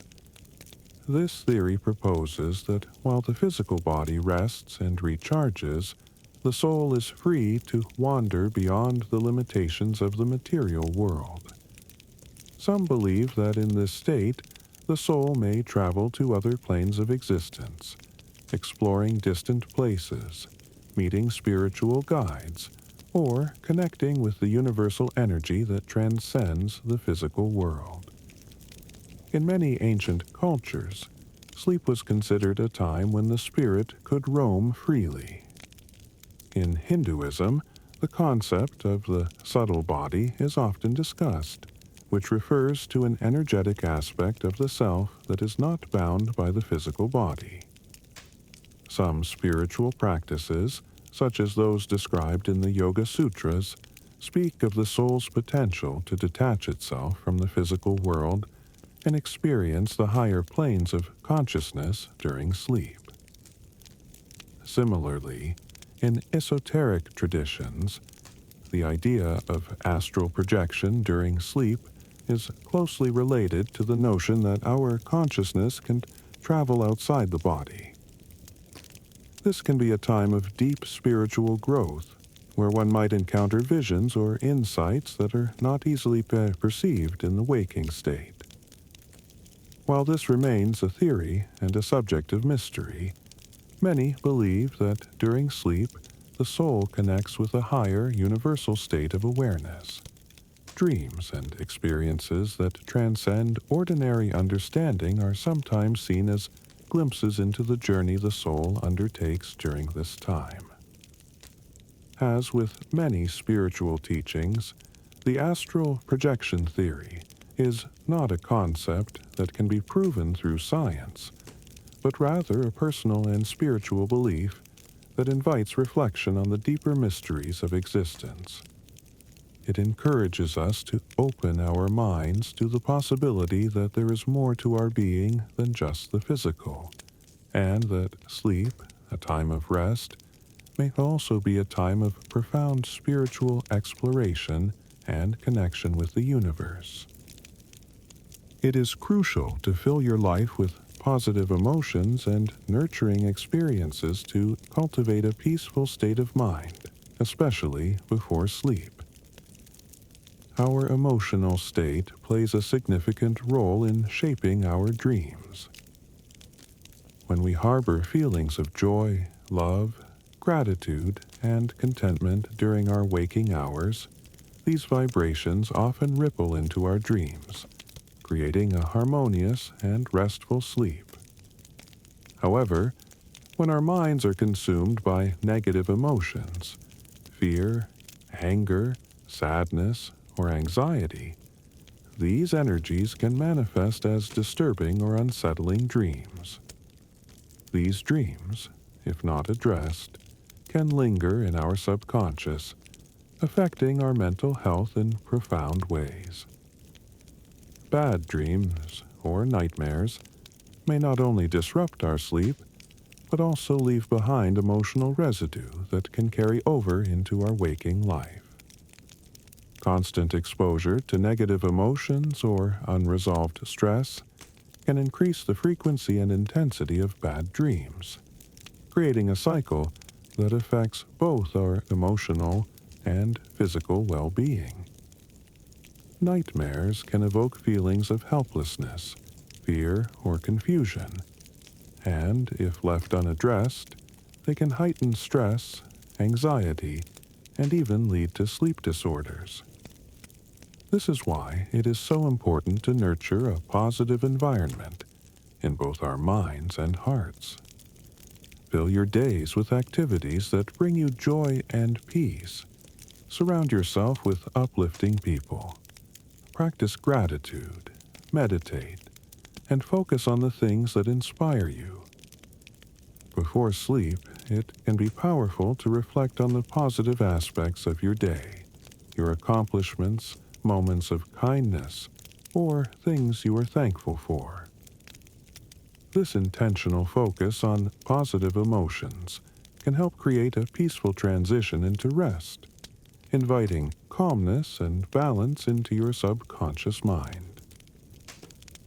By nurturing your inner world with positive energy, you begin to transform your dreams into a reflection of peace and healing, rather than fear and unrest. And in doing so, you cultivate a life where both your waking and sleeping states are in harmony, contributing to your mental, emotional, and physical well-being. Healthy sleep is the foundation upon which our entire well-being rests. It is not just a time to rest the body, but a sacred opportunity for the mind and soul to reconnect with the universe, to heal, to grow, and to renew. When we sleep deeply and peacefully, we allow our bodies to repair, our minds to reset, and our spirits to rejuvenate. Sleep, when aligned with the natural rhythms of the earth, brings us back into harmony with the world around us. It is said that when we sleep well, we awaken with clarity, energy, and purpose. Without proper sleep, we drift into a state of imbalance, and life begins to feel like a constant struggle. Healthy sleep is not just a luxury, but a necessity for our survival, our peace, and our connection to the divine. As the night falls and we lay our heads to rest, it is important to create an environment that nurtures our sleep. A quiet, peaceful space, free from distractions and stress. This space, both physical and mental, invites the flow of tranquility and restfulness. But sleep is not just about what surrounds us. It is also about what we cultivate within.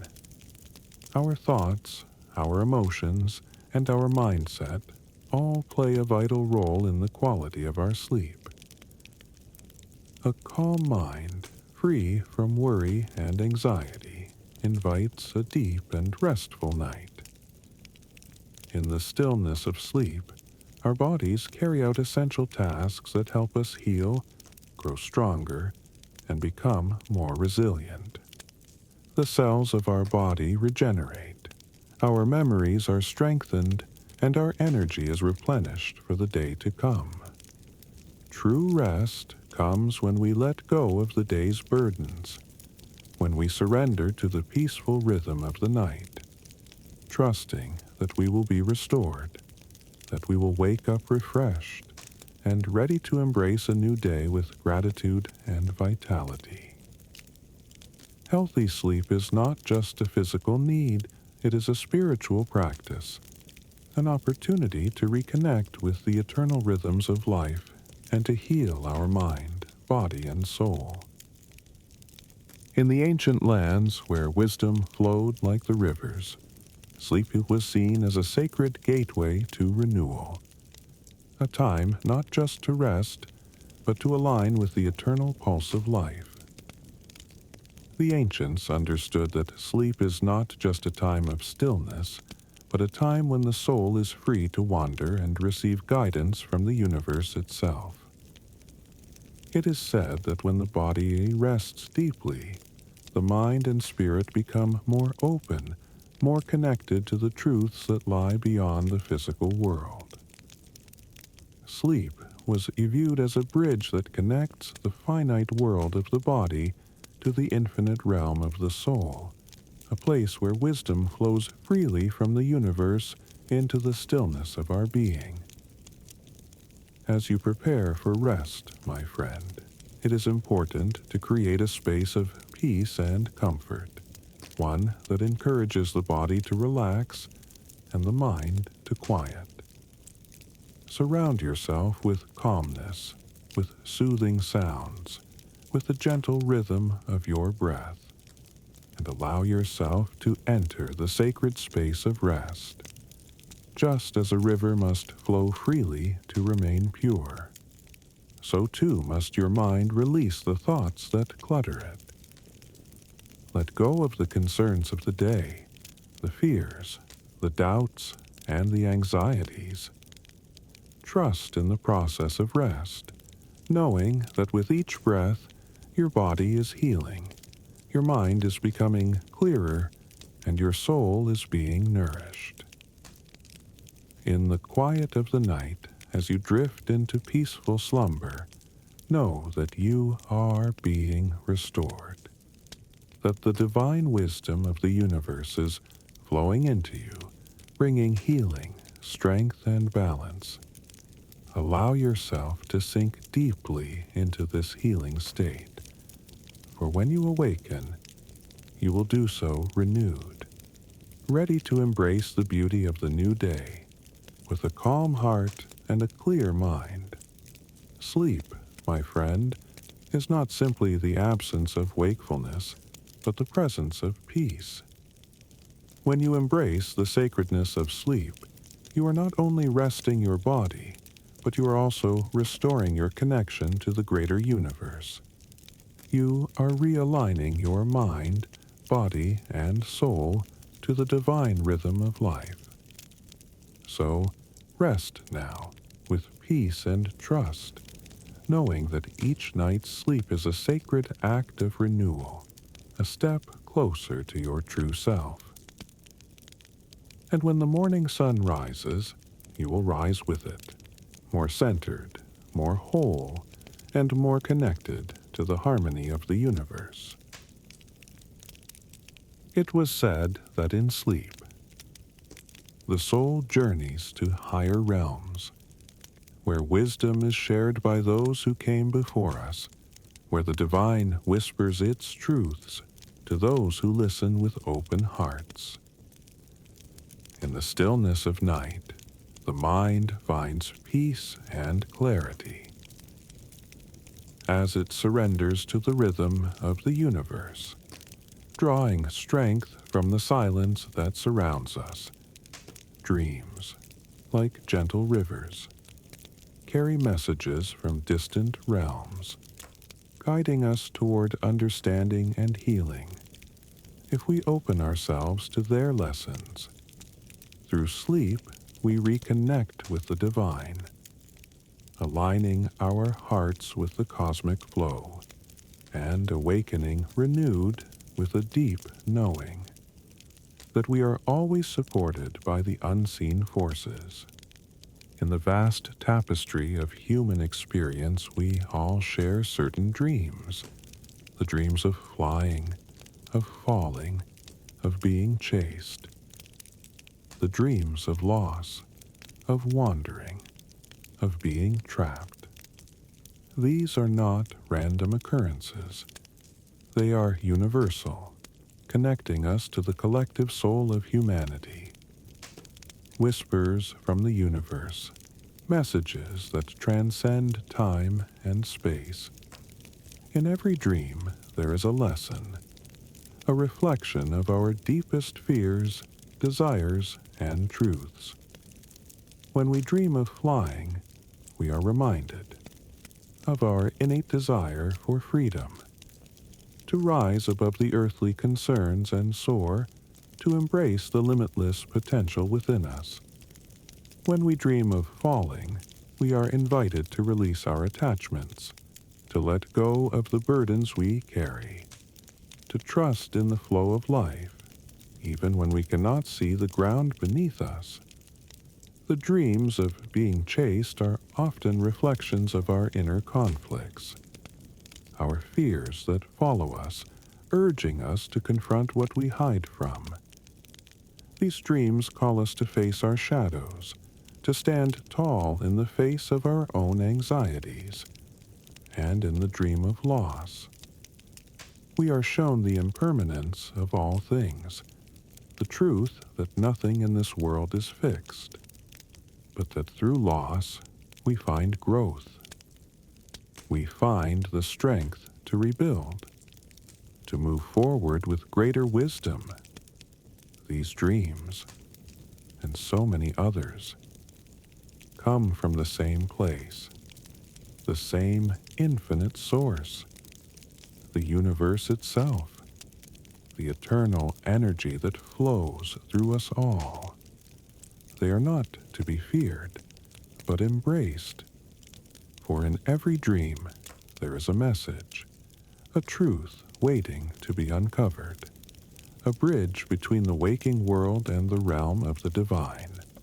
And when we listen, when we open our hearts to the messages they carry, we begin to understand the deep wisdom that sleeps within us all, a wisdom that connects us to the universe, to each other, and to the endless cycles of life. In the stillness of the night, when the world is silent and the stars hold their breath, our dreams unfold. They are not mere illusions, not fleeting fragments of our mind. They are the echoes of the universe, calling us to remember our place in the grand dance of existence. Each dream, like a thread, is woven into the fabric of the cosmos, binding us to the source of all things. When we dream, we step into a sacred realm, a realm where time is but an illusion and the boundaries of the self dissolve. It is in this sacred space that we encounter the truth of who we are. Beyond the roles we play, beyond the labels we wear, we are one with the universe. Our dreams speak to us of this oneness, inviting us to return to the center of our being. Have you ever had a dream where you found yourself in a place you've never been, yet it felt so familiar? A place of peace, of serenity, as if it were your true home? That place is the realm of the soul, a realm beyond the mind, where all knowledge and wisdom reside. In this space, we remember that we are not separate from the universe, but a part of its infinite flow. The dreams that come to us are not to be dismissed as mere fantasy. They are portals to deeper understanding, gateways to higher consciousness. Through them, the universe whispers truths that our waking minds may not yet comprehend. And when we listen, when we embrace the messages they carry, we awaken to the vast potential within ourselves. Each dream is a reflection of the energy we carry in our hearts. When we dream of light, of peace, of beauty, it is a reflection of our inner harmony.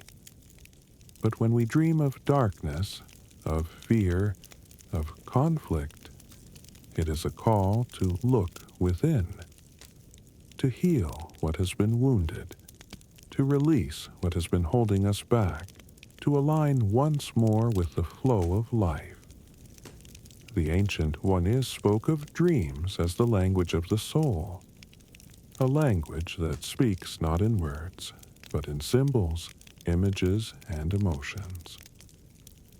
Through this sacred language, we learn not only about ourselves, but about the interconnectedness of all things. We are not separate from the world, but a reflection of it. So, my friend, the next time you find yourself drifting into sleep, remember, your dreams are a gift, a sacred message from the universe guiding you home. They are not to be feared, but embraced with love and gratitude. For in each dream, you are reminded of your true nature and your connection to the infinite, the eternal, the divine. In the quiet of the night, when the world around us falls into a deep slumber, our dreams rise like the stars in the sky, each one holding a lesson for the soul. These lessons are not always clear in the moment, not always easy to understand, but they are always present, waiting to guide us toward greater wisdom. Dreams, my friend, are the whispers of the universe, offering insights into our lives that our waking minds may not be able to grasp. They speak in symbols, in colors, in feelings, in experiences. And just as the river flows to the sea, these lessons flow to our hearts, teaching us about the deeper currents of life. One of the most profound lessons in dreams is the reminder that nothing in life is permanent. We dream of change, of transformation, of shifting landscapes, reminding us that we too are always evolving. Like the seasons, we must move through cycles of growth, rest, and renewal, trusting that every phase brings its own gift. There are dreams that carry us through the challenges of our past. We may revisit old wounds, old fears, old regrets. But these dreams are not meant to torment us. They are invitations to heal, to forgive, to release what no longer serves us. Through these dreams, we are given the opportunity to embrace the wisdom of our past without being bound by it. Sometimes, our dreams take us to places we've never seen, to people we've never met, and yet there is a deep sense of recognition. These dreams teach us that all beings are connected, that we are not alone in our journey. The faces we see in our dreams, the places we visit, are all reflections of the collective consciousness, reminders that we are part of a greater whole. And in some dreams we find ourselves facing fears. Fear of failure, fear of loss, fear of the unknown. But these dreams are not meant to frighten us. They are there to show us that fear is not an enemy, but a teacher. Through fear, we learn courage, resilience, and strength. And by facing our fears in the realm of dreams, we prepare ourselves to face them with grace in the waking world. In the dreams of the wise, there are often moments of clarity, of understanding that transcend the limitations of the mind. These are the moments when we see ourselves as we truly are, timeless, infinite, and free. In these moments, we are reminded of our divine nature, and we remember that we are not just the bodies we inhabit, but the souls that transcend time and space. Every dream is a lesson in surrendering control.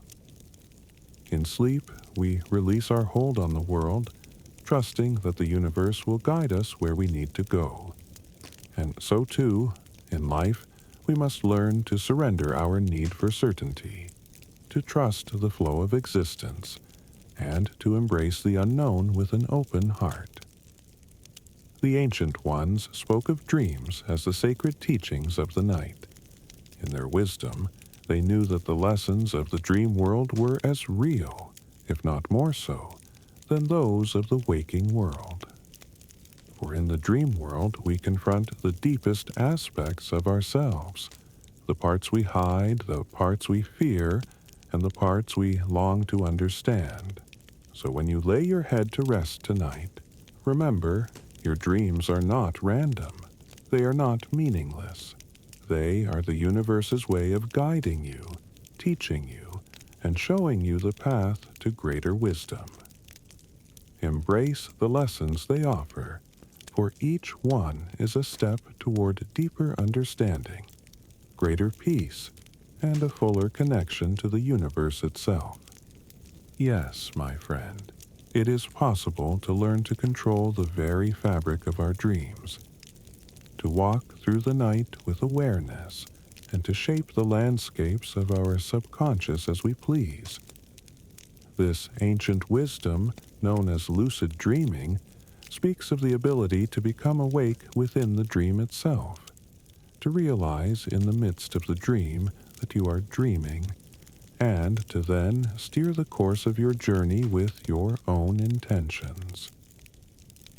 It is as though you have stepped beyond the veil of sleep, entering a realm where you are both the observer and the creator. In the beginning, lucid dreaming may seem like a distant and elusive gift, something granted only to the fortunate few. But in truth, it is within the reach of all who seek to know themselves deeply, to understand the workings of their own mind and soul. Through practice, patience, and mindfulness, you can awaken within your dreams, and with that awareness, open the doors to untold possibilities. One must begin by cultivating awareness in the waking world. It is in the moments of our daily lives that we begin to prepare for the moments of our dreams. By asking yourself throughout the day, "Am I dreaming?" By making it a habit to check your reality, eventually, this habit will carry over into the realm of sleep. And one day, in the midst of a dream, you will ask the question, and the answer will come to you. Yes, I am dreaming. When you become aware of the dream, the power to shape it is in your hands. Just as a sculptor molds clay, you can mold the world around you. You can fly through the sky, visit distant lands, meet wise teachers, or confront the shadows of your soul. Whatever you desire, you can create, for the dream world is yours to command. But, just as in the waking world, with great power comes great responsibility. Lucid dreaming is not about escaping reality, but about learning to understand it more deeply. It is a tool for growth, for healing, and for exploration.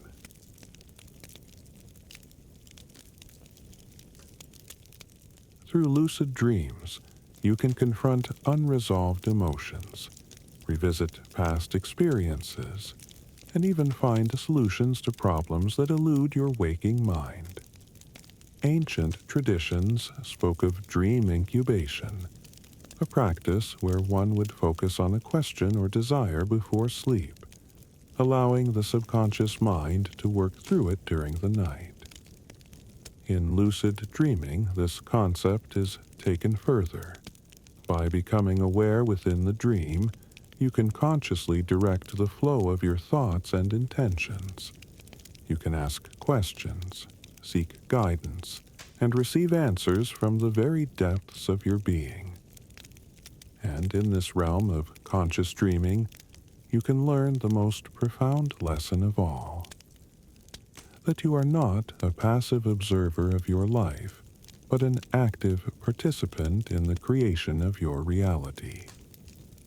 Just as in waking life, you are the creator of your thoughts, your feelings, and your actions. So too in the dream world, you hold the power to shape your experiences. The ancient sages knew this truth, that through mastery of the self, both in waking and in dreaming, one could transcend the limitations of the material world and awaken to a deeper truth. In the practice of lucid dreaming, they saw not just a means of escapism, but a path to enlightenment, to a greater understanding of the self and the universe. So, my friend, know this. Your dreams are not mere illusions, but realms of potential, filled with lessons, wisdom, and the keys to greater self-awareness. Through the practice of lucid dreaming, you can become both the dreamer and the creator, unlocking the mysteries of the subconscious and embracing the profound power of your own mind. And as you continue to walk this path, remember, dreams are a reflection of the soul, a reflection of your inner world. And in the quiet spaces between sleep and wakefulness, you can find the answers you seek and the guidance you need to live a life filled with peace, purpose, and harmony. As we close this chapter on the power of dreams, remember, my friend, your dreams are not just fleeting images or stories from the mind, but sacred messages from the depths of your soul. They are guiding you, teaching you, and showing you the path to deeper understanding and true transformation. By becoming aware within your dreams, you unlock the power to shape not only your sleep, but your waking life as well. You awaken to the realization that you are the creator of your reality, both in the physical and the dream world. So embrace your dreams with love and reverence, and know that in every dream there lies the potential for healing, wisdom, and connection to the divine. May your sleep be peaceful, your dreams be full of insight, and your heart be filled with the harmony of the universe. Until we meet again, my friend, may your journey through the night be filled with light and grace. We have reached Chapter 6, Transformation.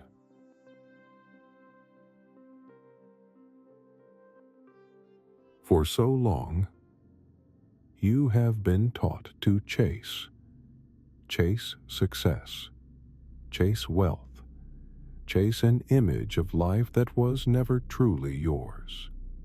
You have been told that happiness lives in gold, that fulfillment is measured in numbers, that the more you own, the more you are.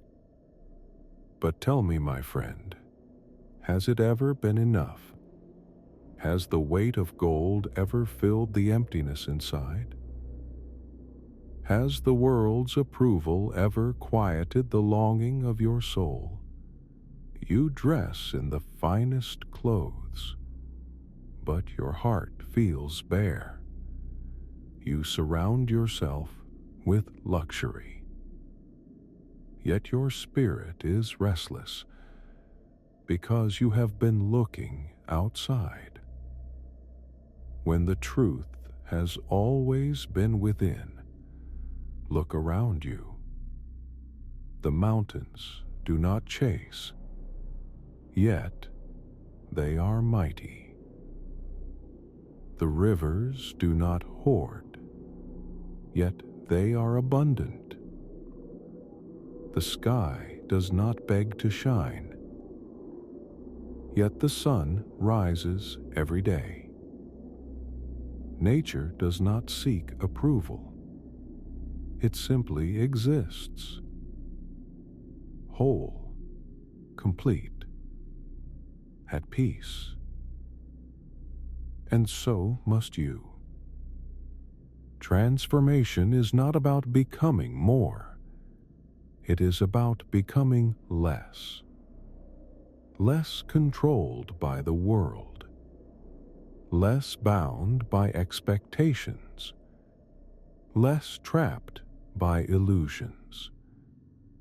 True wealth is not in what you hold, but in what you release.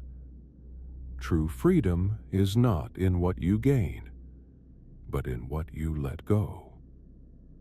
Step away from the noise, from the endless chase, and return to the rhythm of the universe, for you were never meant to be separate from it.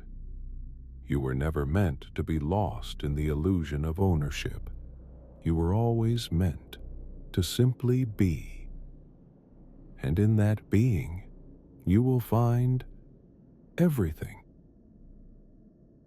You were born into this world with nothing, and yet you were complete. Before names, before titles, before the weight of expectations, you simply existed in harmony, in peace.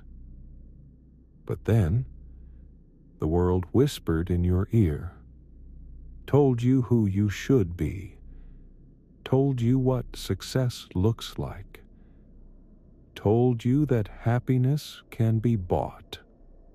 So you ran, you chased, you gathered. More money, more status, more approval.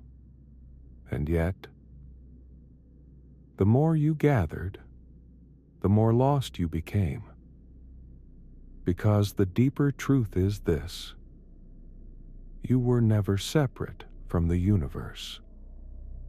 It was only your mind that created the distance. Look at the trees. They do not strive to be taller, yet they grow effortlessly. Look at the stars. They do not struggle to shine, yet their light reaches across eternity. And yet, here you are, struggling, fighting, for things that will one day turn to dust. Gold will not warm your soul. A title will not calm your mind. Approval will not quiet the longing in your heart. Because what you seek was never outside of you. It has always been within. The true transformation is not in changing who you are, but in remembering who you have always been. Let go of the chase, let go of the illusion, and return to yourself. Because in the end, the only thing worth having is the peace that no one can take away. You have been taught to measure your worth by numbers in a bank account, by the weight of gold on your wrist, by the applause of those who do not even know your soul. But tell me, when did you last feel the wind on your face, without a thought of what comes next? When did you last walk barefoot on the earth, without a destination in mind? You have built walls around yourself, brick by brick, with every desire, every ambition, every possession, thinking they would keep you safe, thinking they would bring you peace. But walls do not create peace. They create isolation. And the more you separate yourself from life, the more lost you become. Look at the river. It does not hoard the water. It does not try to own the ocean. It simply flows, giving, receiving, forever part of the whole. You too are meant to flow, not to cling, not to possess, but to move with life in harmony. Because the moment you stop chasing, the moment you stop measuring, you will see that you have always been enough. The wealth you seek is not in gold. It is in the quiet mind, the open heart, the soul at peace with itself. So, let go. Let yourself return. Not to who the world told you to be, but to who you truly are. Because transformation is not about becoming something new. It is about remembering who you were before the world told you to forget. You were not born to be a machine, to wake, to work, to chase, to consume, to measure your life by profit and loss, by what you own, instead of who you are. Somewhere along the way, you were taught that success is in numbers, that meaning is in possessions, that happiness is something you must buy. But tell me, has all the wealth, all the achievement, ever made your soul feel full? Or has it only left you thirsting for more?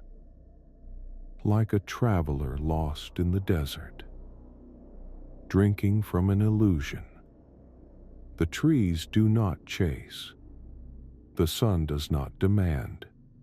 The river does not claim ownership of the rain. And yet, they flourish. They exist in perfect harmony. Without greed, without control. You are not separate from this. You are not apart from nature. You are nature. Your breath moves with the wind. Your body is formed from the earth. Your soul shines with the light of the stars.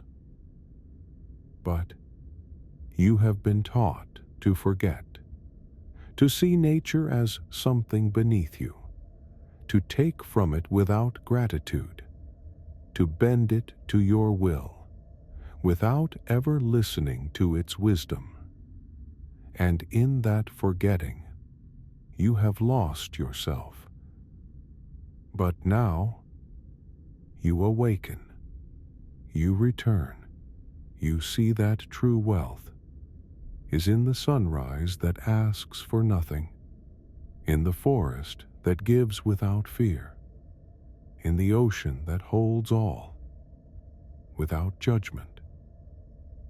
When you remember that you are part of this great dance, you stop chasing. You stop fearing. You stop feeling alone. Because the moment you see yourself in the trees, in the rivers, in the mountains, you understand.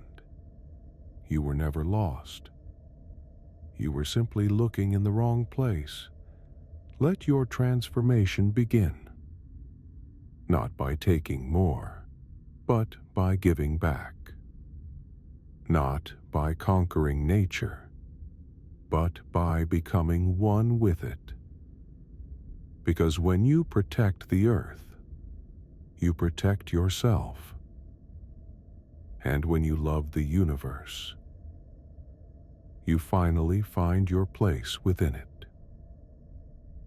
For so long, you have been told that power lies in possession, that success is measured in gold, that the higher you climb, the more you have, the more you are.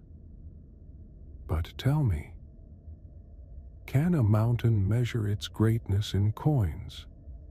Does the river stop to count its waters? Does the sun demand payment for its warmth? No, because true power does not cling. True wealth is not something you hold, but something you are. Yet, humanity has forgotten. We have built walls where there were once forests. We have paved over the rivers, caged the wild, and in doing so, we have caged ourselves.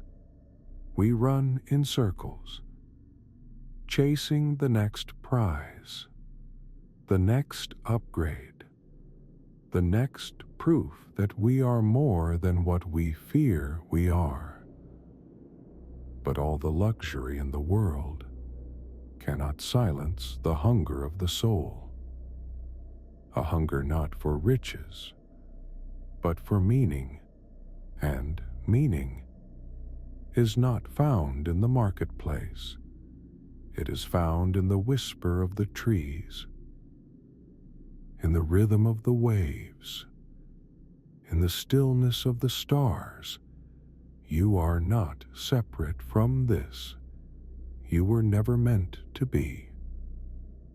Your soul was not made of metal and concrete. It was woven from the fabric of the universe itself, from the earth, the sky, the infinite. And so, the path of transformation is not about gaining more. It is about becoming less. Less tied to things that do not serve you. Less lost in the illusion of control. Less fearful of letting go. Because when you release, when you step away from the noise, when you walk barefoot on the earth, when you let the wind touch your skin without resistance, you remember. You remember that you are not here to own the world. You are here to be part of it, to live in balance, to give as much as you take, to move with life instead of against it. And in that remembering, you awaken. You transform. You become not something new, but something ancient, something true, something whole. Welcome back to yourself, to nature, to life. You see, harmony is not something you strive for. It is something you return to. It is not in the chaos of the city, the constant rush, the noise that drowns the whispers of your soul. Harmony exists in the quiet places, in the spaces between thoughts, in the moments where you simply are. The trees do not strive for harmony, they simply grow. The birds do not fight for peace, they simply sing. The river does not push, it simply flows. And yet, in their simplicity, in their ease with being, there is a deep harmony, a connection to something far greater than themselves. This is the essence of nature, a balance that comes not from force, but from acceptance, not from competition, but from collaboration. you too are part of this harmony. You were born of it. From the earth, from the sky, from the stars. Your heart beats in rhythm with the pulse of the universe. Your breath is as ancient as the wind that moves through the trees. But the moment you forget this, the moment you separate yourself, you feel lost, disconnected, like a single leaf falling from the branch, tumbling away from the tree. True happiness is not found in the things you chase. It is found in the return to yourself, in the return to nature, to the simplicity of being. When you step into nature, you step into harmony. The wind will speak to you. The trees will teach you. The mountains will remind you that you are part of something much greater than you can understand. In nature, there is no need to prove. There is no expectation. There is no pressure to be anything other than what you are. You simply exist, and that is enough. When you embrace this harmony, when you return to the flow of life, you begin to see that happiness is not something to chase. It is something to allow. It is the soft breeze on your face, the warmth of the sun on your skin, the peace in your heart when you breathe deeply, the joy in knowing that you are part of something that is always growing, always evolving, always in perfect balance. And so, the path of transformation is the path of remembering that you are nature, remembering that you are harmony, remembering that happiness is not something you need to search for. It is something that is always here, within you, and around you, in the trees, in the river, in the sky above. You are home. And in that homecoming, you will find the peace you seek, the happiness that is yours to claim, the joy of being one with the universe. In this harmony, there is no need to fight the current of life, for the river does not struggle against the rocks. It simply flows around them. It embraces the obstacles as part of the journey, and it moves forward, not in resistance, but in grace. This is the wisdom of nature, a wisdom that reminds you that you do not need to fight for your place. Your place is already here. It is in the rhythm of the seasons, in the rising and setting of the sun, in the pulse of the earth beneath your feet. And when you are aligned with nature's flow, when you are in harmony with the universe, you begin to see that life is not a series of battles to win. It is a dance to be danced, a song to be sung, a breath to be taken.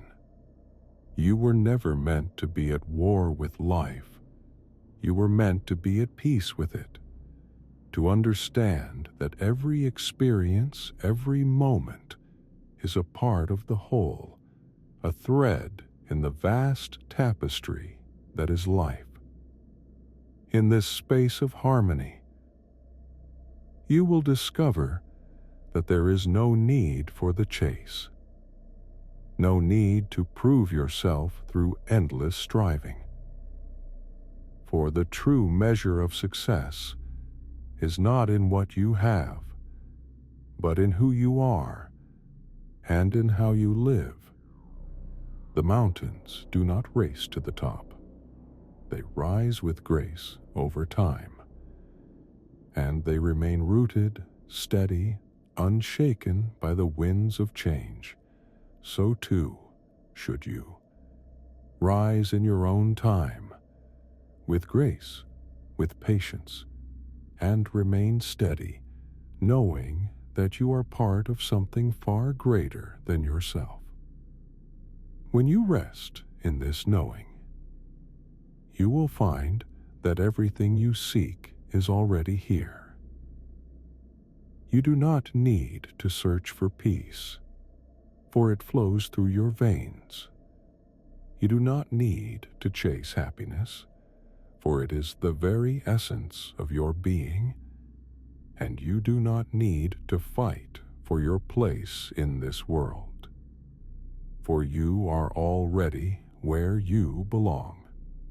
In harmony, in balance, in peace. This is the transformation, the return to your true self, the awakening to the infinite flow of life.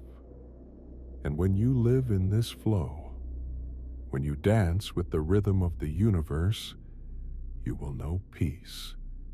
You will know happiness. You will know that you are whole. And so, as we continue this journey together, remember that you are nature. You are harmony. You are the flow of life itself. And when you embrace this truth, you will find the freedom you seek, the peace you desire, and the happiness that is always yours to claim. Now, let us continue on this sacred path, and remember, dear friend, that you are already home. When you begin to recognize your oneness with the universe, you start to see that the boundaries you once placed around yourself are nothing more than illusions. Illusions created by the mind to separate you from the whole. You are not separate from nature. You are not separate from the stars above. You are not separate from the earth beneath your feet. You are one with all that is. And when you understand this truth, when you feel it deep within your being, you will see the world in a new light, not as something outside of you, but as an extension of you, a reflection of your own soul. The trees, the rivers, the mountains, they are not distant, unrelated things. They are a mirror of your inner being. When you see the stillness in the water, you are seeing the stillness in your own heart. When you feel the wind's gentle touch, you are feeling the breath of life moving through you. And so, as you deepen into this transformation, you will find that your connection to the earth, to all living things, is not something you need to search for. It is something you already possess. It is your birthright. It is the very essence of your existence. In the stillness of nature, in the silence of your own heart, you will remember. You will remember who you truly are. And when you remember, when you truly see that you are a part of this great dance, you will no longer feel the need to control, to possess, or to fight against the current of life. For you will know that life is not something to be conquered, it is something to be embraced, a sacred flow that carries you forward, with grace, with ease. And in this embrace, you will find peace, you will find joy. You will find that everything you need is already here, already within you. As you step into this truth, you will no longer seek happiness outside yourself, for you will know that happiness flows from within, from the stillness of your soul, from the recognition of your place in the great tapestry of life. The transformation is not something that happens overnight.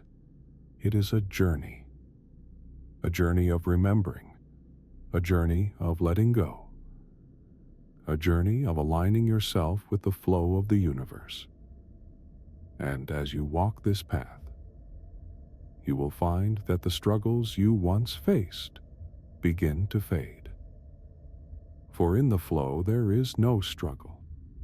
There is only surrender, only trust, only peace. So, my dear friend, let go of the need to control. Let go of the need to separate, and trust in the flow of life. For you are part of it, and it is part of you. And in that knowing, in that surrender, you will find freedom. You will find peace. You will find that you have already arrived. The transformation is not something that is coming. It is happening right now. It is happening within you. And as you embrace this truth, you will know that you are whole, you are complete, and you are already home.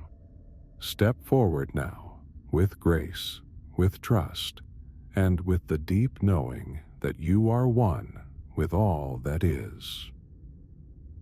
In this moment of transformation, you may begin to feel the shift inside you, a subtle awakening, a recognition that everything you thought you knew, everything you thought was real, is but a passing shadow in the light of truth. The world, as you once saw it, is not the world at all. It is merely a reflection of your mind's interpretation. And as you begin to shed the layers of illusion, you will see the world for what it truly is: a living, breathing, ever-evolving dance of energy. You are not separate from this dance. You are the dance. You are the rhythm. You are the harmony. Every heartbeat is in sync with the pulse of the earth. Every breath you take is a breath shared with the trees. Every step you take is a step shared with the stars. This is the truth of your being. And when you begin to embody it fully, you will find that there is no struggle, no striving, no pushing against the current of life. For you will know deep in your soul that you are not here to fight life. You are here to flow with it, to dance with it. And in this dance, you will discover the deepest form of healing. The healing that comes from alignment with the universe, alignment with nature, alignment with your own true self. You are not broken. You are not lost. You have simply forgotten who you truly are, forgotten your place in the grand tapestry of life. But now, as you awaken to the truth of your being, you will remember. And in this remembrance, you will find your strength, your peace, your purpose. You will no longer feel the need to grasp, to control, to cling to anything or anyone. For you will know that everything you need is already within you. You will know that you are already whole, already complete, already perfect, just as you are. And as you step deeper into this truth, the world around you will begin to reflect it back to you. The beauty of nature, the stillness of the stars, the peace of the earth, all of it will speak to you, whispering the truth of your being. You are the universe. You are the earth. You are the stars. You are not separate from them. You are one with them. And in that oneness, you will find the deepest joy, the purest peace, and the most profound healing. For you will know that you are exactly where you are meant to be, and that everything is unfolding in perfect harmony with you, with nature, with the universe.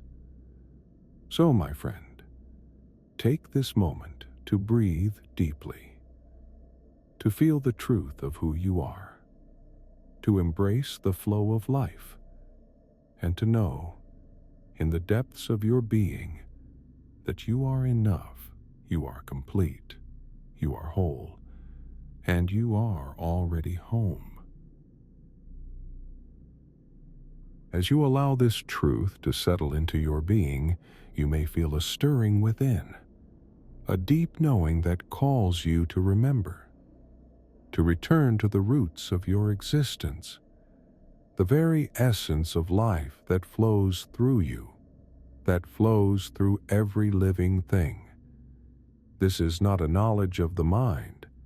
It is a wisdom of the heart, a wisdom that transcends all understanding, a wisdom that speaks not in words, but in the silence between them, in the stillness where all things are born, where all things are made whole. In this deep silence, you will come to realize that true freedom, true liberation, is not found in the pursuit of external things, but in the release of the desire for them. For it is not the things themselves that bind us, but the attachment we place upon them. When you no longer seek happiness outside yourself, when you no longer look for fulfillment in the fleeting and the temporary, you will find that you are already free. Free to experience life as it is, free to live in harmony with the flow of the universe. No longer will you feel the need to chase, to strive, to force things into place. For you will know that life unfolds naturally, in perfect timing, in perfect harmony, with or without your effort. And in that knowing, you will find peace. A peace that cannot be disturbed, a peace that is not dependent on circumstances, but is the very nature of your being. A peace that comes from understanding that all is as it should be, that all is unfolding in divine order, even in the midst of chaos. You will learn to live in trust, trusting that you are supported by the universe, that everything you need is already provided for you, that your path is always illuminated, even in the darkness. And as you begin to embrace this trust, you will find that your heart opens, that love flows freely, not from attachment or desire, but from the pure recognition of the interconnectedness of all things. Your heart will expand, and with it, the world around you will shift, not because you are forcing it, but because you are finally allowing it to be as it is, allowing yourself to be as you are. In this sacred space of acceptance, you will find that life becomes a dance, a beautiful, effortless flow of energy.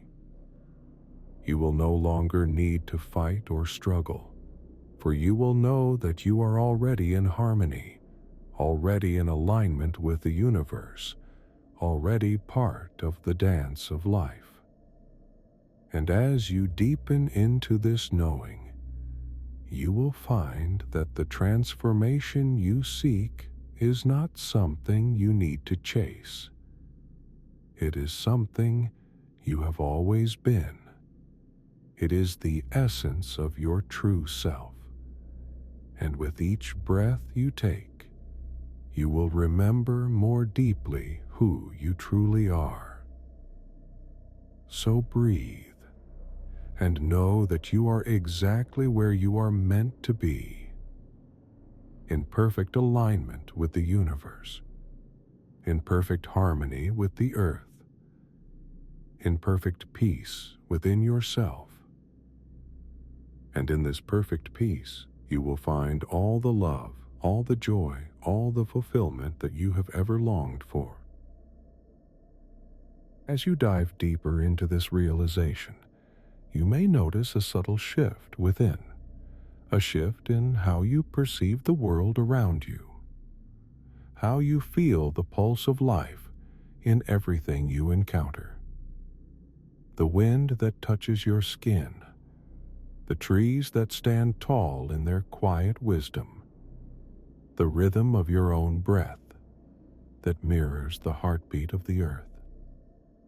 In this space, you begin to see that the separation you once felt, the feeling that you were apart from the world, from nature, from life itself, is but an illusion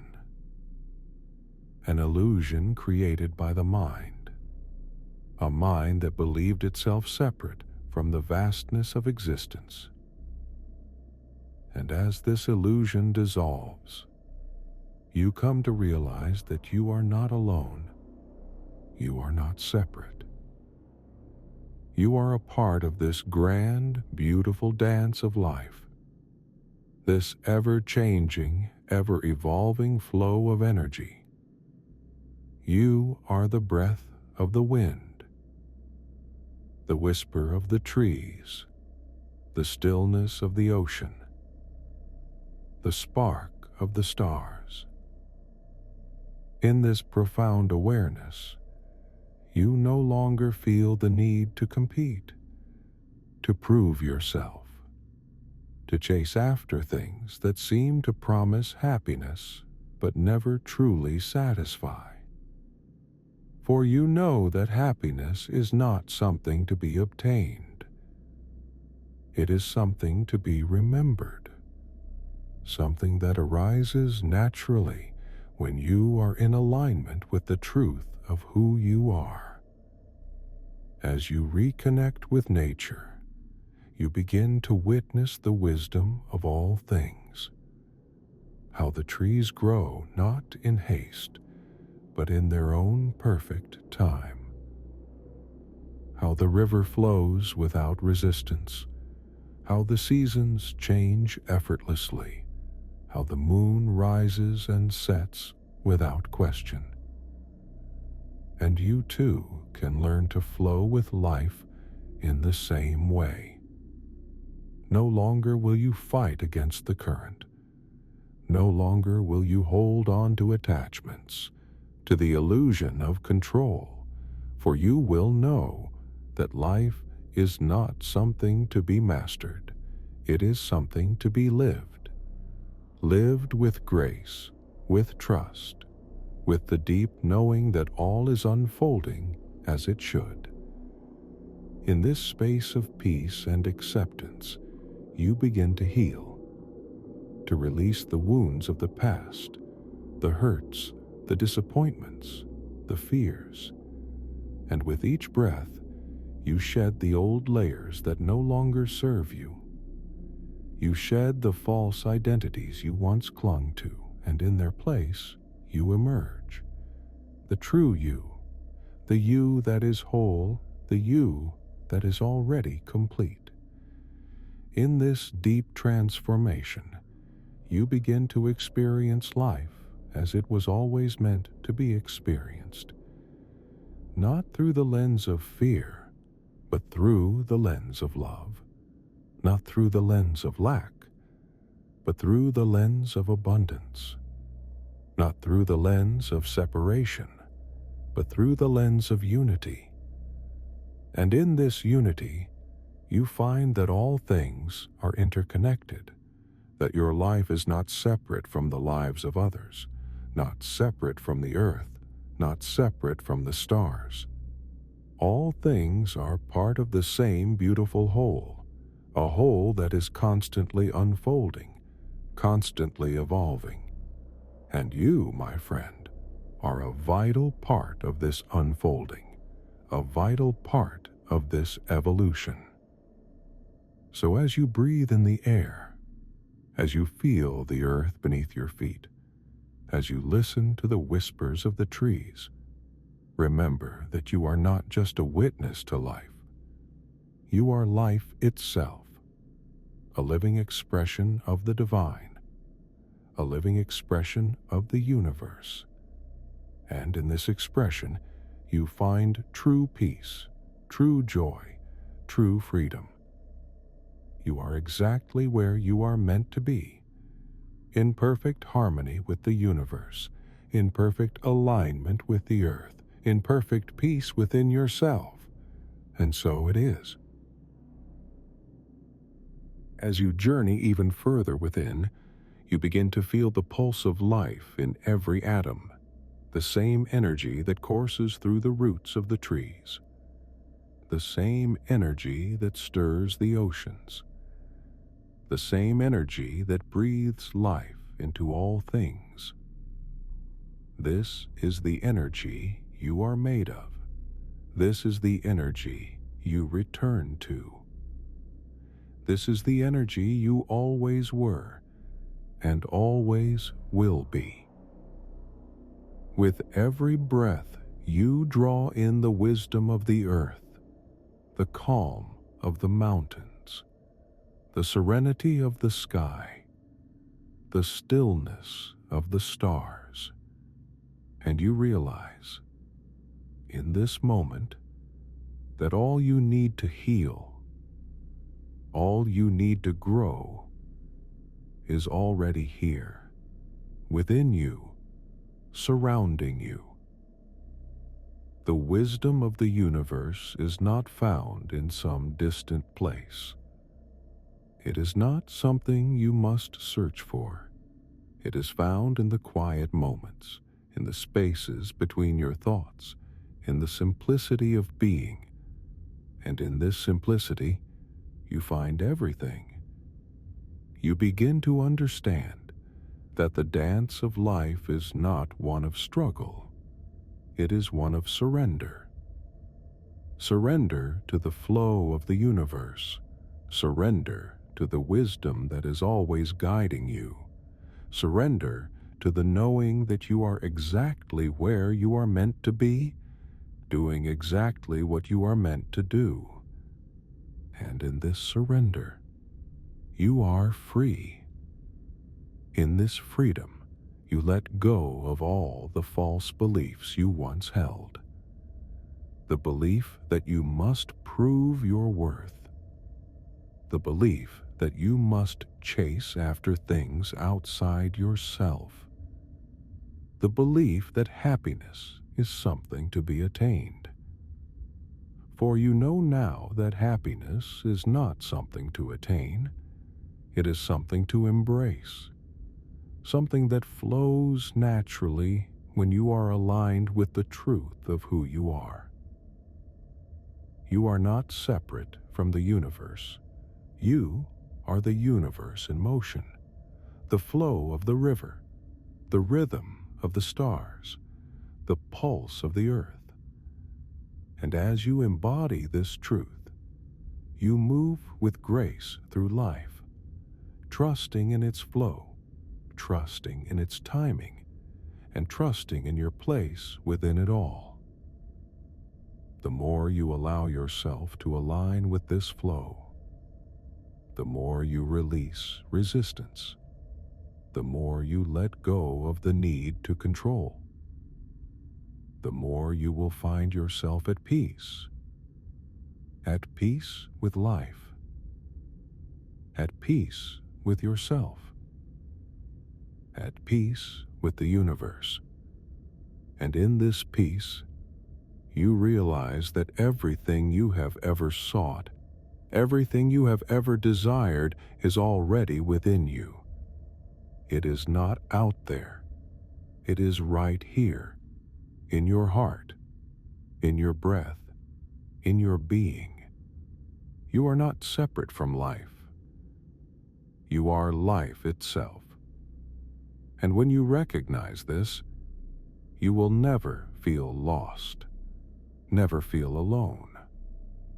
For you are always connected, always part of the eternal dance, always part of the infinite love and wisdom that surrounds you. And so, my friend, as you continue on this journey, remember this truth. You are the universe, you are the earth, you are the stars, you are the sky, and in this truth, you find everything you need, everything you seek, already within you, just waiting to be remembered, just waiting to be embraced.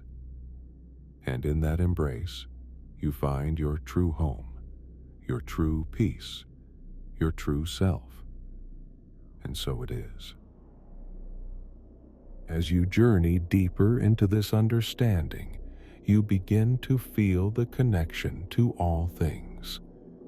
The subtle energy that flows through the air, the energy that moves the trees in the breeze, the energy that nourishes the earth beneath your feet. It is a dance of life, a dance in which you are an essential part, no longer a bystander, but a participant, a creator, a co-creator of this world, this universe, this infinite cycle of existence. You see now that life is not a series of separate moments. It is one continuous flow, a wave that moves through all things, and you are not separate from it. You are the wave, you are the water, you are the rhythm that moves it all. When you realize this, you become the stillness in the storm, the calm in the chaos, the peace that exists in every moment. For you understand that peace is not found in the absence of noise. It is found in the ability to remain calm amidst the noise, to breathe deeply in the face of life's challenges, to embrace every moment just as it is. And as you align with the flow of the universe, you begin to notice the beauty that was always there, the beauty in the simplicity of life, the beauty in the connections you share with others, the beauty in the quiet moments, the beauty in your own being. For when you are in harmony with life, you see that everything is beautiful, everything is part of the grand design, everything is exactly as it should be. Now, you are free. Free from the illusions that once held you captive, free from the fears that once governed your mind, free from the need to chase after things outside of yourself, free to simply be in harmony with the universe, to be in harmony with yourself, to be in harmony with all that is. And as you walk this path, trusting the journey, surrendering to the flow, you will find that peace, True peace is not something you seek. It is something you embody, something that arises naturally when you remember who you are. A part of the infinite, a part of the eternal, a part of everything. So, my dear friend, as you continue on your journey, remember that you are never alone. You are always supported by the universe, always held in its embrace, always connected to its rhythm. And in this connection, you find your true home, your true peace, your true self. And so it is. With love, with peace, and with gratitude, I honor you. I honor your journey, and I honor the transformation that is unfolding within you. May you always walk in the light of your true essence, and may you always find peace in the flow of life. Namaste.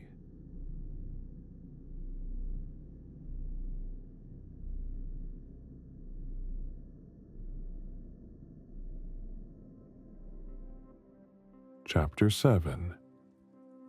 Meditation. In the stillness of the mind, we find the answers that words cannot give. In the silence, we hear the whispers of the soul. Meditation is not an escape from life, but a return to it, a return to the present, to the breath, to the essence of all that is. For centuries, the greatest minds, the wisest souls have spoken of its power, from the mountains of Tibet to the forests of Japan, from the ancient temples of India to the quiet corners of the modern world.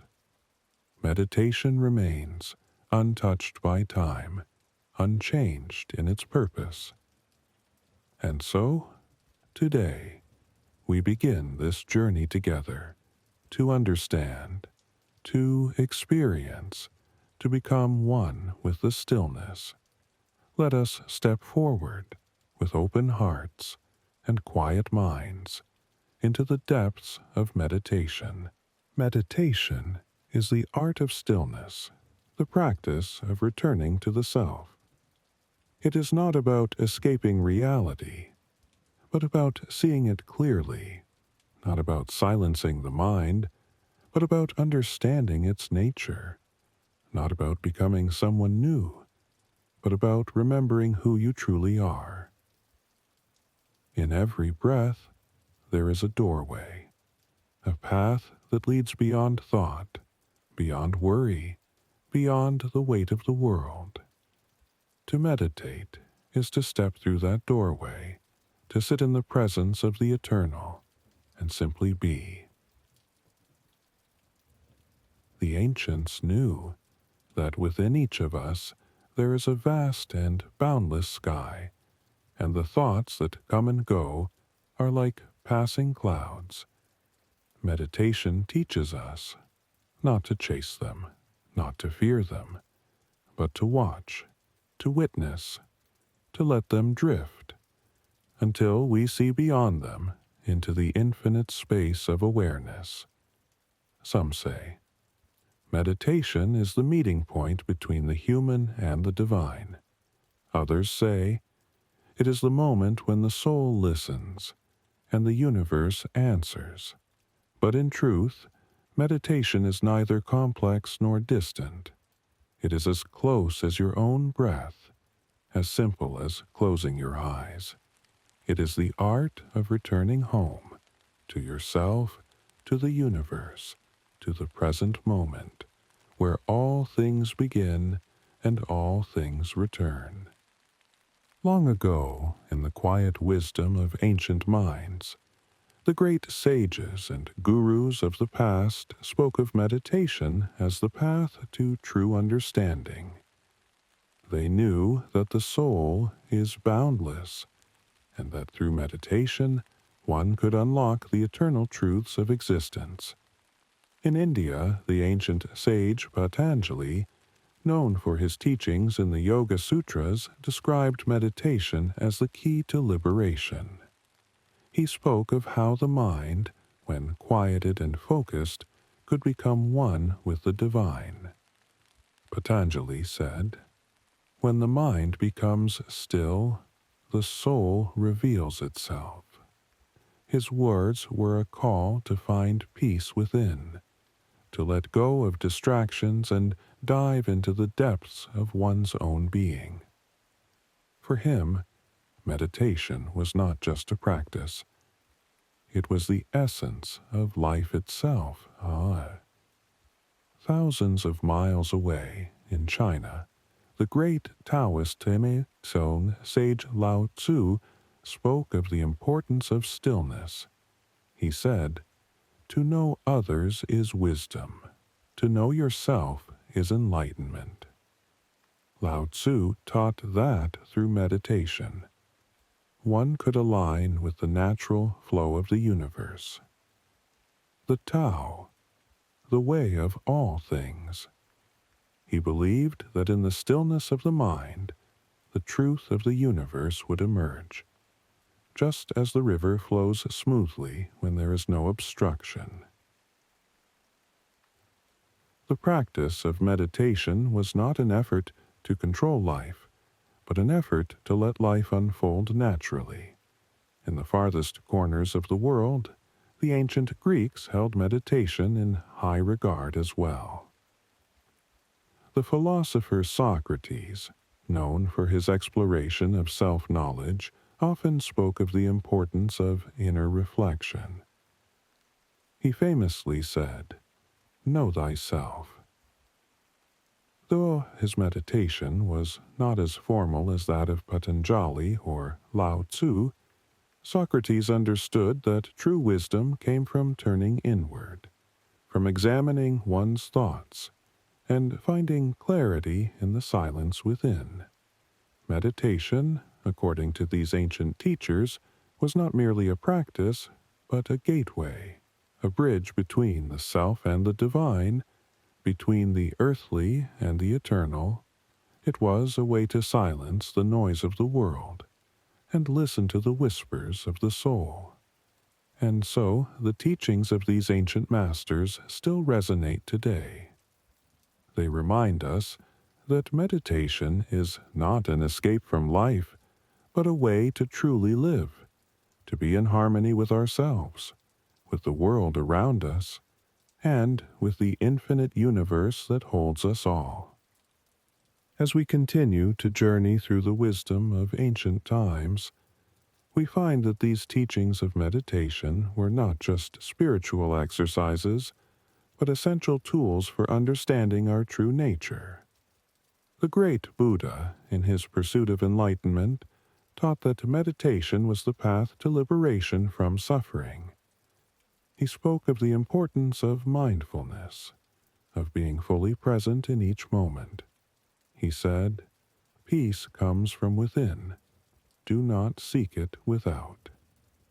For Buddha, meditation was not merely about calming the mind, but about seeing the world as it truly is, free from illusion.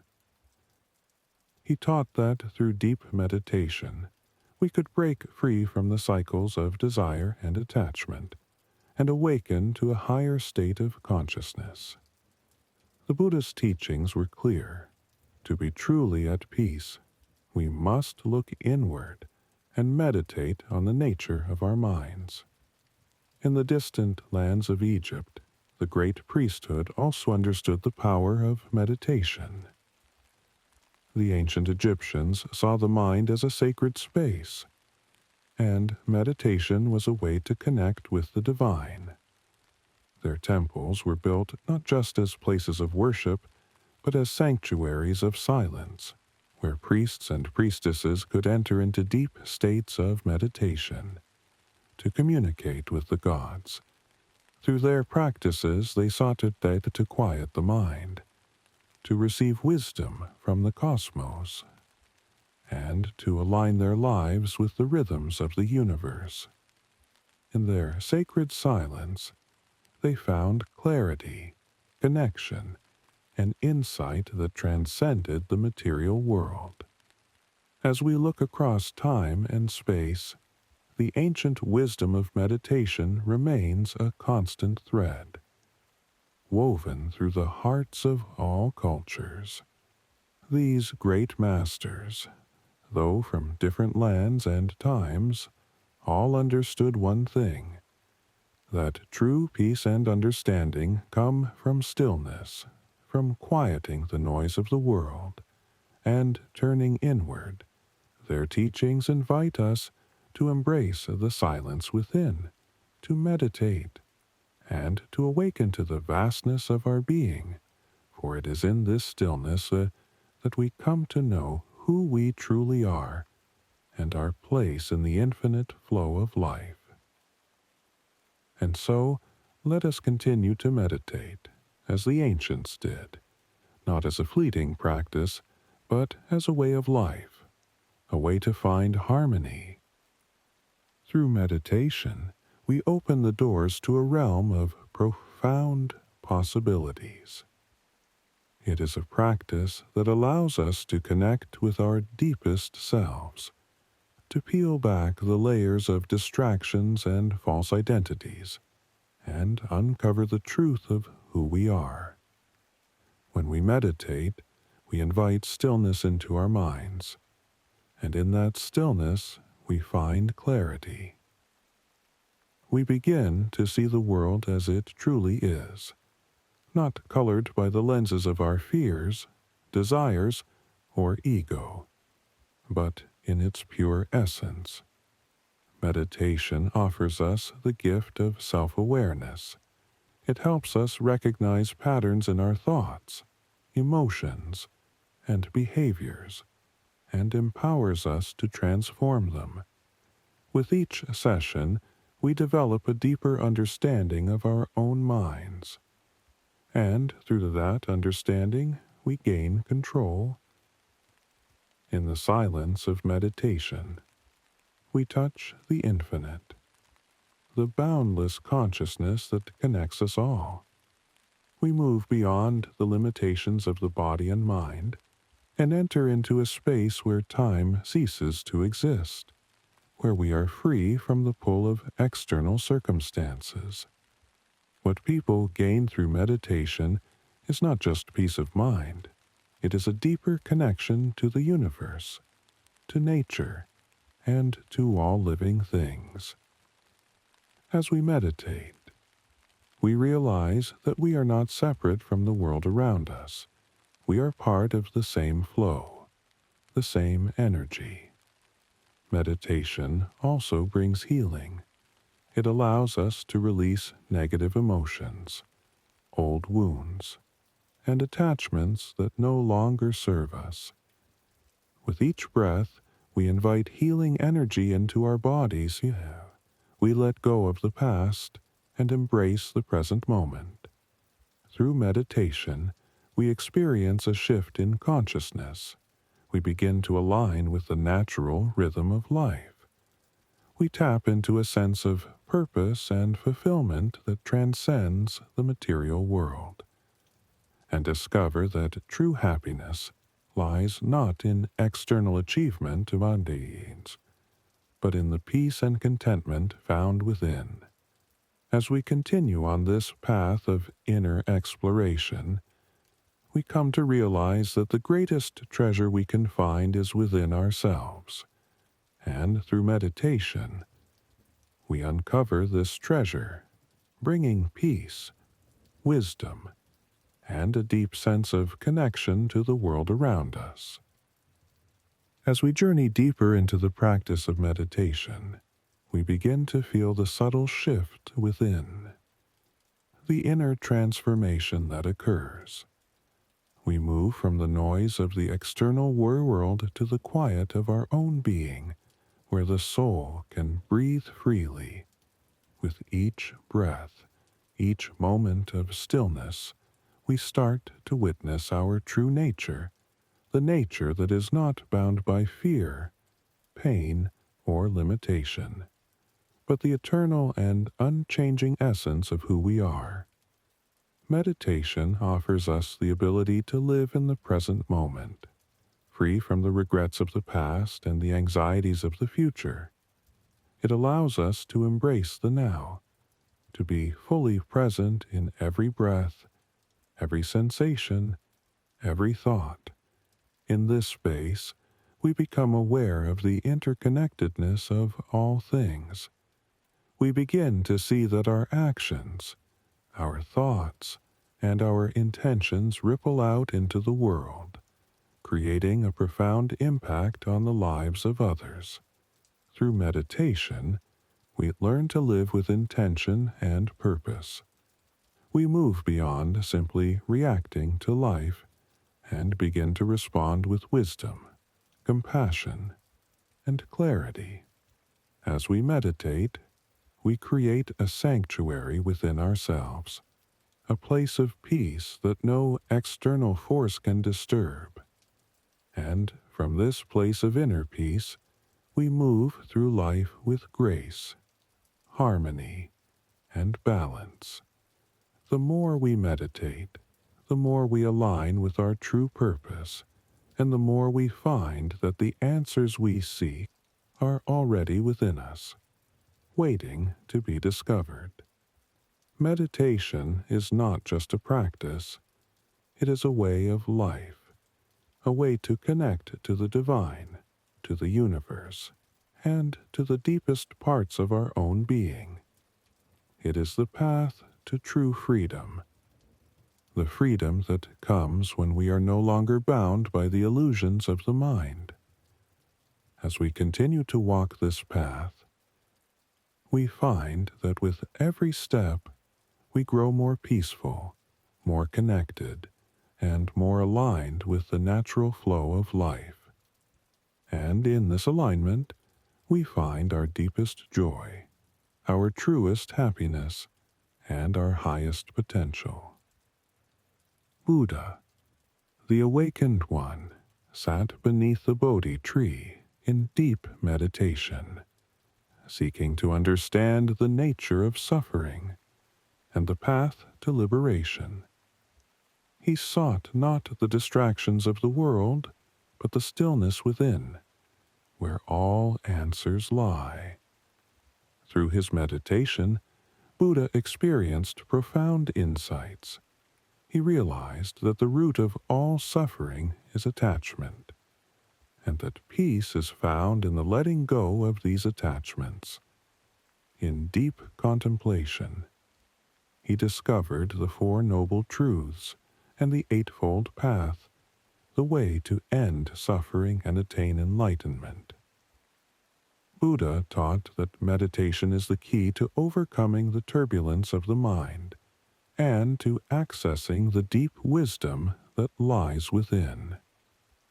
It is through meditation that we can quiet the endless chatter and experience the peace that is always present beneath the surface of our thoughts. Buddha emphasized mindfulness, the practice of being fully aware of the present moment without judgment. He taught that every breath, every sensation is an opportunity to awaken, to reconnect with the divine, and to remember our true nature. Buddha's meditation practice was rooted in deep concentration, in awareness, and in compassion.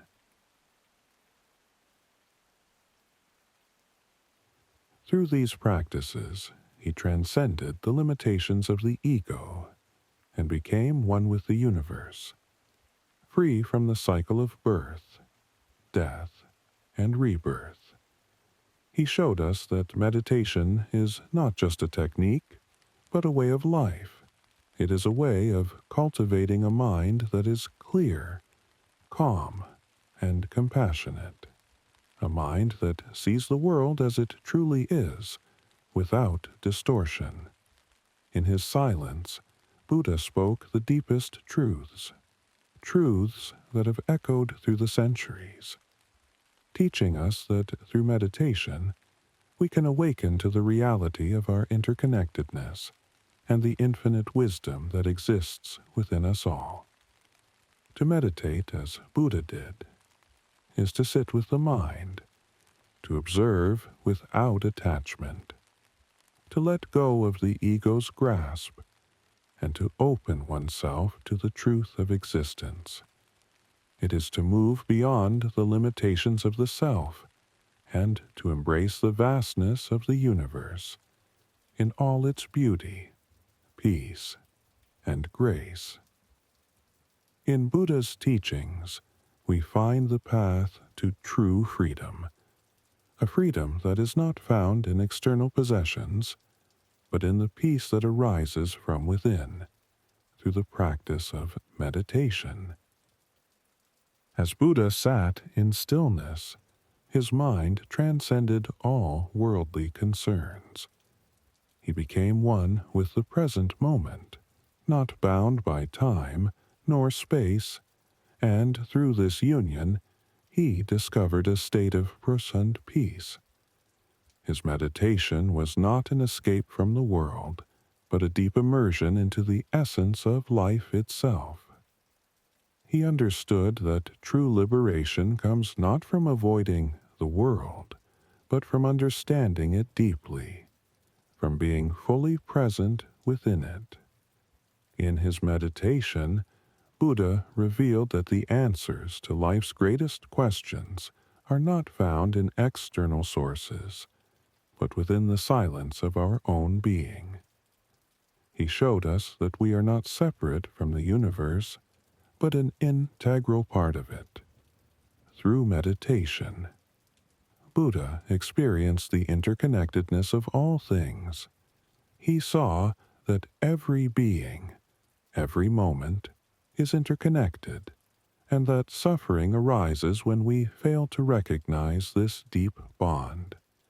And so, he taught us that meditation is not just about quieting the mind, but about transforming it, from a state of ignorance to one of wisdom, from confusion to clarity, and from attachment to freedom.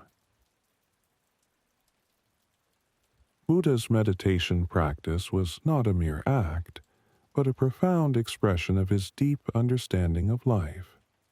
And it is through meditation that we, too, can awaken to this truth. In his teachings, we learn that meditation is a sacred tool, not to escape the world, but to embrace it, not to seek a temporary peace, but to embody a lasting one, to be in harmony with the flow of life, and to experience the divine presence that resides within us all. Just as Buddha did, we too can sit in silence and listen to the whispers of the universe.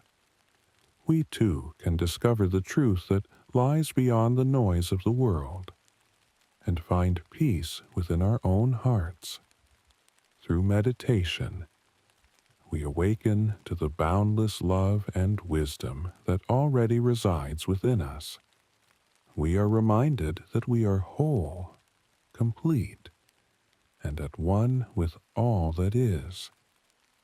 Meditation is not just a practice. It is a way of being, a return to our natural state of harmony. In the stillness, we begin to peel away the layers of distraction, those thoughts and emotions that cloud our clarity, and in the silence, we find our true essence. Through meditation, we learn to release the noise of the mind and become attuned to the whispers of the soul. It is in this space, where time does not exist, that we experience the deepest form of peace, where the boundaries between self and the universe dissolve. Meditation teaches us to be fully present, to embrace each moment with awareness, without judgment, without expectation. Just as the river flows, without resistance, we learn to flow with life itself. When we meditate, We do not seek to control our thoughts, but to observe them, to watch them come and go like passing clouds. We begin to see that we are not our thoughts, and that true freedom lies in our ability to detach from them. As we continue in our practice, meditation becomes more than a tool for relaxation. It becomes a transformative journey where we align ourselves with the infinite wisdom of the universe. Our mind becomes a mirror, reflecting the clarity, the stillness, and the peace that is always within us. Through meditation, we gain insight into our deepest desires, our fears, our wounds, and our potential. We are given the opportunity to heal, to let go of past hurts, and to awaken to a new sense of clarity and purpose. In this sacred space of stillness, we are reminded that everything we seek is already within us. We are reminded of our connection to the divine, to nature, to the universe. We are reminded that we are one with all that is. Meditation is the key to unlock the door to our inner world, a world of infinite possibilities. It is through this practice that we discover the truth of who we are and step into a life of peace, purpose, and boundless love. When we meditate, we are not simply quieting the mind. We are reconnecting to the very source of life itself. We are awakening to the present moment and discovering the deep well of wisdom, compassion, and strength that resides within us all.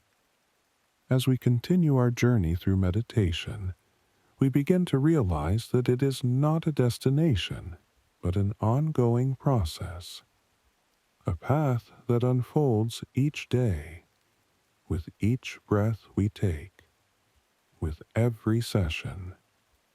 We grow closer to our true nature, to the essence of who we are. In the quiet moments of meditation, we are not alone, for in the stillness, we are surrounded by the vastness of the universe. We are connected to the energy of all things, every star, every tree, every living being, and all that has ever existed. This sacred practice reminds us that we are not separate from the world around us, but deeply intertwined with it. We are an expression of nature's wisdom, a part of the same flow of life that connects us all. When we meditate, we become aware of the subtle energies that surround us, the vibrations that carry the whispers of the universe. These energies are not seen with the eyes, but felt with the heart. They guide us, comfort us, and show us the way. The more we meditate, the more we learn to trust the process, to surrender to the flow of life, and to embrace the unknown. As we release our need for control, we open ourselves to the infinite possibilities that lie ahead. Through meditation, we become aware of the impermanence of all things. We learn to let go of attachments, of the things that weigh us down, and we begin to see life as it truly is, a constant flow of change, ever shifting, ever evolving. In this space of acceptance, we cultivate a sense of gratitude for the present moment, for the life we are living, and for the lessons that come with each experience. We begin to see that each challenge, each obstacle, is an opportunity for growth. As we embrace meditation as a way of life, we begin to experience a profound shift in our consciousness. We move from a state of fear and anxiety to one of peace and presence. we awaken to the truth that we are capable of anything, that we hold within us all the strength, wisdom, and love. We need to navigate this world. Meditation is a bridge, connecting the physical and the spiritual, the finite and the infinite. It is the key to unlocking the deepest mysteries of life and the doorway to true freedom. As we sit in stillness, in the sacred space of meditation, we begin to realize that the answers we seek are not outside of us, but within. In that quiet, peaceful space, the noise of the world fades away, and we hear the voice of our true self, the voice that has always been there, waiting for us to listen. In meditation, we let go of the need to chase, to grasp, to hold on. Instead, we learn to flow, to surrender, to trust in the unfolding of life, just as the river flows to the ocean without effort. So too can we surrender to the currents of our own journey. When we meditate, we are not merely observing our thoughts, we are observing the space between our thoughts. In that arid space, we find the peace we have been searching for. We learn to separate ourselves from the constant chatter of the mind, and to rest in the silence that lies beyond. This silence is not emptiness, but pure presence, pure awareness, and it is in this presence that we discover who we truly are, beyond the roles we play, beyond the labels we wear. We are infinite, boundless, connected to all of existence. As we deepen our practice, we begin to see life through new eyes. The world becomes clearer, more vibrant, and we begin to recognize the beauty in everything, in the simple act of breathing, in the rustling of leaves in the wind, in the smile of a stranger. In meditation, we are reminded that we are not alone. We are part of the great web of life, a thread woven into the fabric of the universe. And as we meditate, we strengthen that connection, and we open ourselves to the boundless love and wisdom that flow through us. And so, as we sit together in this sacred space of meditation, we remember. We remember that we are not separate from the world, but an integral part of it, that through our practice, we are healing, we are growing, and we are becoming who we were always meant to be, whole, connected, and at peace. In the stillness of meditation, we find not only ourselves, but also our connection to something far greater. We connect to the rhythm of the earth, the pulse of the trees, the whisper of the wind. In these moments, we realize that we are not separate from nature, but an inseparable part of it. When we meditate, we move beyond the walls of our mind, beyond the boundaries of our body, and we become one with the universe. Just as the mountains stand tall and unshaken, we stand firm in our inner peace, rooted deeply in the soil of our being. True meditation is the art of uniting with nature in every breath, every heartbeat. When we inhale, we breathe in the air that has traveled across oceans, through forests, and over mountains. And as we exhale, we release that which no longer serves us, just as the trees release their leaves in autumn with grace and without attachment. In these moments, we become aware of the sacredness of the earth, the sacredness of the water, the sacredness of every living thing that shares this planet with us. The very essence of life flows through all of us. We are all part of the same energy, the same pulse, the same rhythm. Through meditation, we align ourselves with this flow, this cosmic current, and we begin to understand that we are not separate from nature, but one with it. We are the trees, the rivers, the mountains, the stars, all of it lives within us, and we within it. In this unity, we find peace, because when we understand that we are part of nature, we understand that we are part of something far greater than ourselves. We no longer seek to control or dominate the world around us.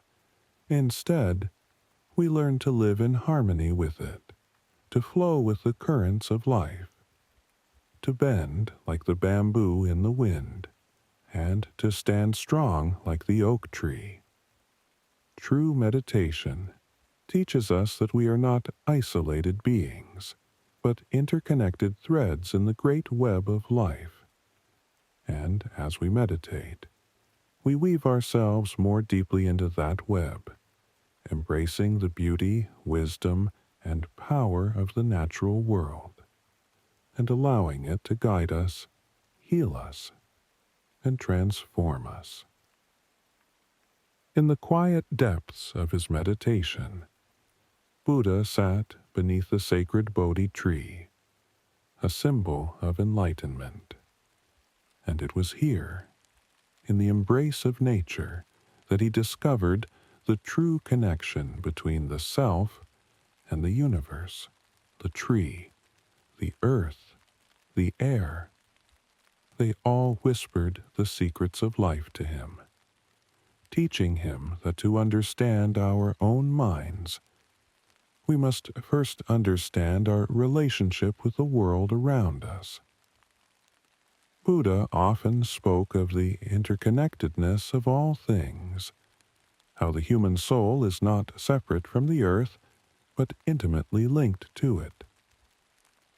In his teachings, he encouraged us to look beyond our own ego, to embrace the world as a whole, and to recognize that the same breath that fills our lungs fills the trees, and the animals, and the entire universe. For Buddha, nature was not simply a backdrop to human life, but a living, breathing part of the divine. In his moments of stillness, he meditated deeply upon the natural world, seeing in every leaf that fluttered, every river that flowed, a reflection of the impermanence and interconnectedness of all things. He saw how the mountains stood tall, unwavering through time, and how the rivers flowed, constantly moving and evolving, and in their ebb and flow, he saw the very nature of life itself. The Buddha's connection to nature was not a passive one, but an active communion, a deep understanding that we are one with the earth, just as the lotus flower is one with the pond. We are born from the earth, and we return to it, just as the seasons change, each moment carrying its own unique beauty and lesson.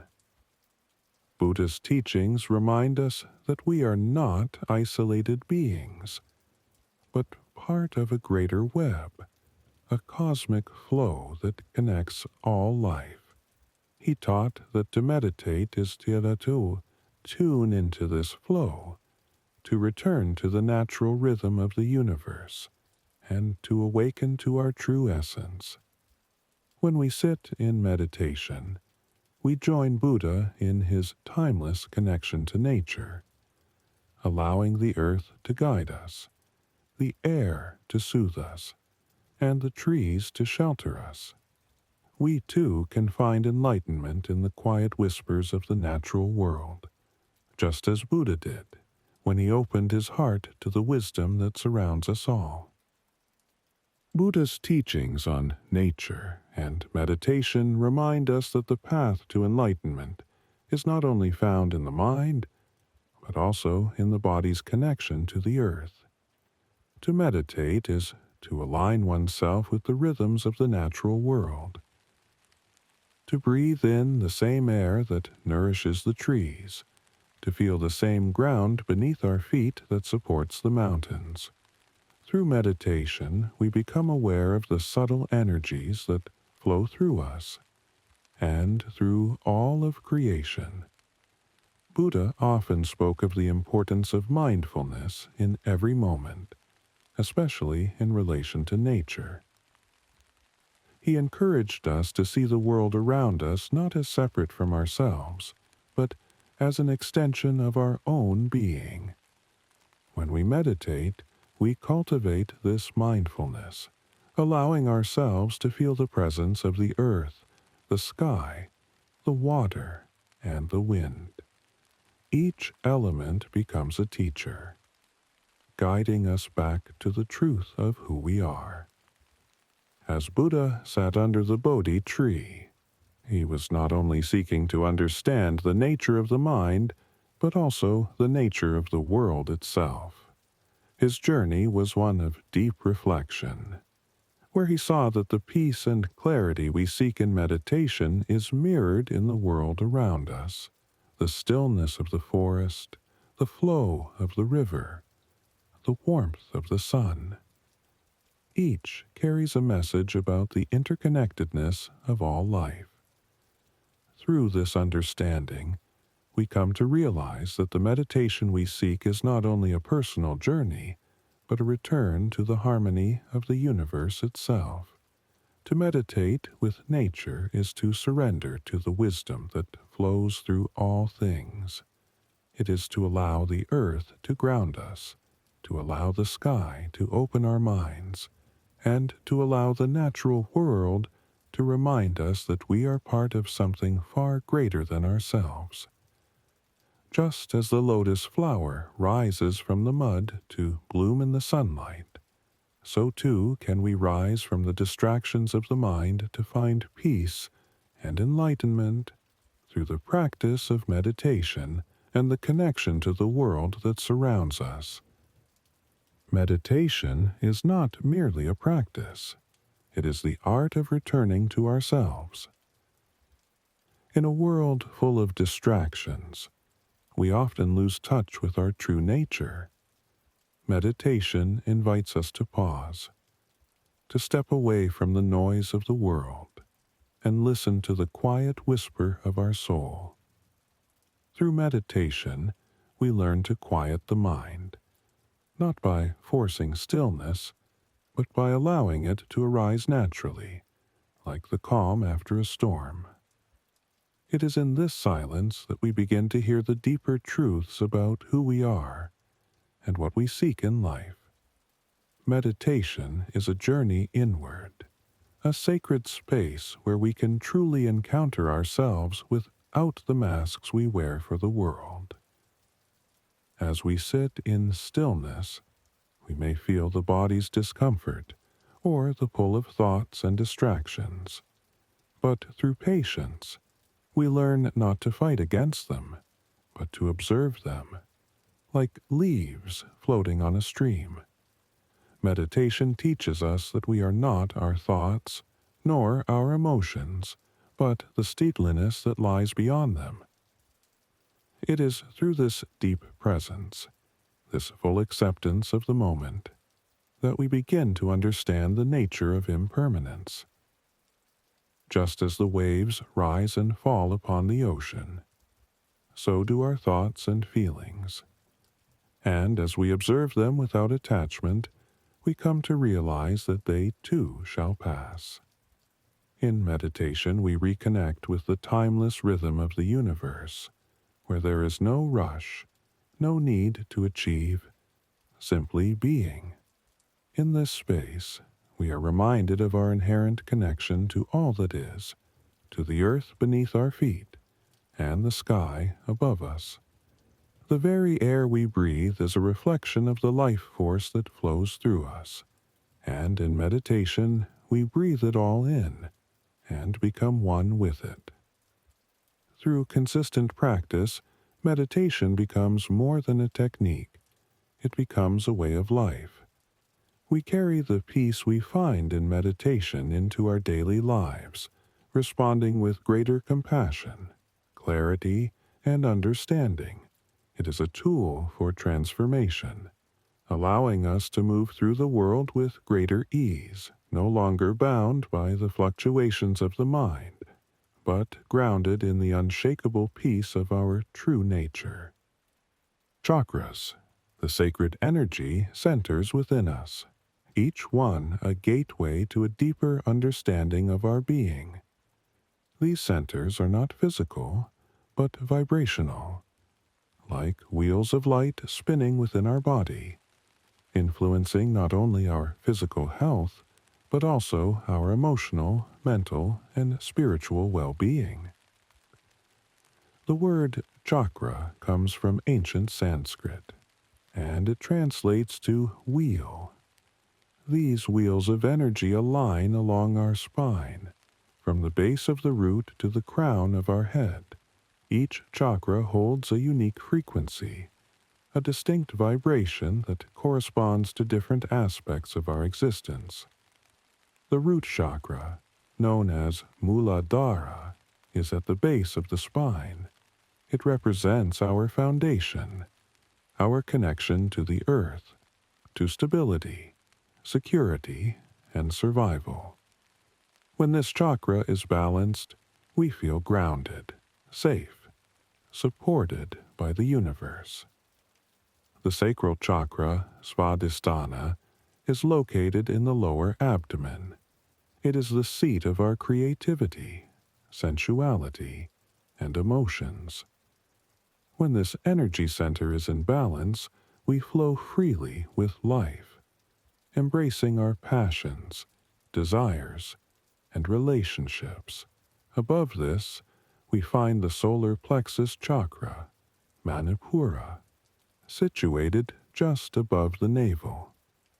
This chakra represents our personal power, confidence, and will. When open and balanced, it empowers us to take action in life, to stand in our truth, and to manifest our intentions with clarity and strength. The heart chakra, Anahata, is the center of love, compassion, and connection, located in the chest. It is the bridge between the lower and upper chakras. When the heart chakra is balanced, we experience unconditional love for ourselves and others, and we live with empathy and kindness. The throat chakra, Vishuddha, is the expression of our truth, our ability to communicate authentically. This chakra is located at the throat, and when it is open, we speak with clarity, honesty, and purpose. Above this, we have the third eye chakra, Ajna, located in the center of the forehead. This is the seat of intuition, insight, and wisdom. It is through this center that we are able to see beyond the physical, to tap into higher knowledge, and to understand the deeper mysteries of life. Finally, the crown chakra, Sahasrara, located at the top of the head, is our connection to the divine, to the infinite consciousness of the universe. When this chakra is open, we experience a sense of unity, oneness with all that is, and a deep spiritual connection to the source of life itself. When our chakras are balanced, the energy flows freely, harmonizing the mind, body, and spirit. But when one or more chakras become blocked or imbalanced, we may experience disharmony, physically, emotionally, or spiritually. Through meditation, mindfulness, yoga, and other practices, we can bring balance to our chakras, restoring the flow of energy and allowing ourselves to live with greater peace, clarity, and vitality. Each chakra is a reflection of our journey, and when we honor their wisdom, we awaken to the full potential of our being. When we meditate, we begin the sacred practice of aligning these energy centers, focusing our awareness on each chakra, allowing their unique vibrations to guide us toward healing. When we sit in stillness, we connect to each wheel of energy, visualizing them as luminous spheres of light, spinning in perfect harmony as we breathe deeply. The root chakra, Muladhara, is often the first we focus on.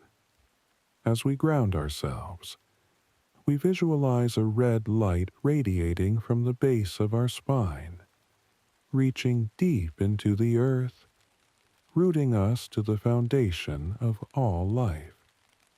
Here, we begin to feel supported, our fears and insecurities fading away as we draw strength from the earth itself, moving upward to the sacral chakra, Svatisthana. We focus on the area just below the navel. As we breathe, we imagine an orange light glowing softly, awakening our creative energy, our ability to embrace life with passion and joy. The flow of this energy reminds us to move through life with grace, to honor our desires, and to nurture our emotions. As we continue to rise, we reach the solar plexus, Manipura. Here, we bring our awareness to the area above the navel, where a yellow light burns bright. This chakra governs our sense of self-worth, our personal power. When balanced, we find confidence in our decisions and clarity in our purpose. Next, we move to the heart chakra, Anahata, a space of boundless love, compassion, and connection, imagining a vibrant green light.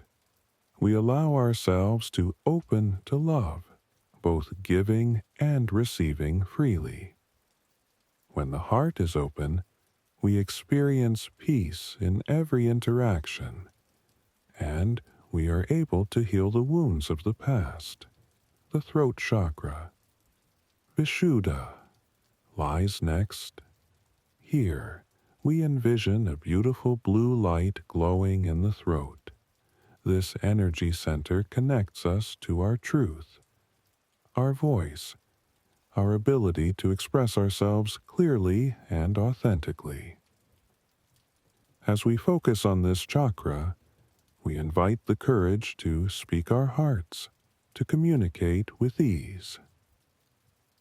The third eye chakra, Ajna, rests between the eyebrows.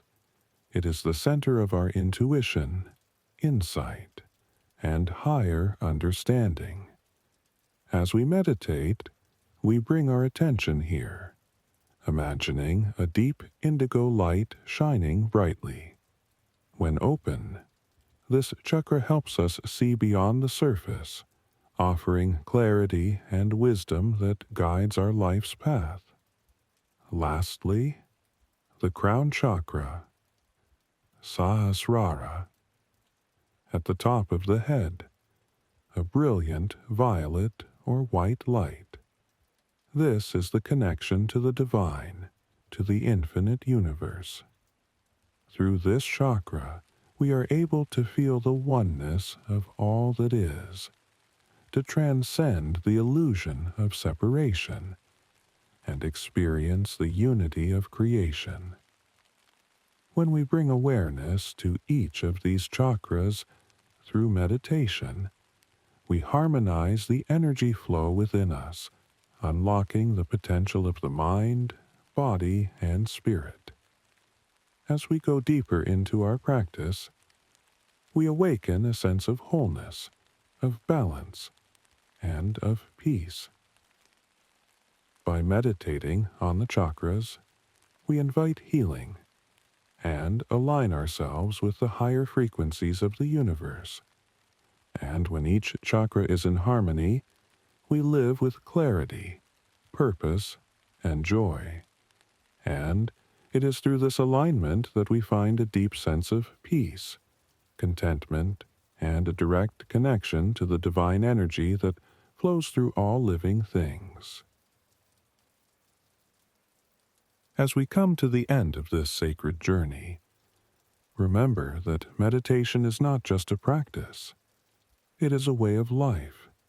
It is the path that leads us inward, where the answers we seek, the peace we desire, and the love we are meant to share already reside within us.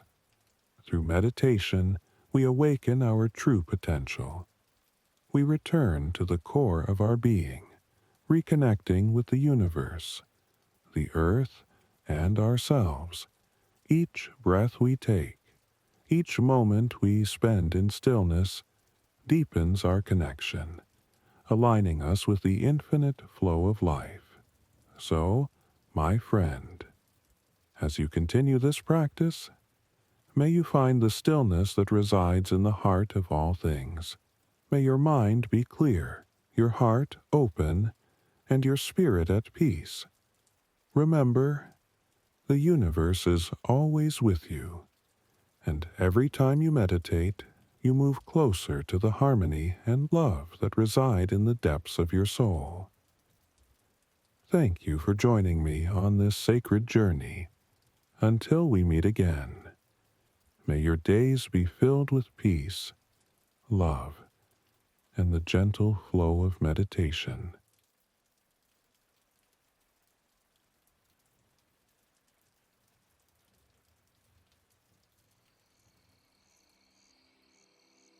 This is Chapter 8, Chakras, the path to your inner awakening.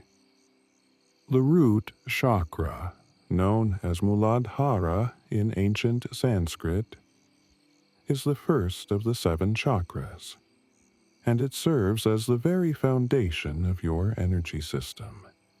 It is located at the base of the spine, near the tailbone, and its energy extends down to connect you with the earth beneath you.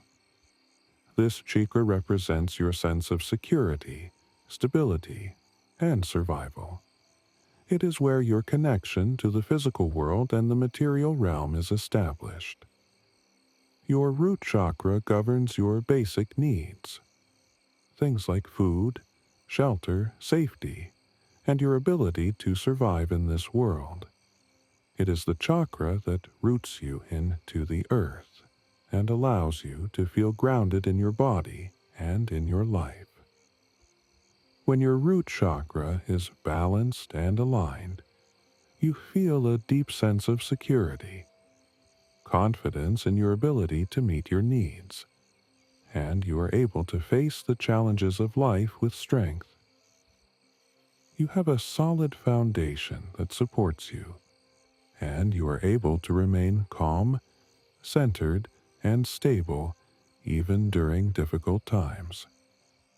However, when this chakra is blocked or out of balance, you may experience feelings of fear, insecurity, or instability.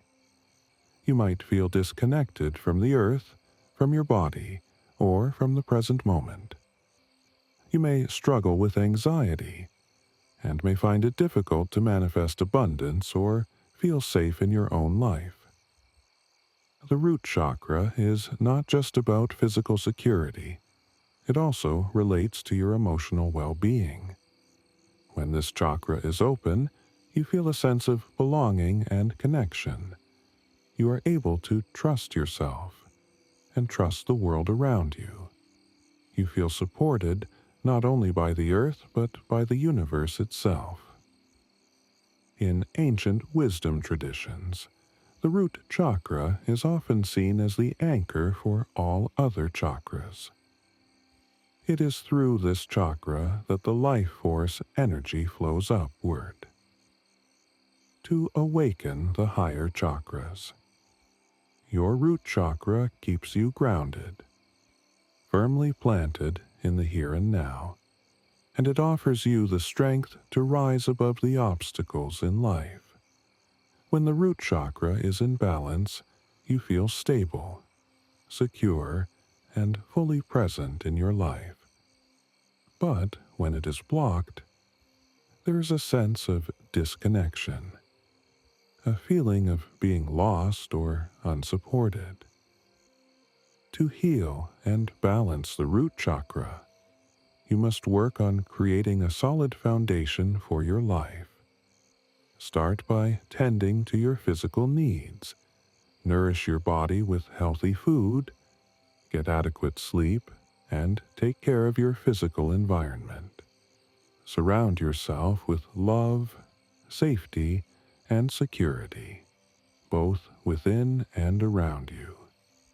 Practices like grounding, walking barefoot on the earth, meditating on the color red, which represents the root chakra, and using affirmations like "I am safe" or "I am grounded" can help bring balance to this energy center.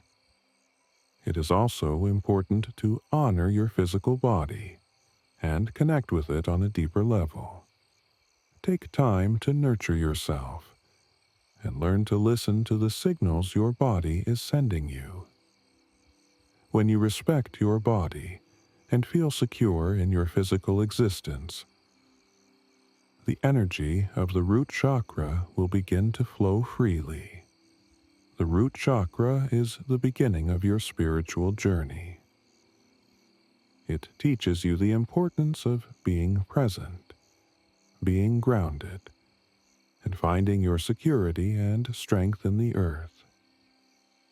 It is the solid foundation from which you can begin to grow, expand, and reach the higher realms of existence.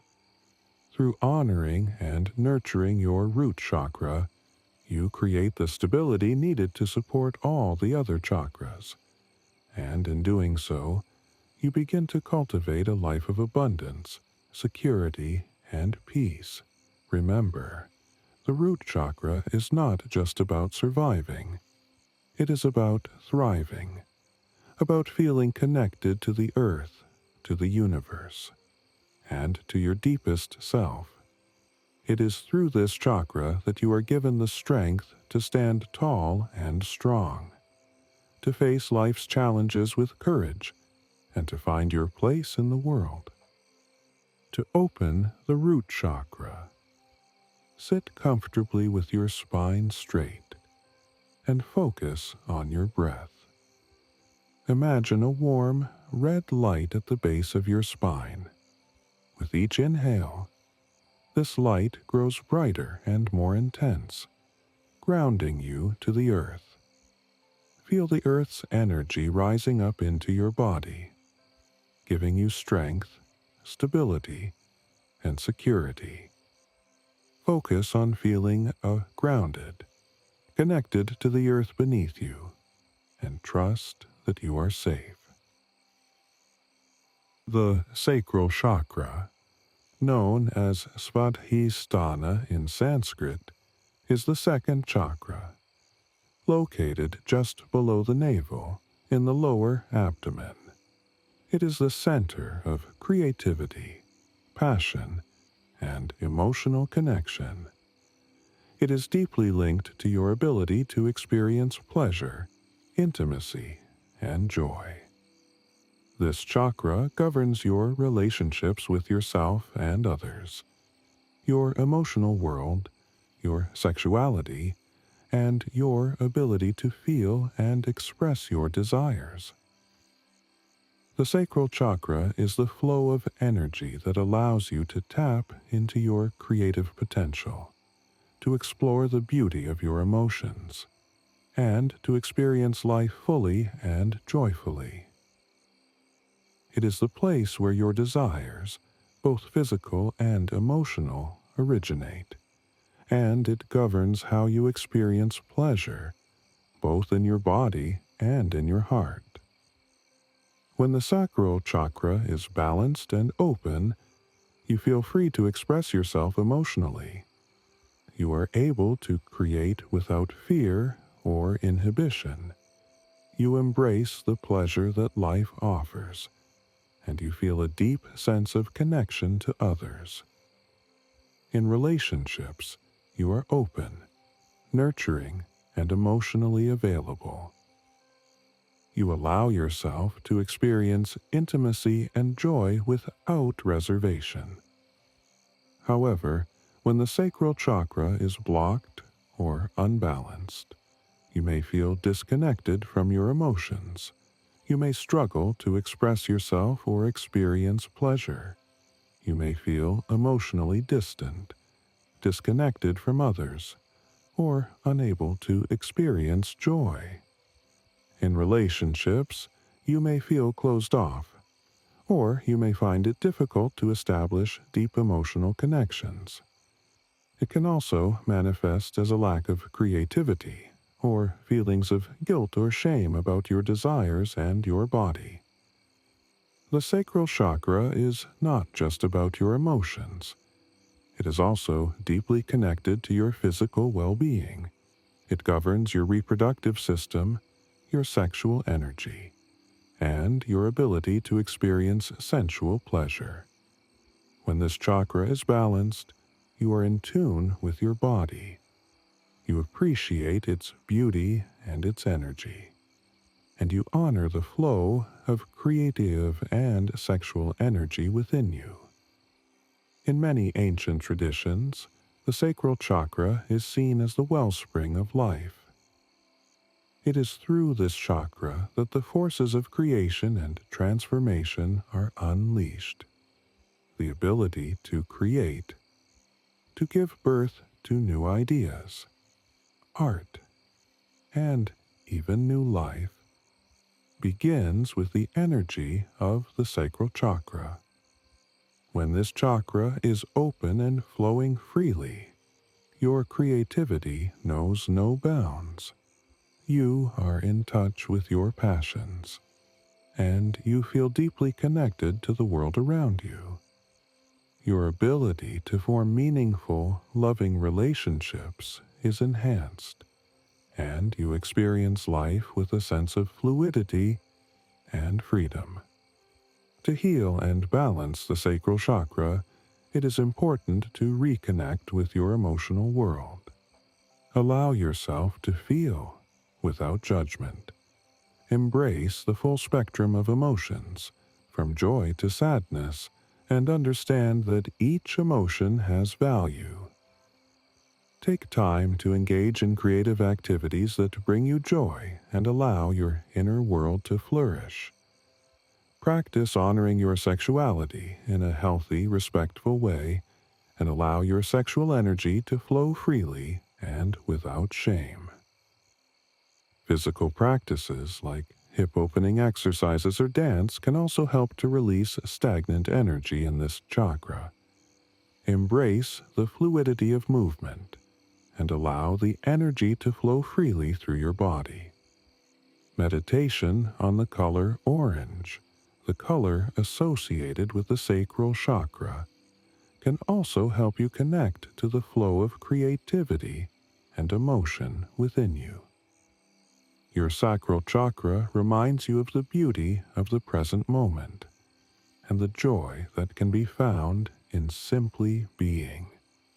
It teaches you to embrace your emotions, to live fully in the body, and to create without fear.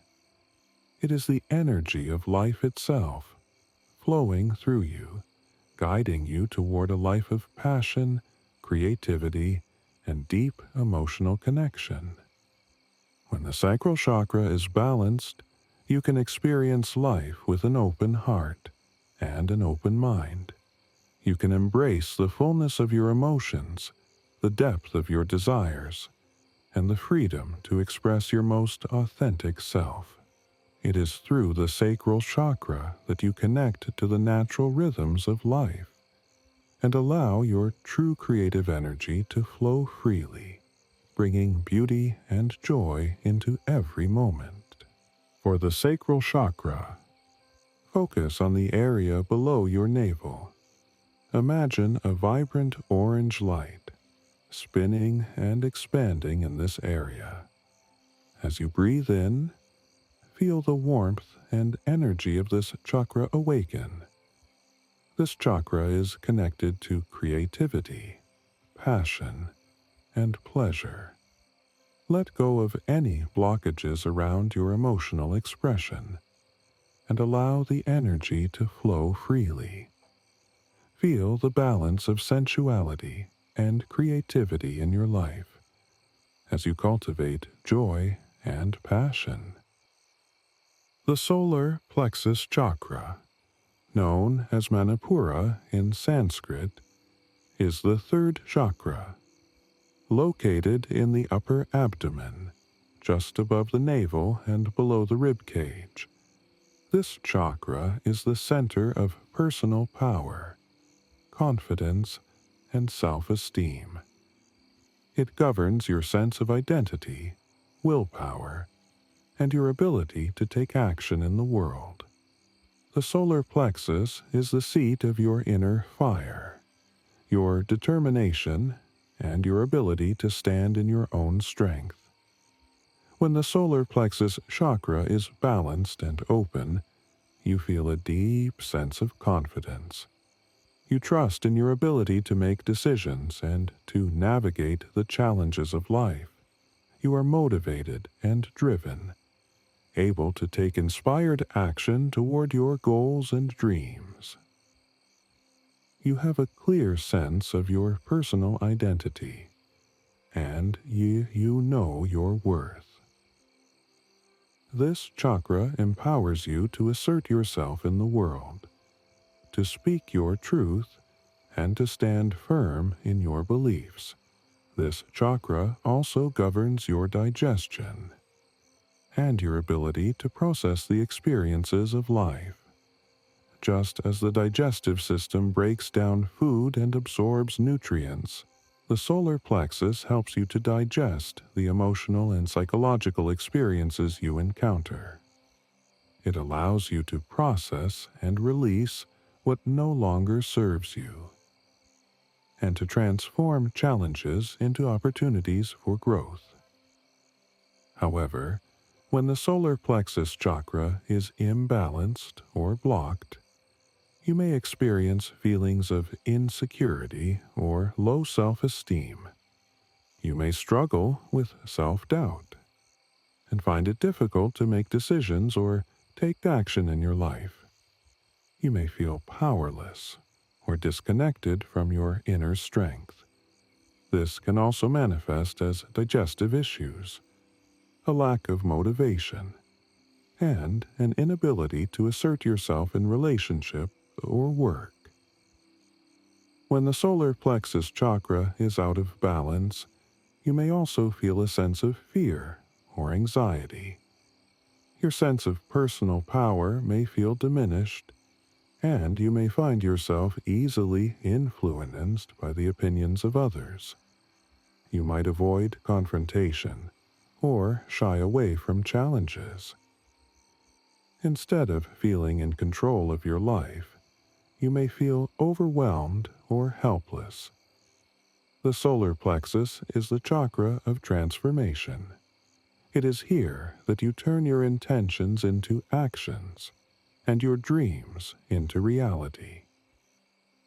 When this chakra is in harmony, you have the energy and determination to take on the world. You feel empowered to make choices that align with your true self, and you trust in your ability to create the life you desire. To balance and heal the solar plexus chakra, it is important to reconnect with your sense of self-worth and personal power. Begin by practicing self-love and self-acceptance. Embrace your unique qualities. and recognize that you are worthy of success and happiness. Take time to develop your inner strength through practices like affirmations, and by setting healthy boundaries in your relationships, engaging in activities that make you feel confident and capable, like physical exercise, goal setting, or speaking your truth, will help to activate and balance this chakra. Yoga poses that engage the core, such as boat pose or warrior pose, can stimulate the solar plexus and help to release any stagnant energy in this area. The color associated with the solar plexus chakra is yellow, a vibrant, radiant color that represents clarity, confidence, and power. Meditating on the color yellow can help to bring balance to this chakra and help you reconnect to your personal strength. The solar plexus chakra is the energy of transformation. It is the force that drives you to create, to make decisions, and to shape your destiny. It encourages you to trust your inner wisdom and take bold, confident steps toward your goals. When this chakra is balanced, you are empowered to live with purpose and passion, to assert yourself with grace, and to confidently express your authentic self in the world. For the solar plexus chakra, focus on your stomach, just above your navel. Imagine a golden yellow light glowing in this area. With each breath, allow the light to grow stronger, igniting your inner strength and willpower. This chakra is the seat of personal power and confidence. Release any feelings of self-doubt and affirm your worth. Feel the fire of your inner confidence rise and strengthen, knowing that you are capable and deserving of success. The heart chakra, or anahata in Sanskrit, is the fourth chakra, located in the center of your chest, just above the heart. This chakra is the seat of love, compassion, empathy, and forgiveness. It is the bridge between the lower chakras, which deal with physical existence, and the upper chakras, which are connected to higher consciousness. The heart chakra is the energy center that governs our ability to give and receive love, and to connect with others on a deep, meaningful level. When the heart chakra is balanced and open, you experience unconditional love, not only for others, but for yourself as well. You radiate kindness, compassion, and understanding. You feel an inner peace and harmony. You are able to forgive both yourself and others, and you carry no heavy burdens of resentment or bitterness. You are able to see the good in people and situations, and you approach life with a sense of grace and warmth. This chakra also governs your emotional well-being. It is the center of emotional intelligence and your ability to process and understand your feelings. The heart chakra allows you to experience the full spectrum of emotions, from joy to sorrow, and to embrace each with openness. It helps you to heal emotional wounds and let go of past pain. However, when the heart chakra is blocked or imbalanced, you may feel disconnected from others and from yourself. You might struggle with feelings of loneliness, or an inability to connect on a deeper level with those around you. You may find it difficult to give or receive love, and may feel closed off, emotionally distant, or even resentful. This can lead to a lack of trust or a fear of getting hurt. You may also experience physical symptoms like tightness in the chest or a weakened immune system. When this chakra is out of balance, you may also find it challenging to forgive, holding on to grudges or feelings of betrayal. You might feel emotionally overwhelmed or find it hard to be vulnerable with others. You may struggle with self-love and feel unworthy of love and affection. Your relationships may feel shallow or disconnected, and you may struggle to open your heart fully to others. The heart chakra is all about healing and renewal. It is the space where you heal emotional wounds and allow love to flow freely. When this chakra is in balance, you are able to nurture and care for yourself and others. You embrace forgiveness and cultivate a deep sense of inner peace. You experience life with an open heart and are able to connect with the world around you with compassion and understanding. To balance the heart chakra, focus on cultivating love and compassion in your life. Begin by practicing self-love and accepting yourself for who you are. Let go of any negative self-talk and embrace your inherent worth. Engage in acts of kindness, not only toward others, but also toward yourself. Practice forgiveness. Release past hurts and resentments, and allow yourself to heal from old emotional wounds. Yoga poses like camel pose and heart-opening poses like back bends can help activate and balance the heart chakra. Breathing exercises focused on deep inhalations and exhalations can also help to release any blockages in this area. Meditation on the color green, the color associated with the heart chakra, can bring balance and healing. Visualize green light flowing into your heart, filling you with love, compassion, and peace.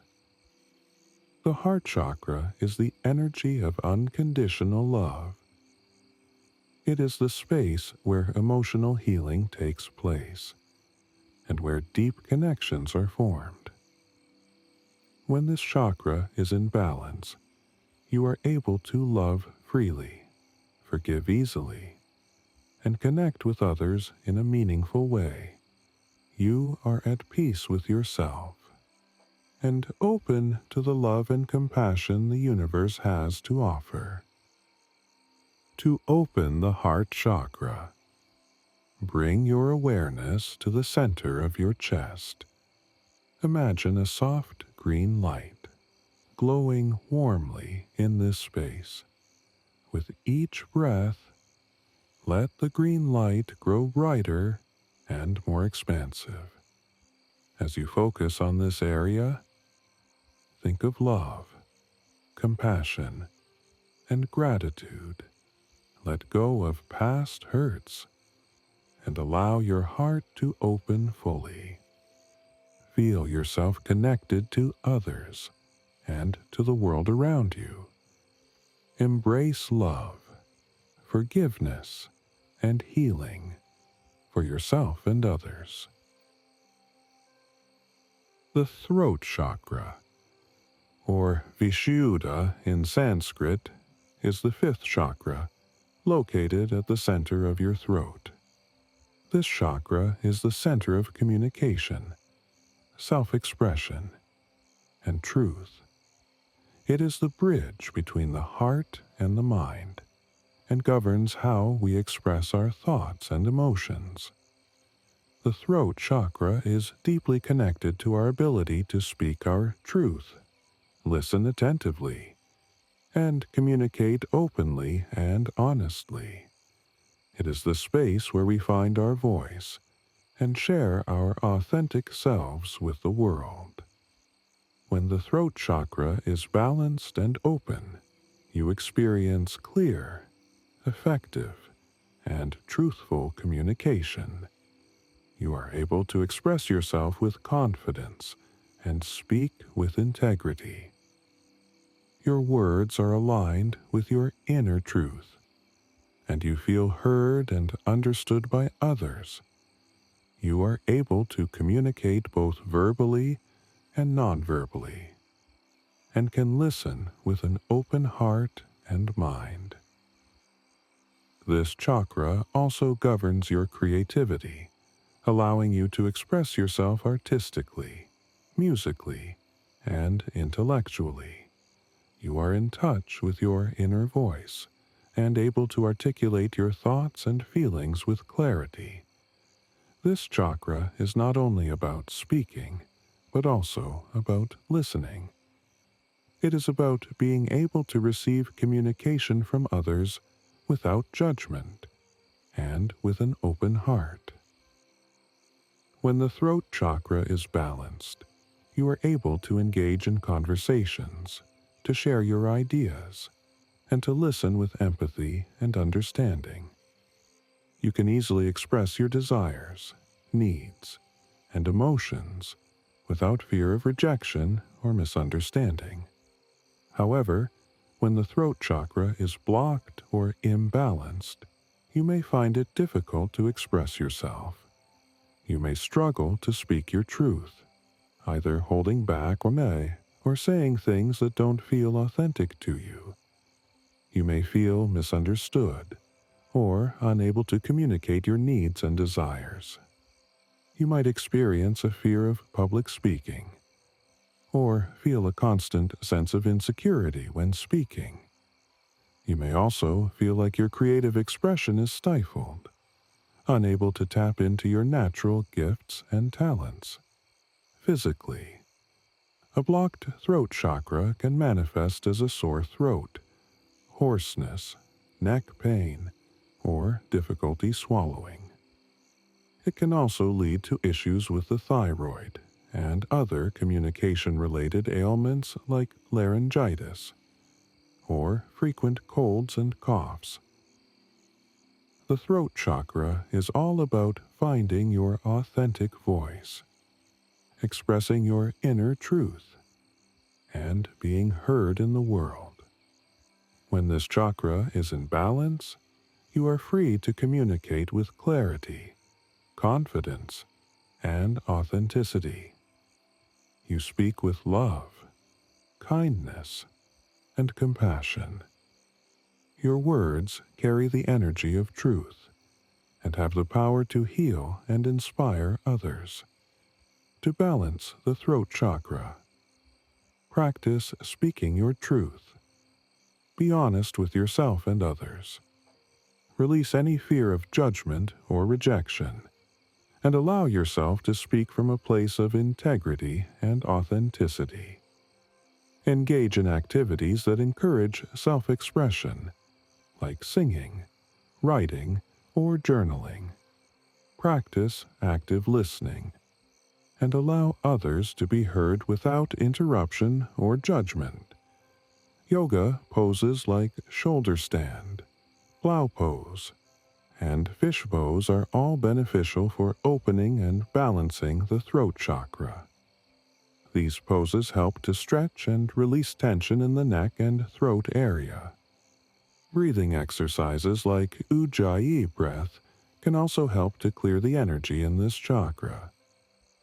In meditation, focus on the color blue, the color associated with the throat chakra, and visualize blue light surrounding your throat, allowing you to speak freely and confidently.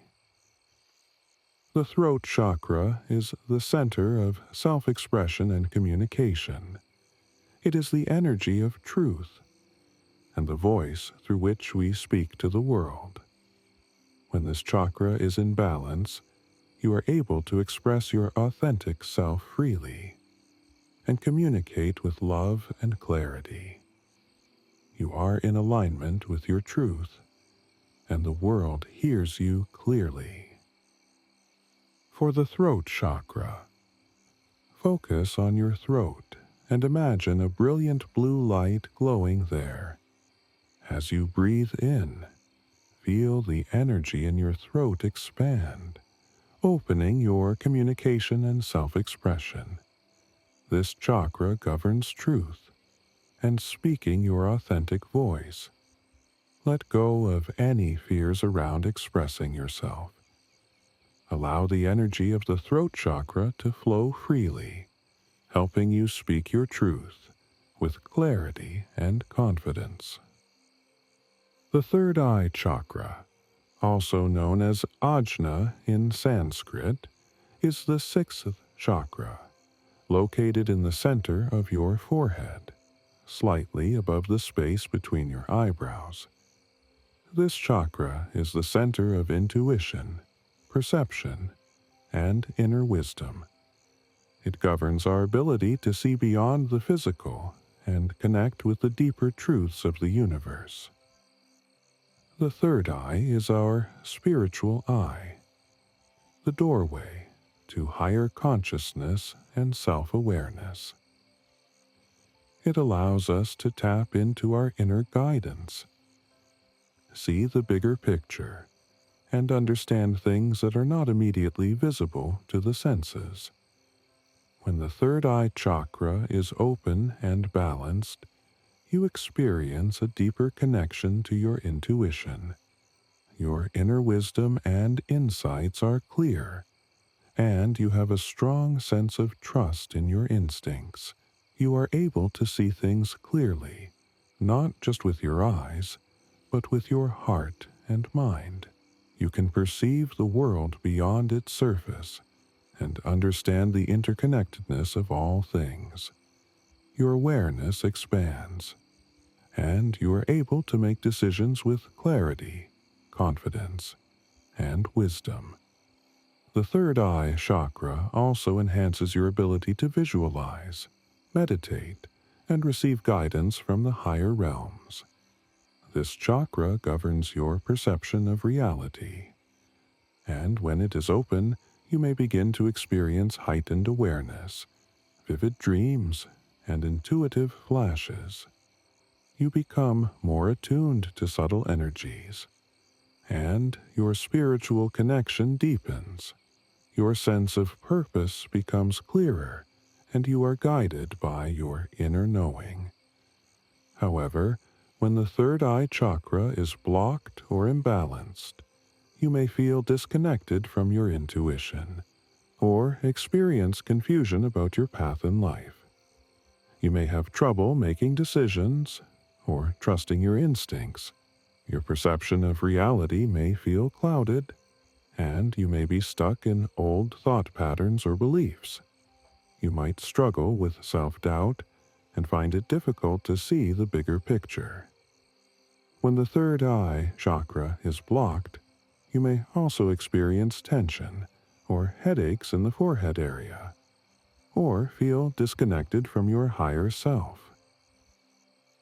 Physically, a blocked third eye chakra can manifest as eye problems, headaches, or vision issues.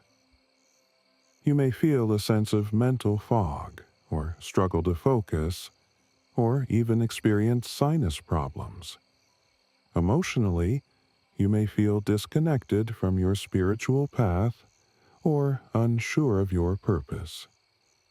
The lack of clarity can affect your mental health and leave you feeling stuck or confused.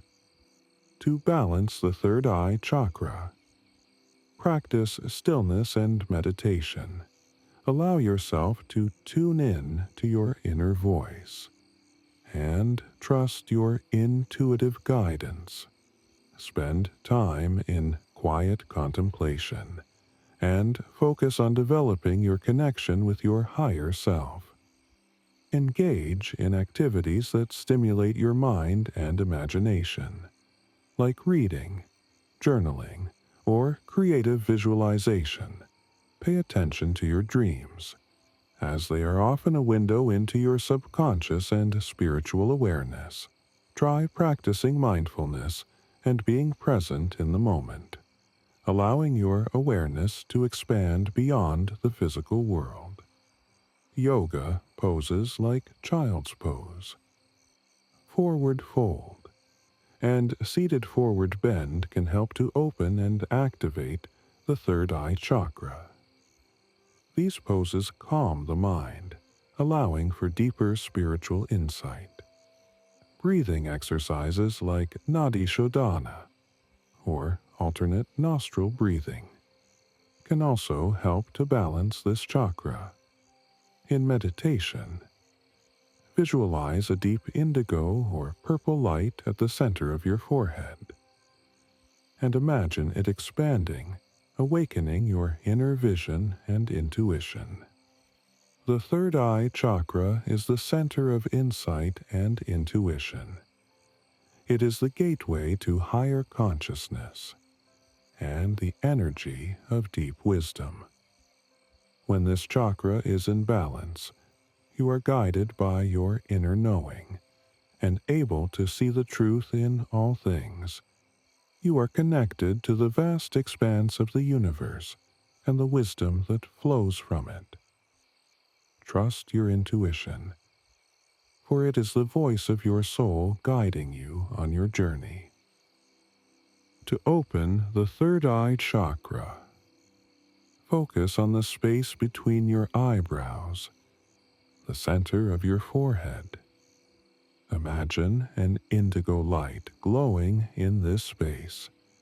With each breath, feel the energy awaken, expanding your intuition and inner wisdom. This chakra governs insight, awareness, and spiritual perception. Trust your inner knowing and allow the third eye to open, enhancing your clarity, understanding, and spiritual vision. The crown chakra, known as Sahasrara in Sanskrit, is the seventh and highest chakra located at the top of the head, or slightly above it. This chakra is the gateway to divine consciousness, spirituality, and universal connection. It is where you connect to the infinite, the higher realms, and the source of all life. The crown chakra is the center of enlightenment, awakening, and oneness. It transcends individuality and connects us to the collective consciousness and to the divine energy that flows through everything. The crown chakra represents the purest form of spiritual connection. It is the seat of our highest self, our connection to the universe, and the divine wisdom that transcends our human experience. When it is open and balanced, you experience a deep sense of peace, unity, and spiritual fulfillment. You feel a sense of connection to something greater than yourself, an inner knowing that you are part of the whole, and that everything in the universe is interconnected. At this point, you transcend the ego, and your mind opens to infinite possibilities and wisdom. When the crown chakra is fully awakened, you are in alignment with your soul's purpose. You are able to live with an open heart and feel a deep sense of spiritual fulfillment. You are more present, more aware of the divine energy flowing through you, and you have a greater sense of clarity. Your connection with the universe is strong, and you feel a deep sense of inner peace. You are no longer attached to the material world, but are free to embrace your spiritual path and purpose. However, when the crown chakra is blocked or imbalanced, you may feel disconnected from your spiritual self, or have a sense of isolation from the divine. You may struggle with feelings of emptiness, or lack a sense of purpose. A blocked crown chakra can lead to feelings of confusion, despair, or depression, and you may feel like you are wandering aimlessly, disconnected from your higher self and the universe. This disconnection can manifest as mental and emotional imbalances, and may even affect your physical health. Physically, an imbalanced crown chakra can manifest as headaches, dizziness, or even conditions related to the nervous system. Emotionally and spiritually, you may feel disconnected, lost, or ungrounded. This can result in a lack of direction in life, a sense of spiritual void, and an inability to see the bigger picture of your existence. To balance and open the crown chakra, focus on practices that help you connect with your spiritual essence. Meditation is key, particularly practices that encourage stillness, silence, and surrender. You may want to meditate on the color violet or white light at the top of your head, visualizing it radiating outwards and enveloping you in divine energy. You can also connect with the crown chakra through prayer, chanting, or affirmation, allowing yourself to release any attachments to the ego or material desires. Yoga poses that stretch the body upward, such as Savasana, Corpse Pose, and Urdhva Mukha Svanasana, upward-facing dog pose, can help activate the crown chakra. Practices that allow for deep relaxation, like sound healing or spending time in nature, can also help you tune in to this chakra's frequency. Additionally, engaging in practices of gratitude and mindfulness can help open your heart, creating space for the divine energy of the crown chakra to flow freely. The crown chakra, Sahasrara, represents the ultimate state of spiritual consciousness and connection to the divine. When it is open and balanced, you experience profound peace, spiritual wisdom, and a sense of unity with the universe. By cultivating practices that promote deep spiritual connection and surrender to the divine, you can align with your highest self and experience the blissful connection to the infinite. Finally, to open the crown chakra, sit with your awareness at the top of your head and imagine a violet or white light glowing there. With each breath, feel the energy of this light rise and expand beyond your body, connecting you to the divine, the infinite, and the universe. The crown chakra is the bridge between the individual and the cosmos. Allow yourself to feel a sense of unity with all life, surrendering to the divine wisdom that flows through you.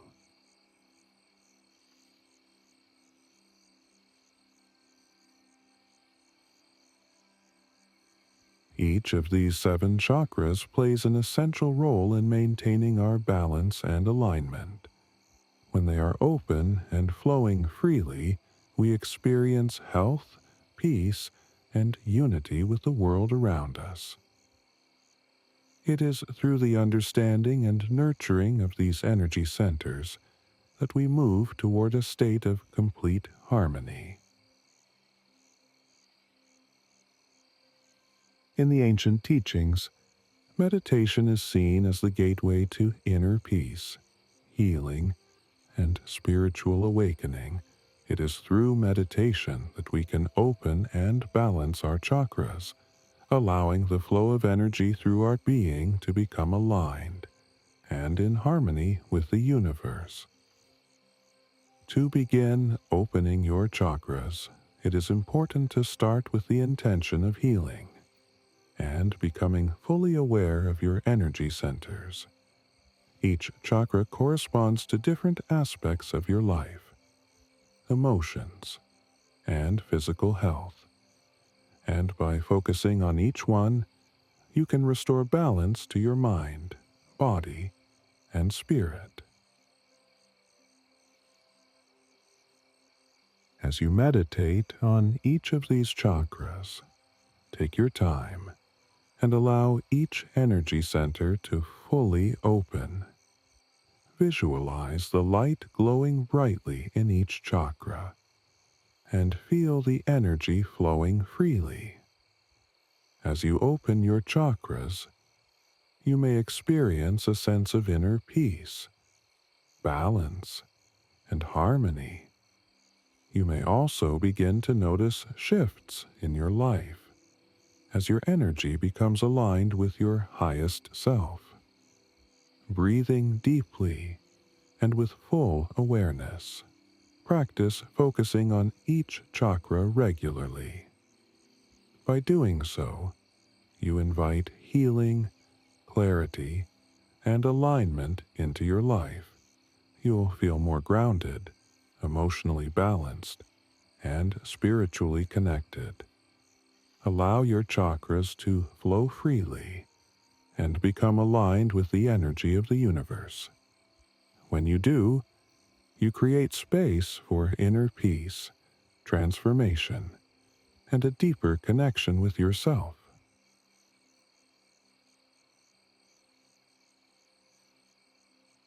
When the chakras are open and balanced, life begins to change in profound ways. The energy that once felt stagnant, heavy, or blocked now flows freely, bringing harmony to every aspect of your being. You begin to feel lighter, more at peace, as if a burden you carried for years has finally been lifted. Your thoughts become clearer, your emotions more stable, and your body feels energized. Every step you take feels more purposeful, more aligned with the rhythm of the universe. When the root chakra is open, fear disappears. You no longer feel lost or uncertain. A deep sense of stability surrounds you. You trust life, knowing that you are always supported and that everything is unfolding as it should. With an open sacral chakra, creativity flows effortlessly. Passion returns to your life. You no longer hold back your emotions, but express them freely, without fear or shame. You begin to feel joy in the small moments and pleasure in simply being alive. As the solar plexus chakra awakens, confidence becomes second nature. The doubts that once plagued your mind dissolve. You stand tall, knowing your worth, ready to embrace your purpose with strength and determination. Success comes naturally because you believe in yourself without hesitation. When the heart chakra is fully open, love flows effortlessly through you. You no longer carry the weight of past wounds, but embrace forgiveness, compassion, and understanding. You see others with kindness and feel deeply connected to all living beings. Love is no longer something you seek, but something you radiate. With an unblocked throat chakra, your voice becomes powerful. You speak your truth without fear, and others listen, because your words carry authenticity. Clarity replaces hesitation, and communication becomes effortless. You express yourself with confidence, and the world responds. When the third eye chakra is awakened, intuition sharpens. You begin to see beyond the physical world, recognizing patterns, signs, and synchronicities that were always there, but once went unnoticed. You trust your inner guidance, making decisions with wisdom, knowing they are leading you exactly where you need to be. And when the crown chakra fully opens, everything changes. You no longer feel separate from the universe, but one with it. A deep sense of peace fills your soul, as if you have finally come home. There is no struggle, no resistance, only trust and surrender to the divine flow of life. With all chakras open and balanced, life moves effortlessly, as if guided by an unseen hand. You no longer feel weighed down by the past or anxious about the future. You exist fully in the present, in a state of flow. The world does not change, but the way you see it does. Problems become lessons. Challenges become opportunities. And everything, even the most ordinary moments, feels sacred. This is the gift of chakra alignment, a life of balance, peace, and divine connection.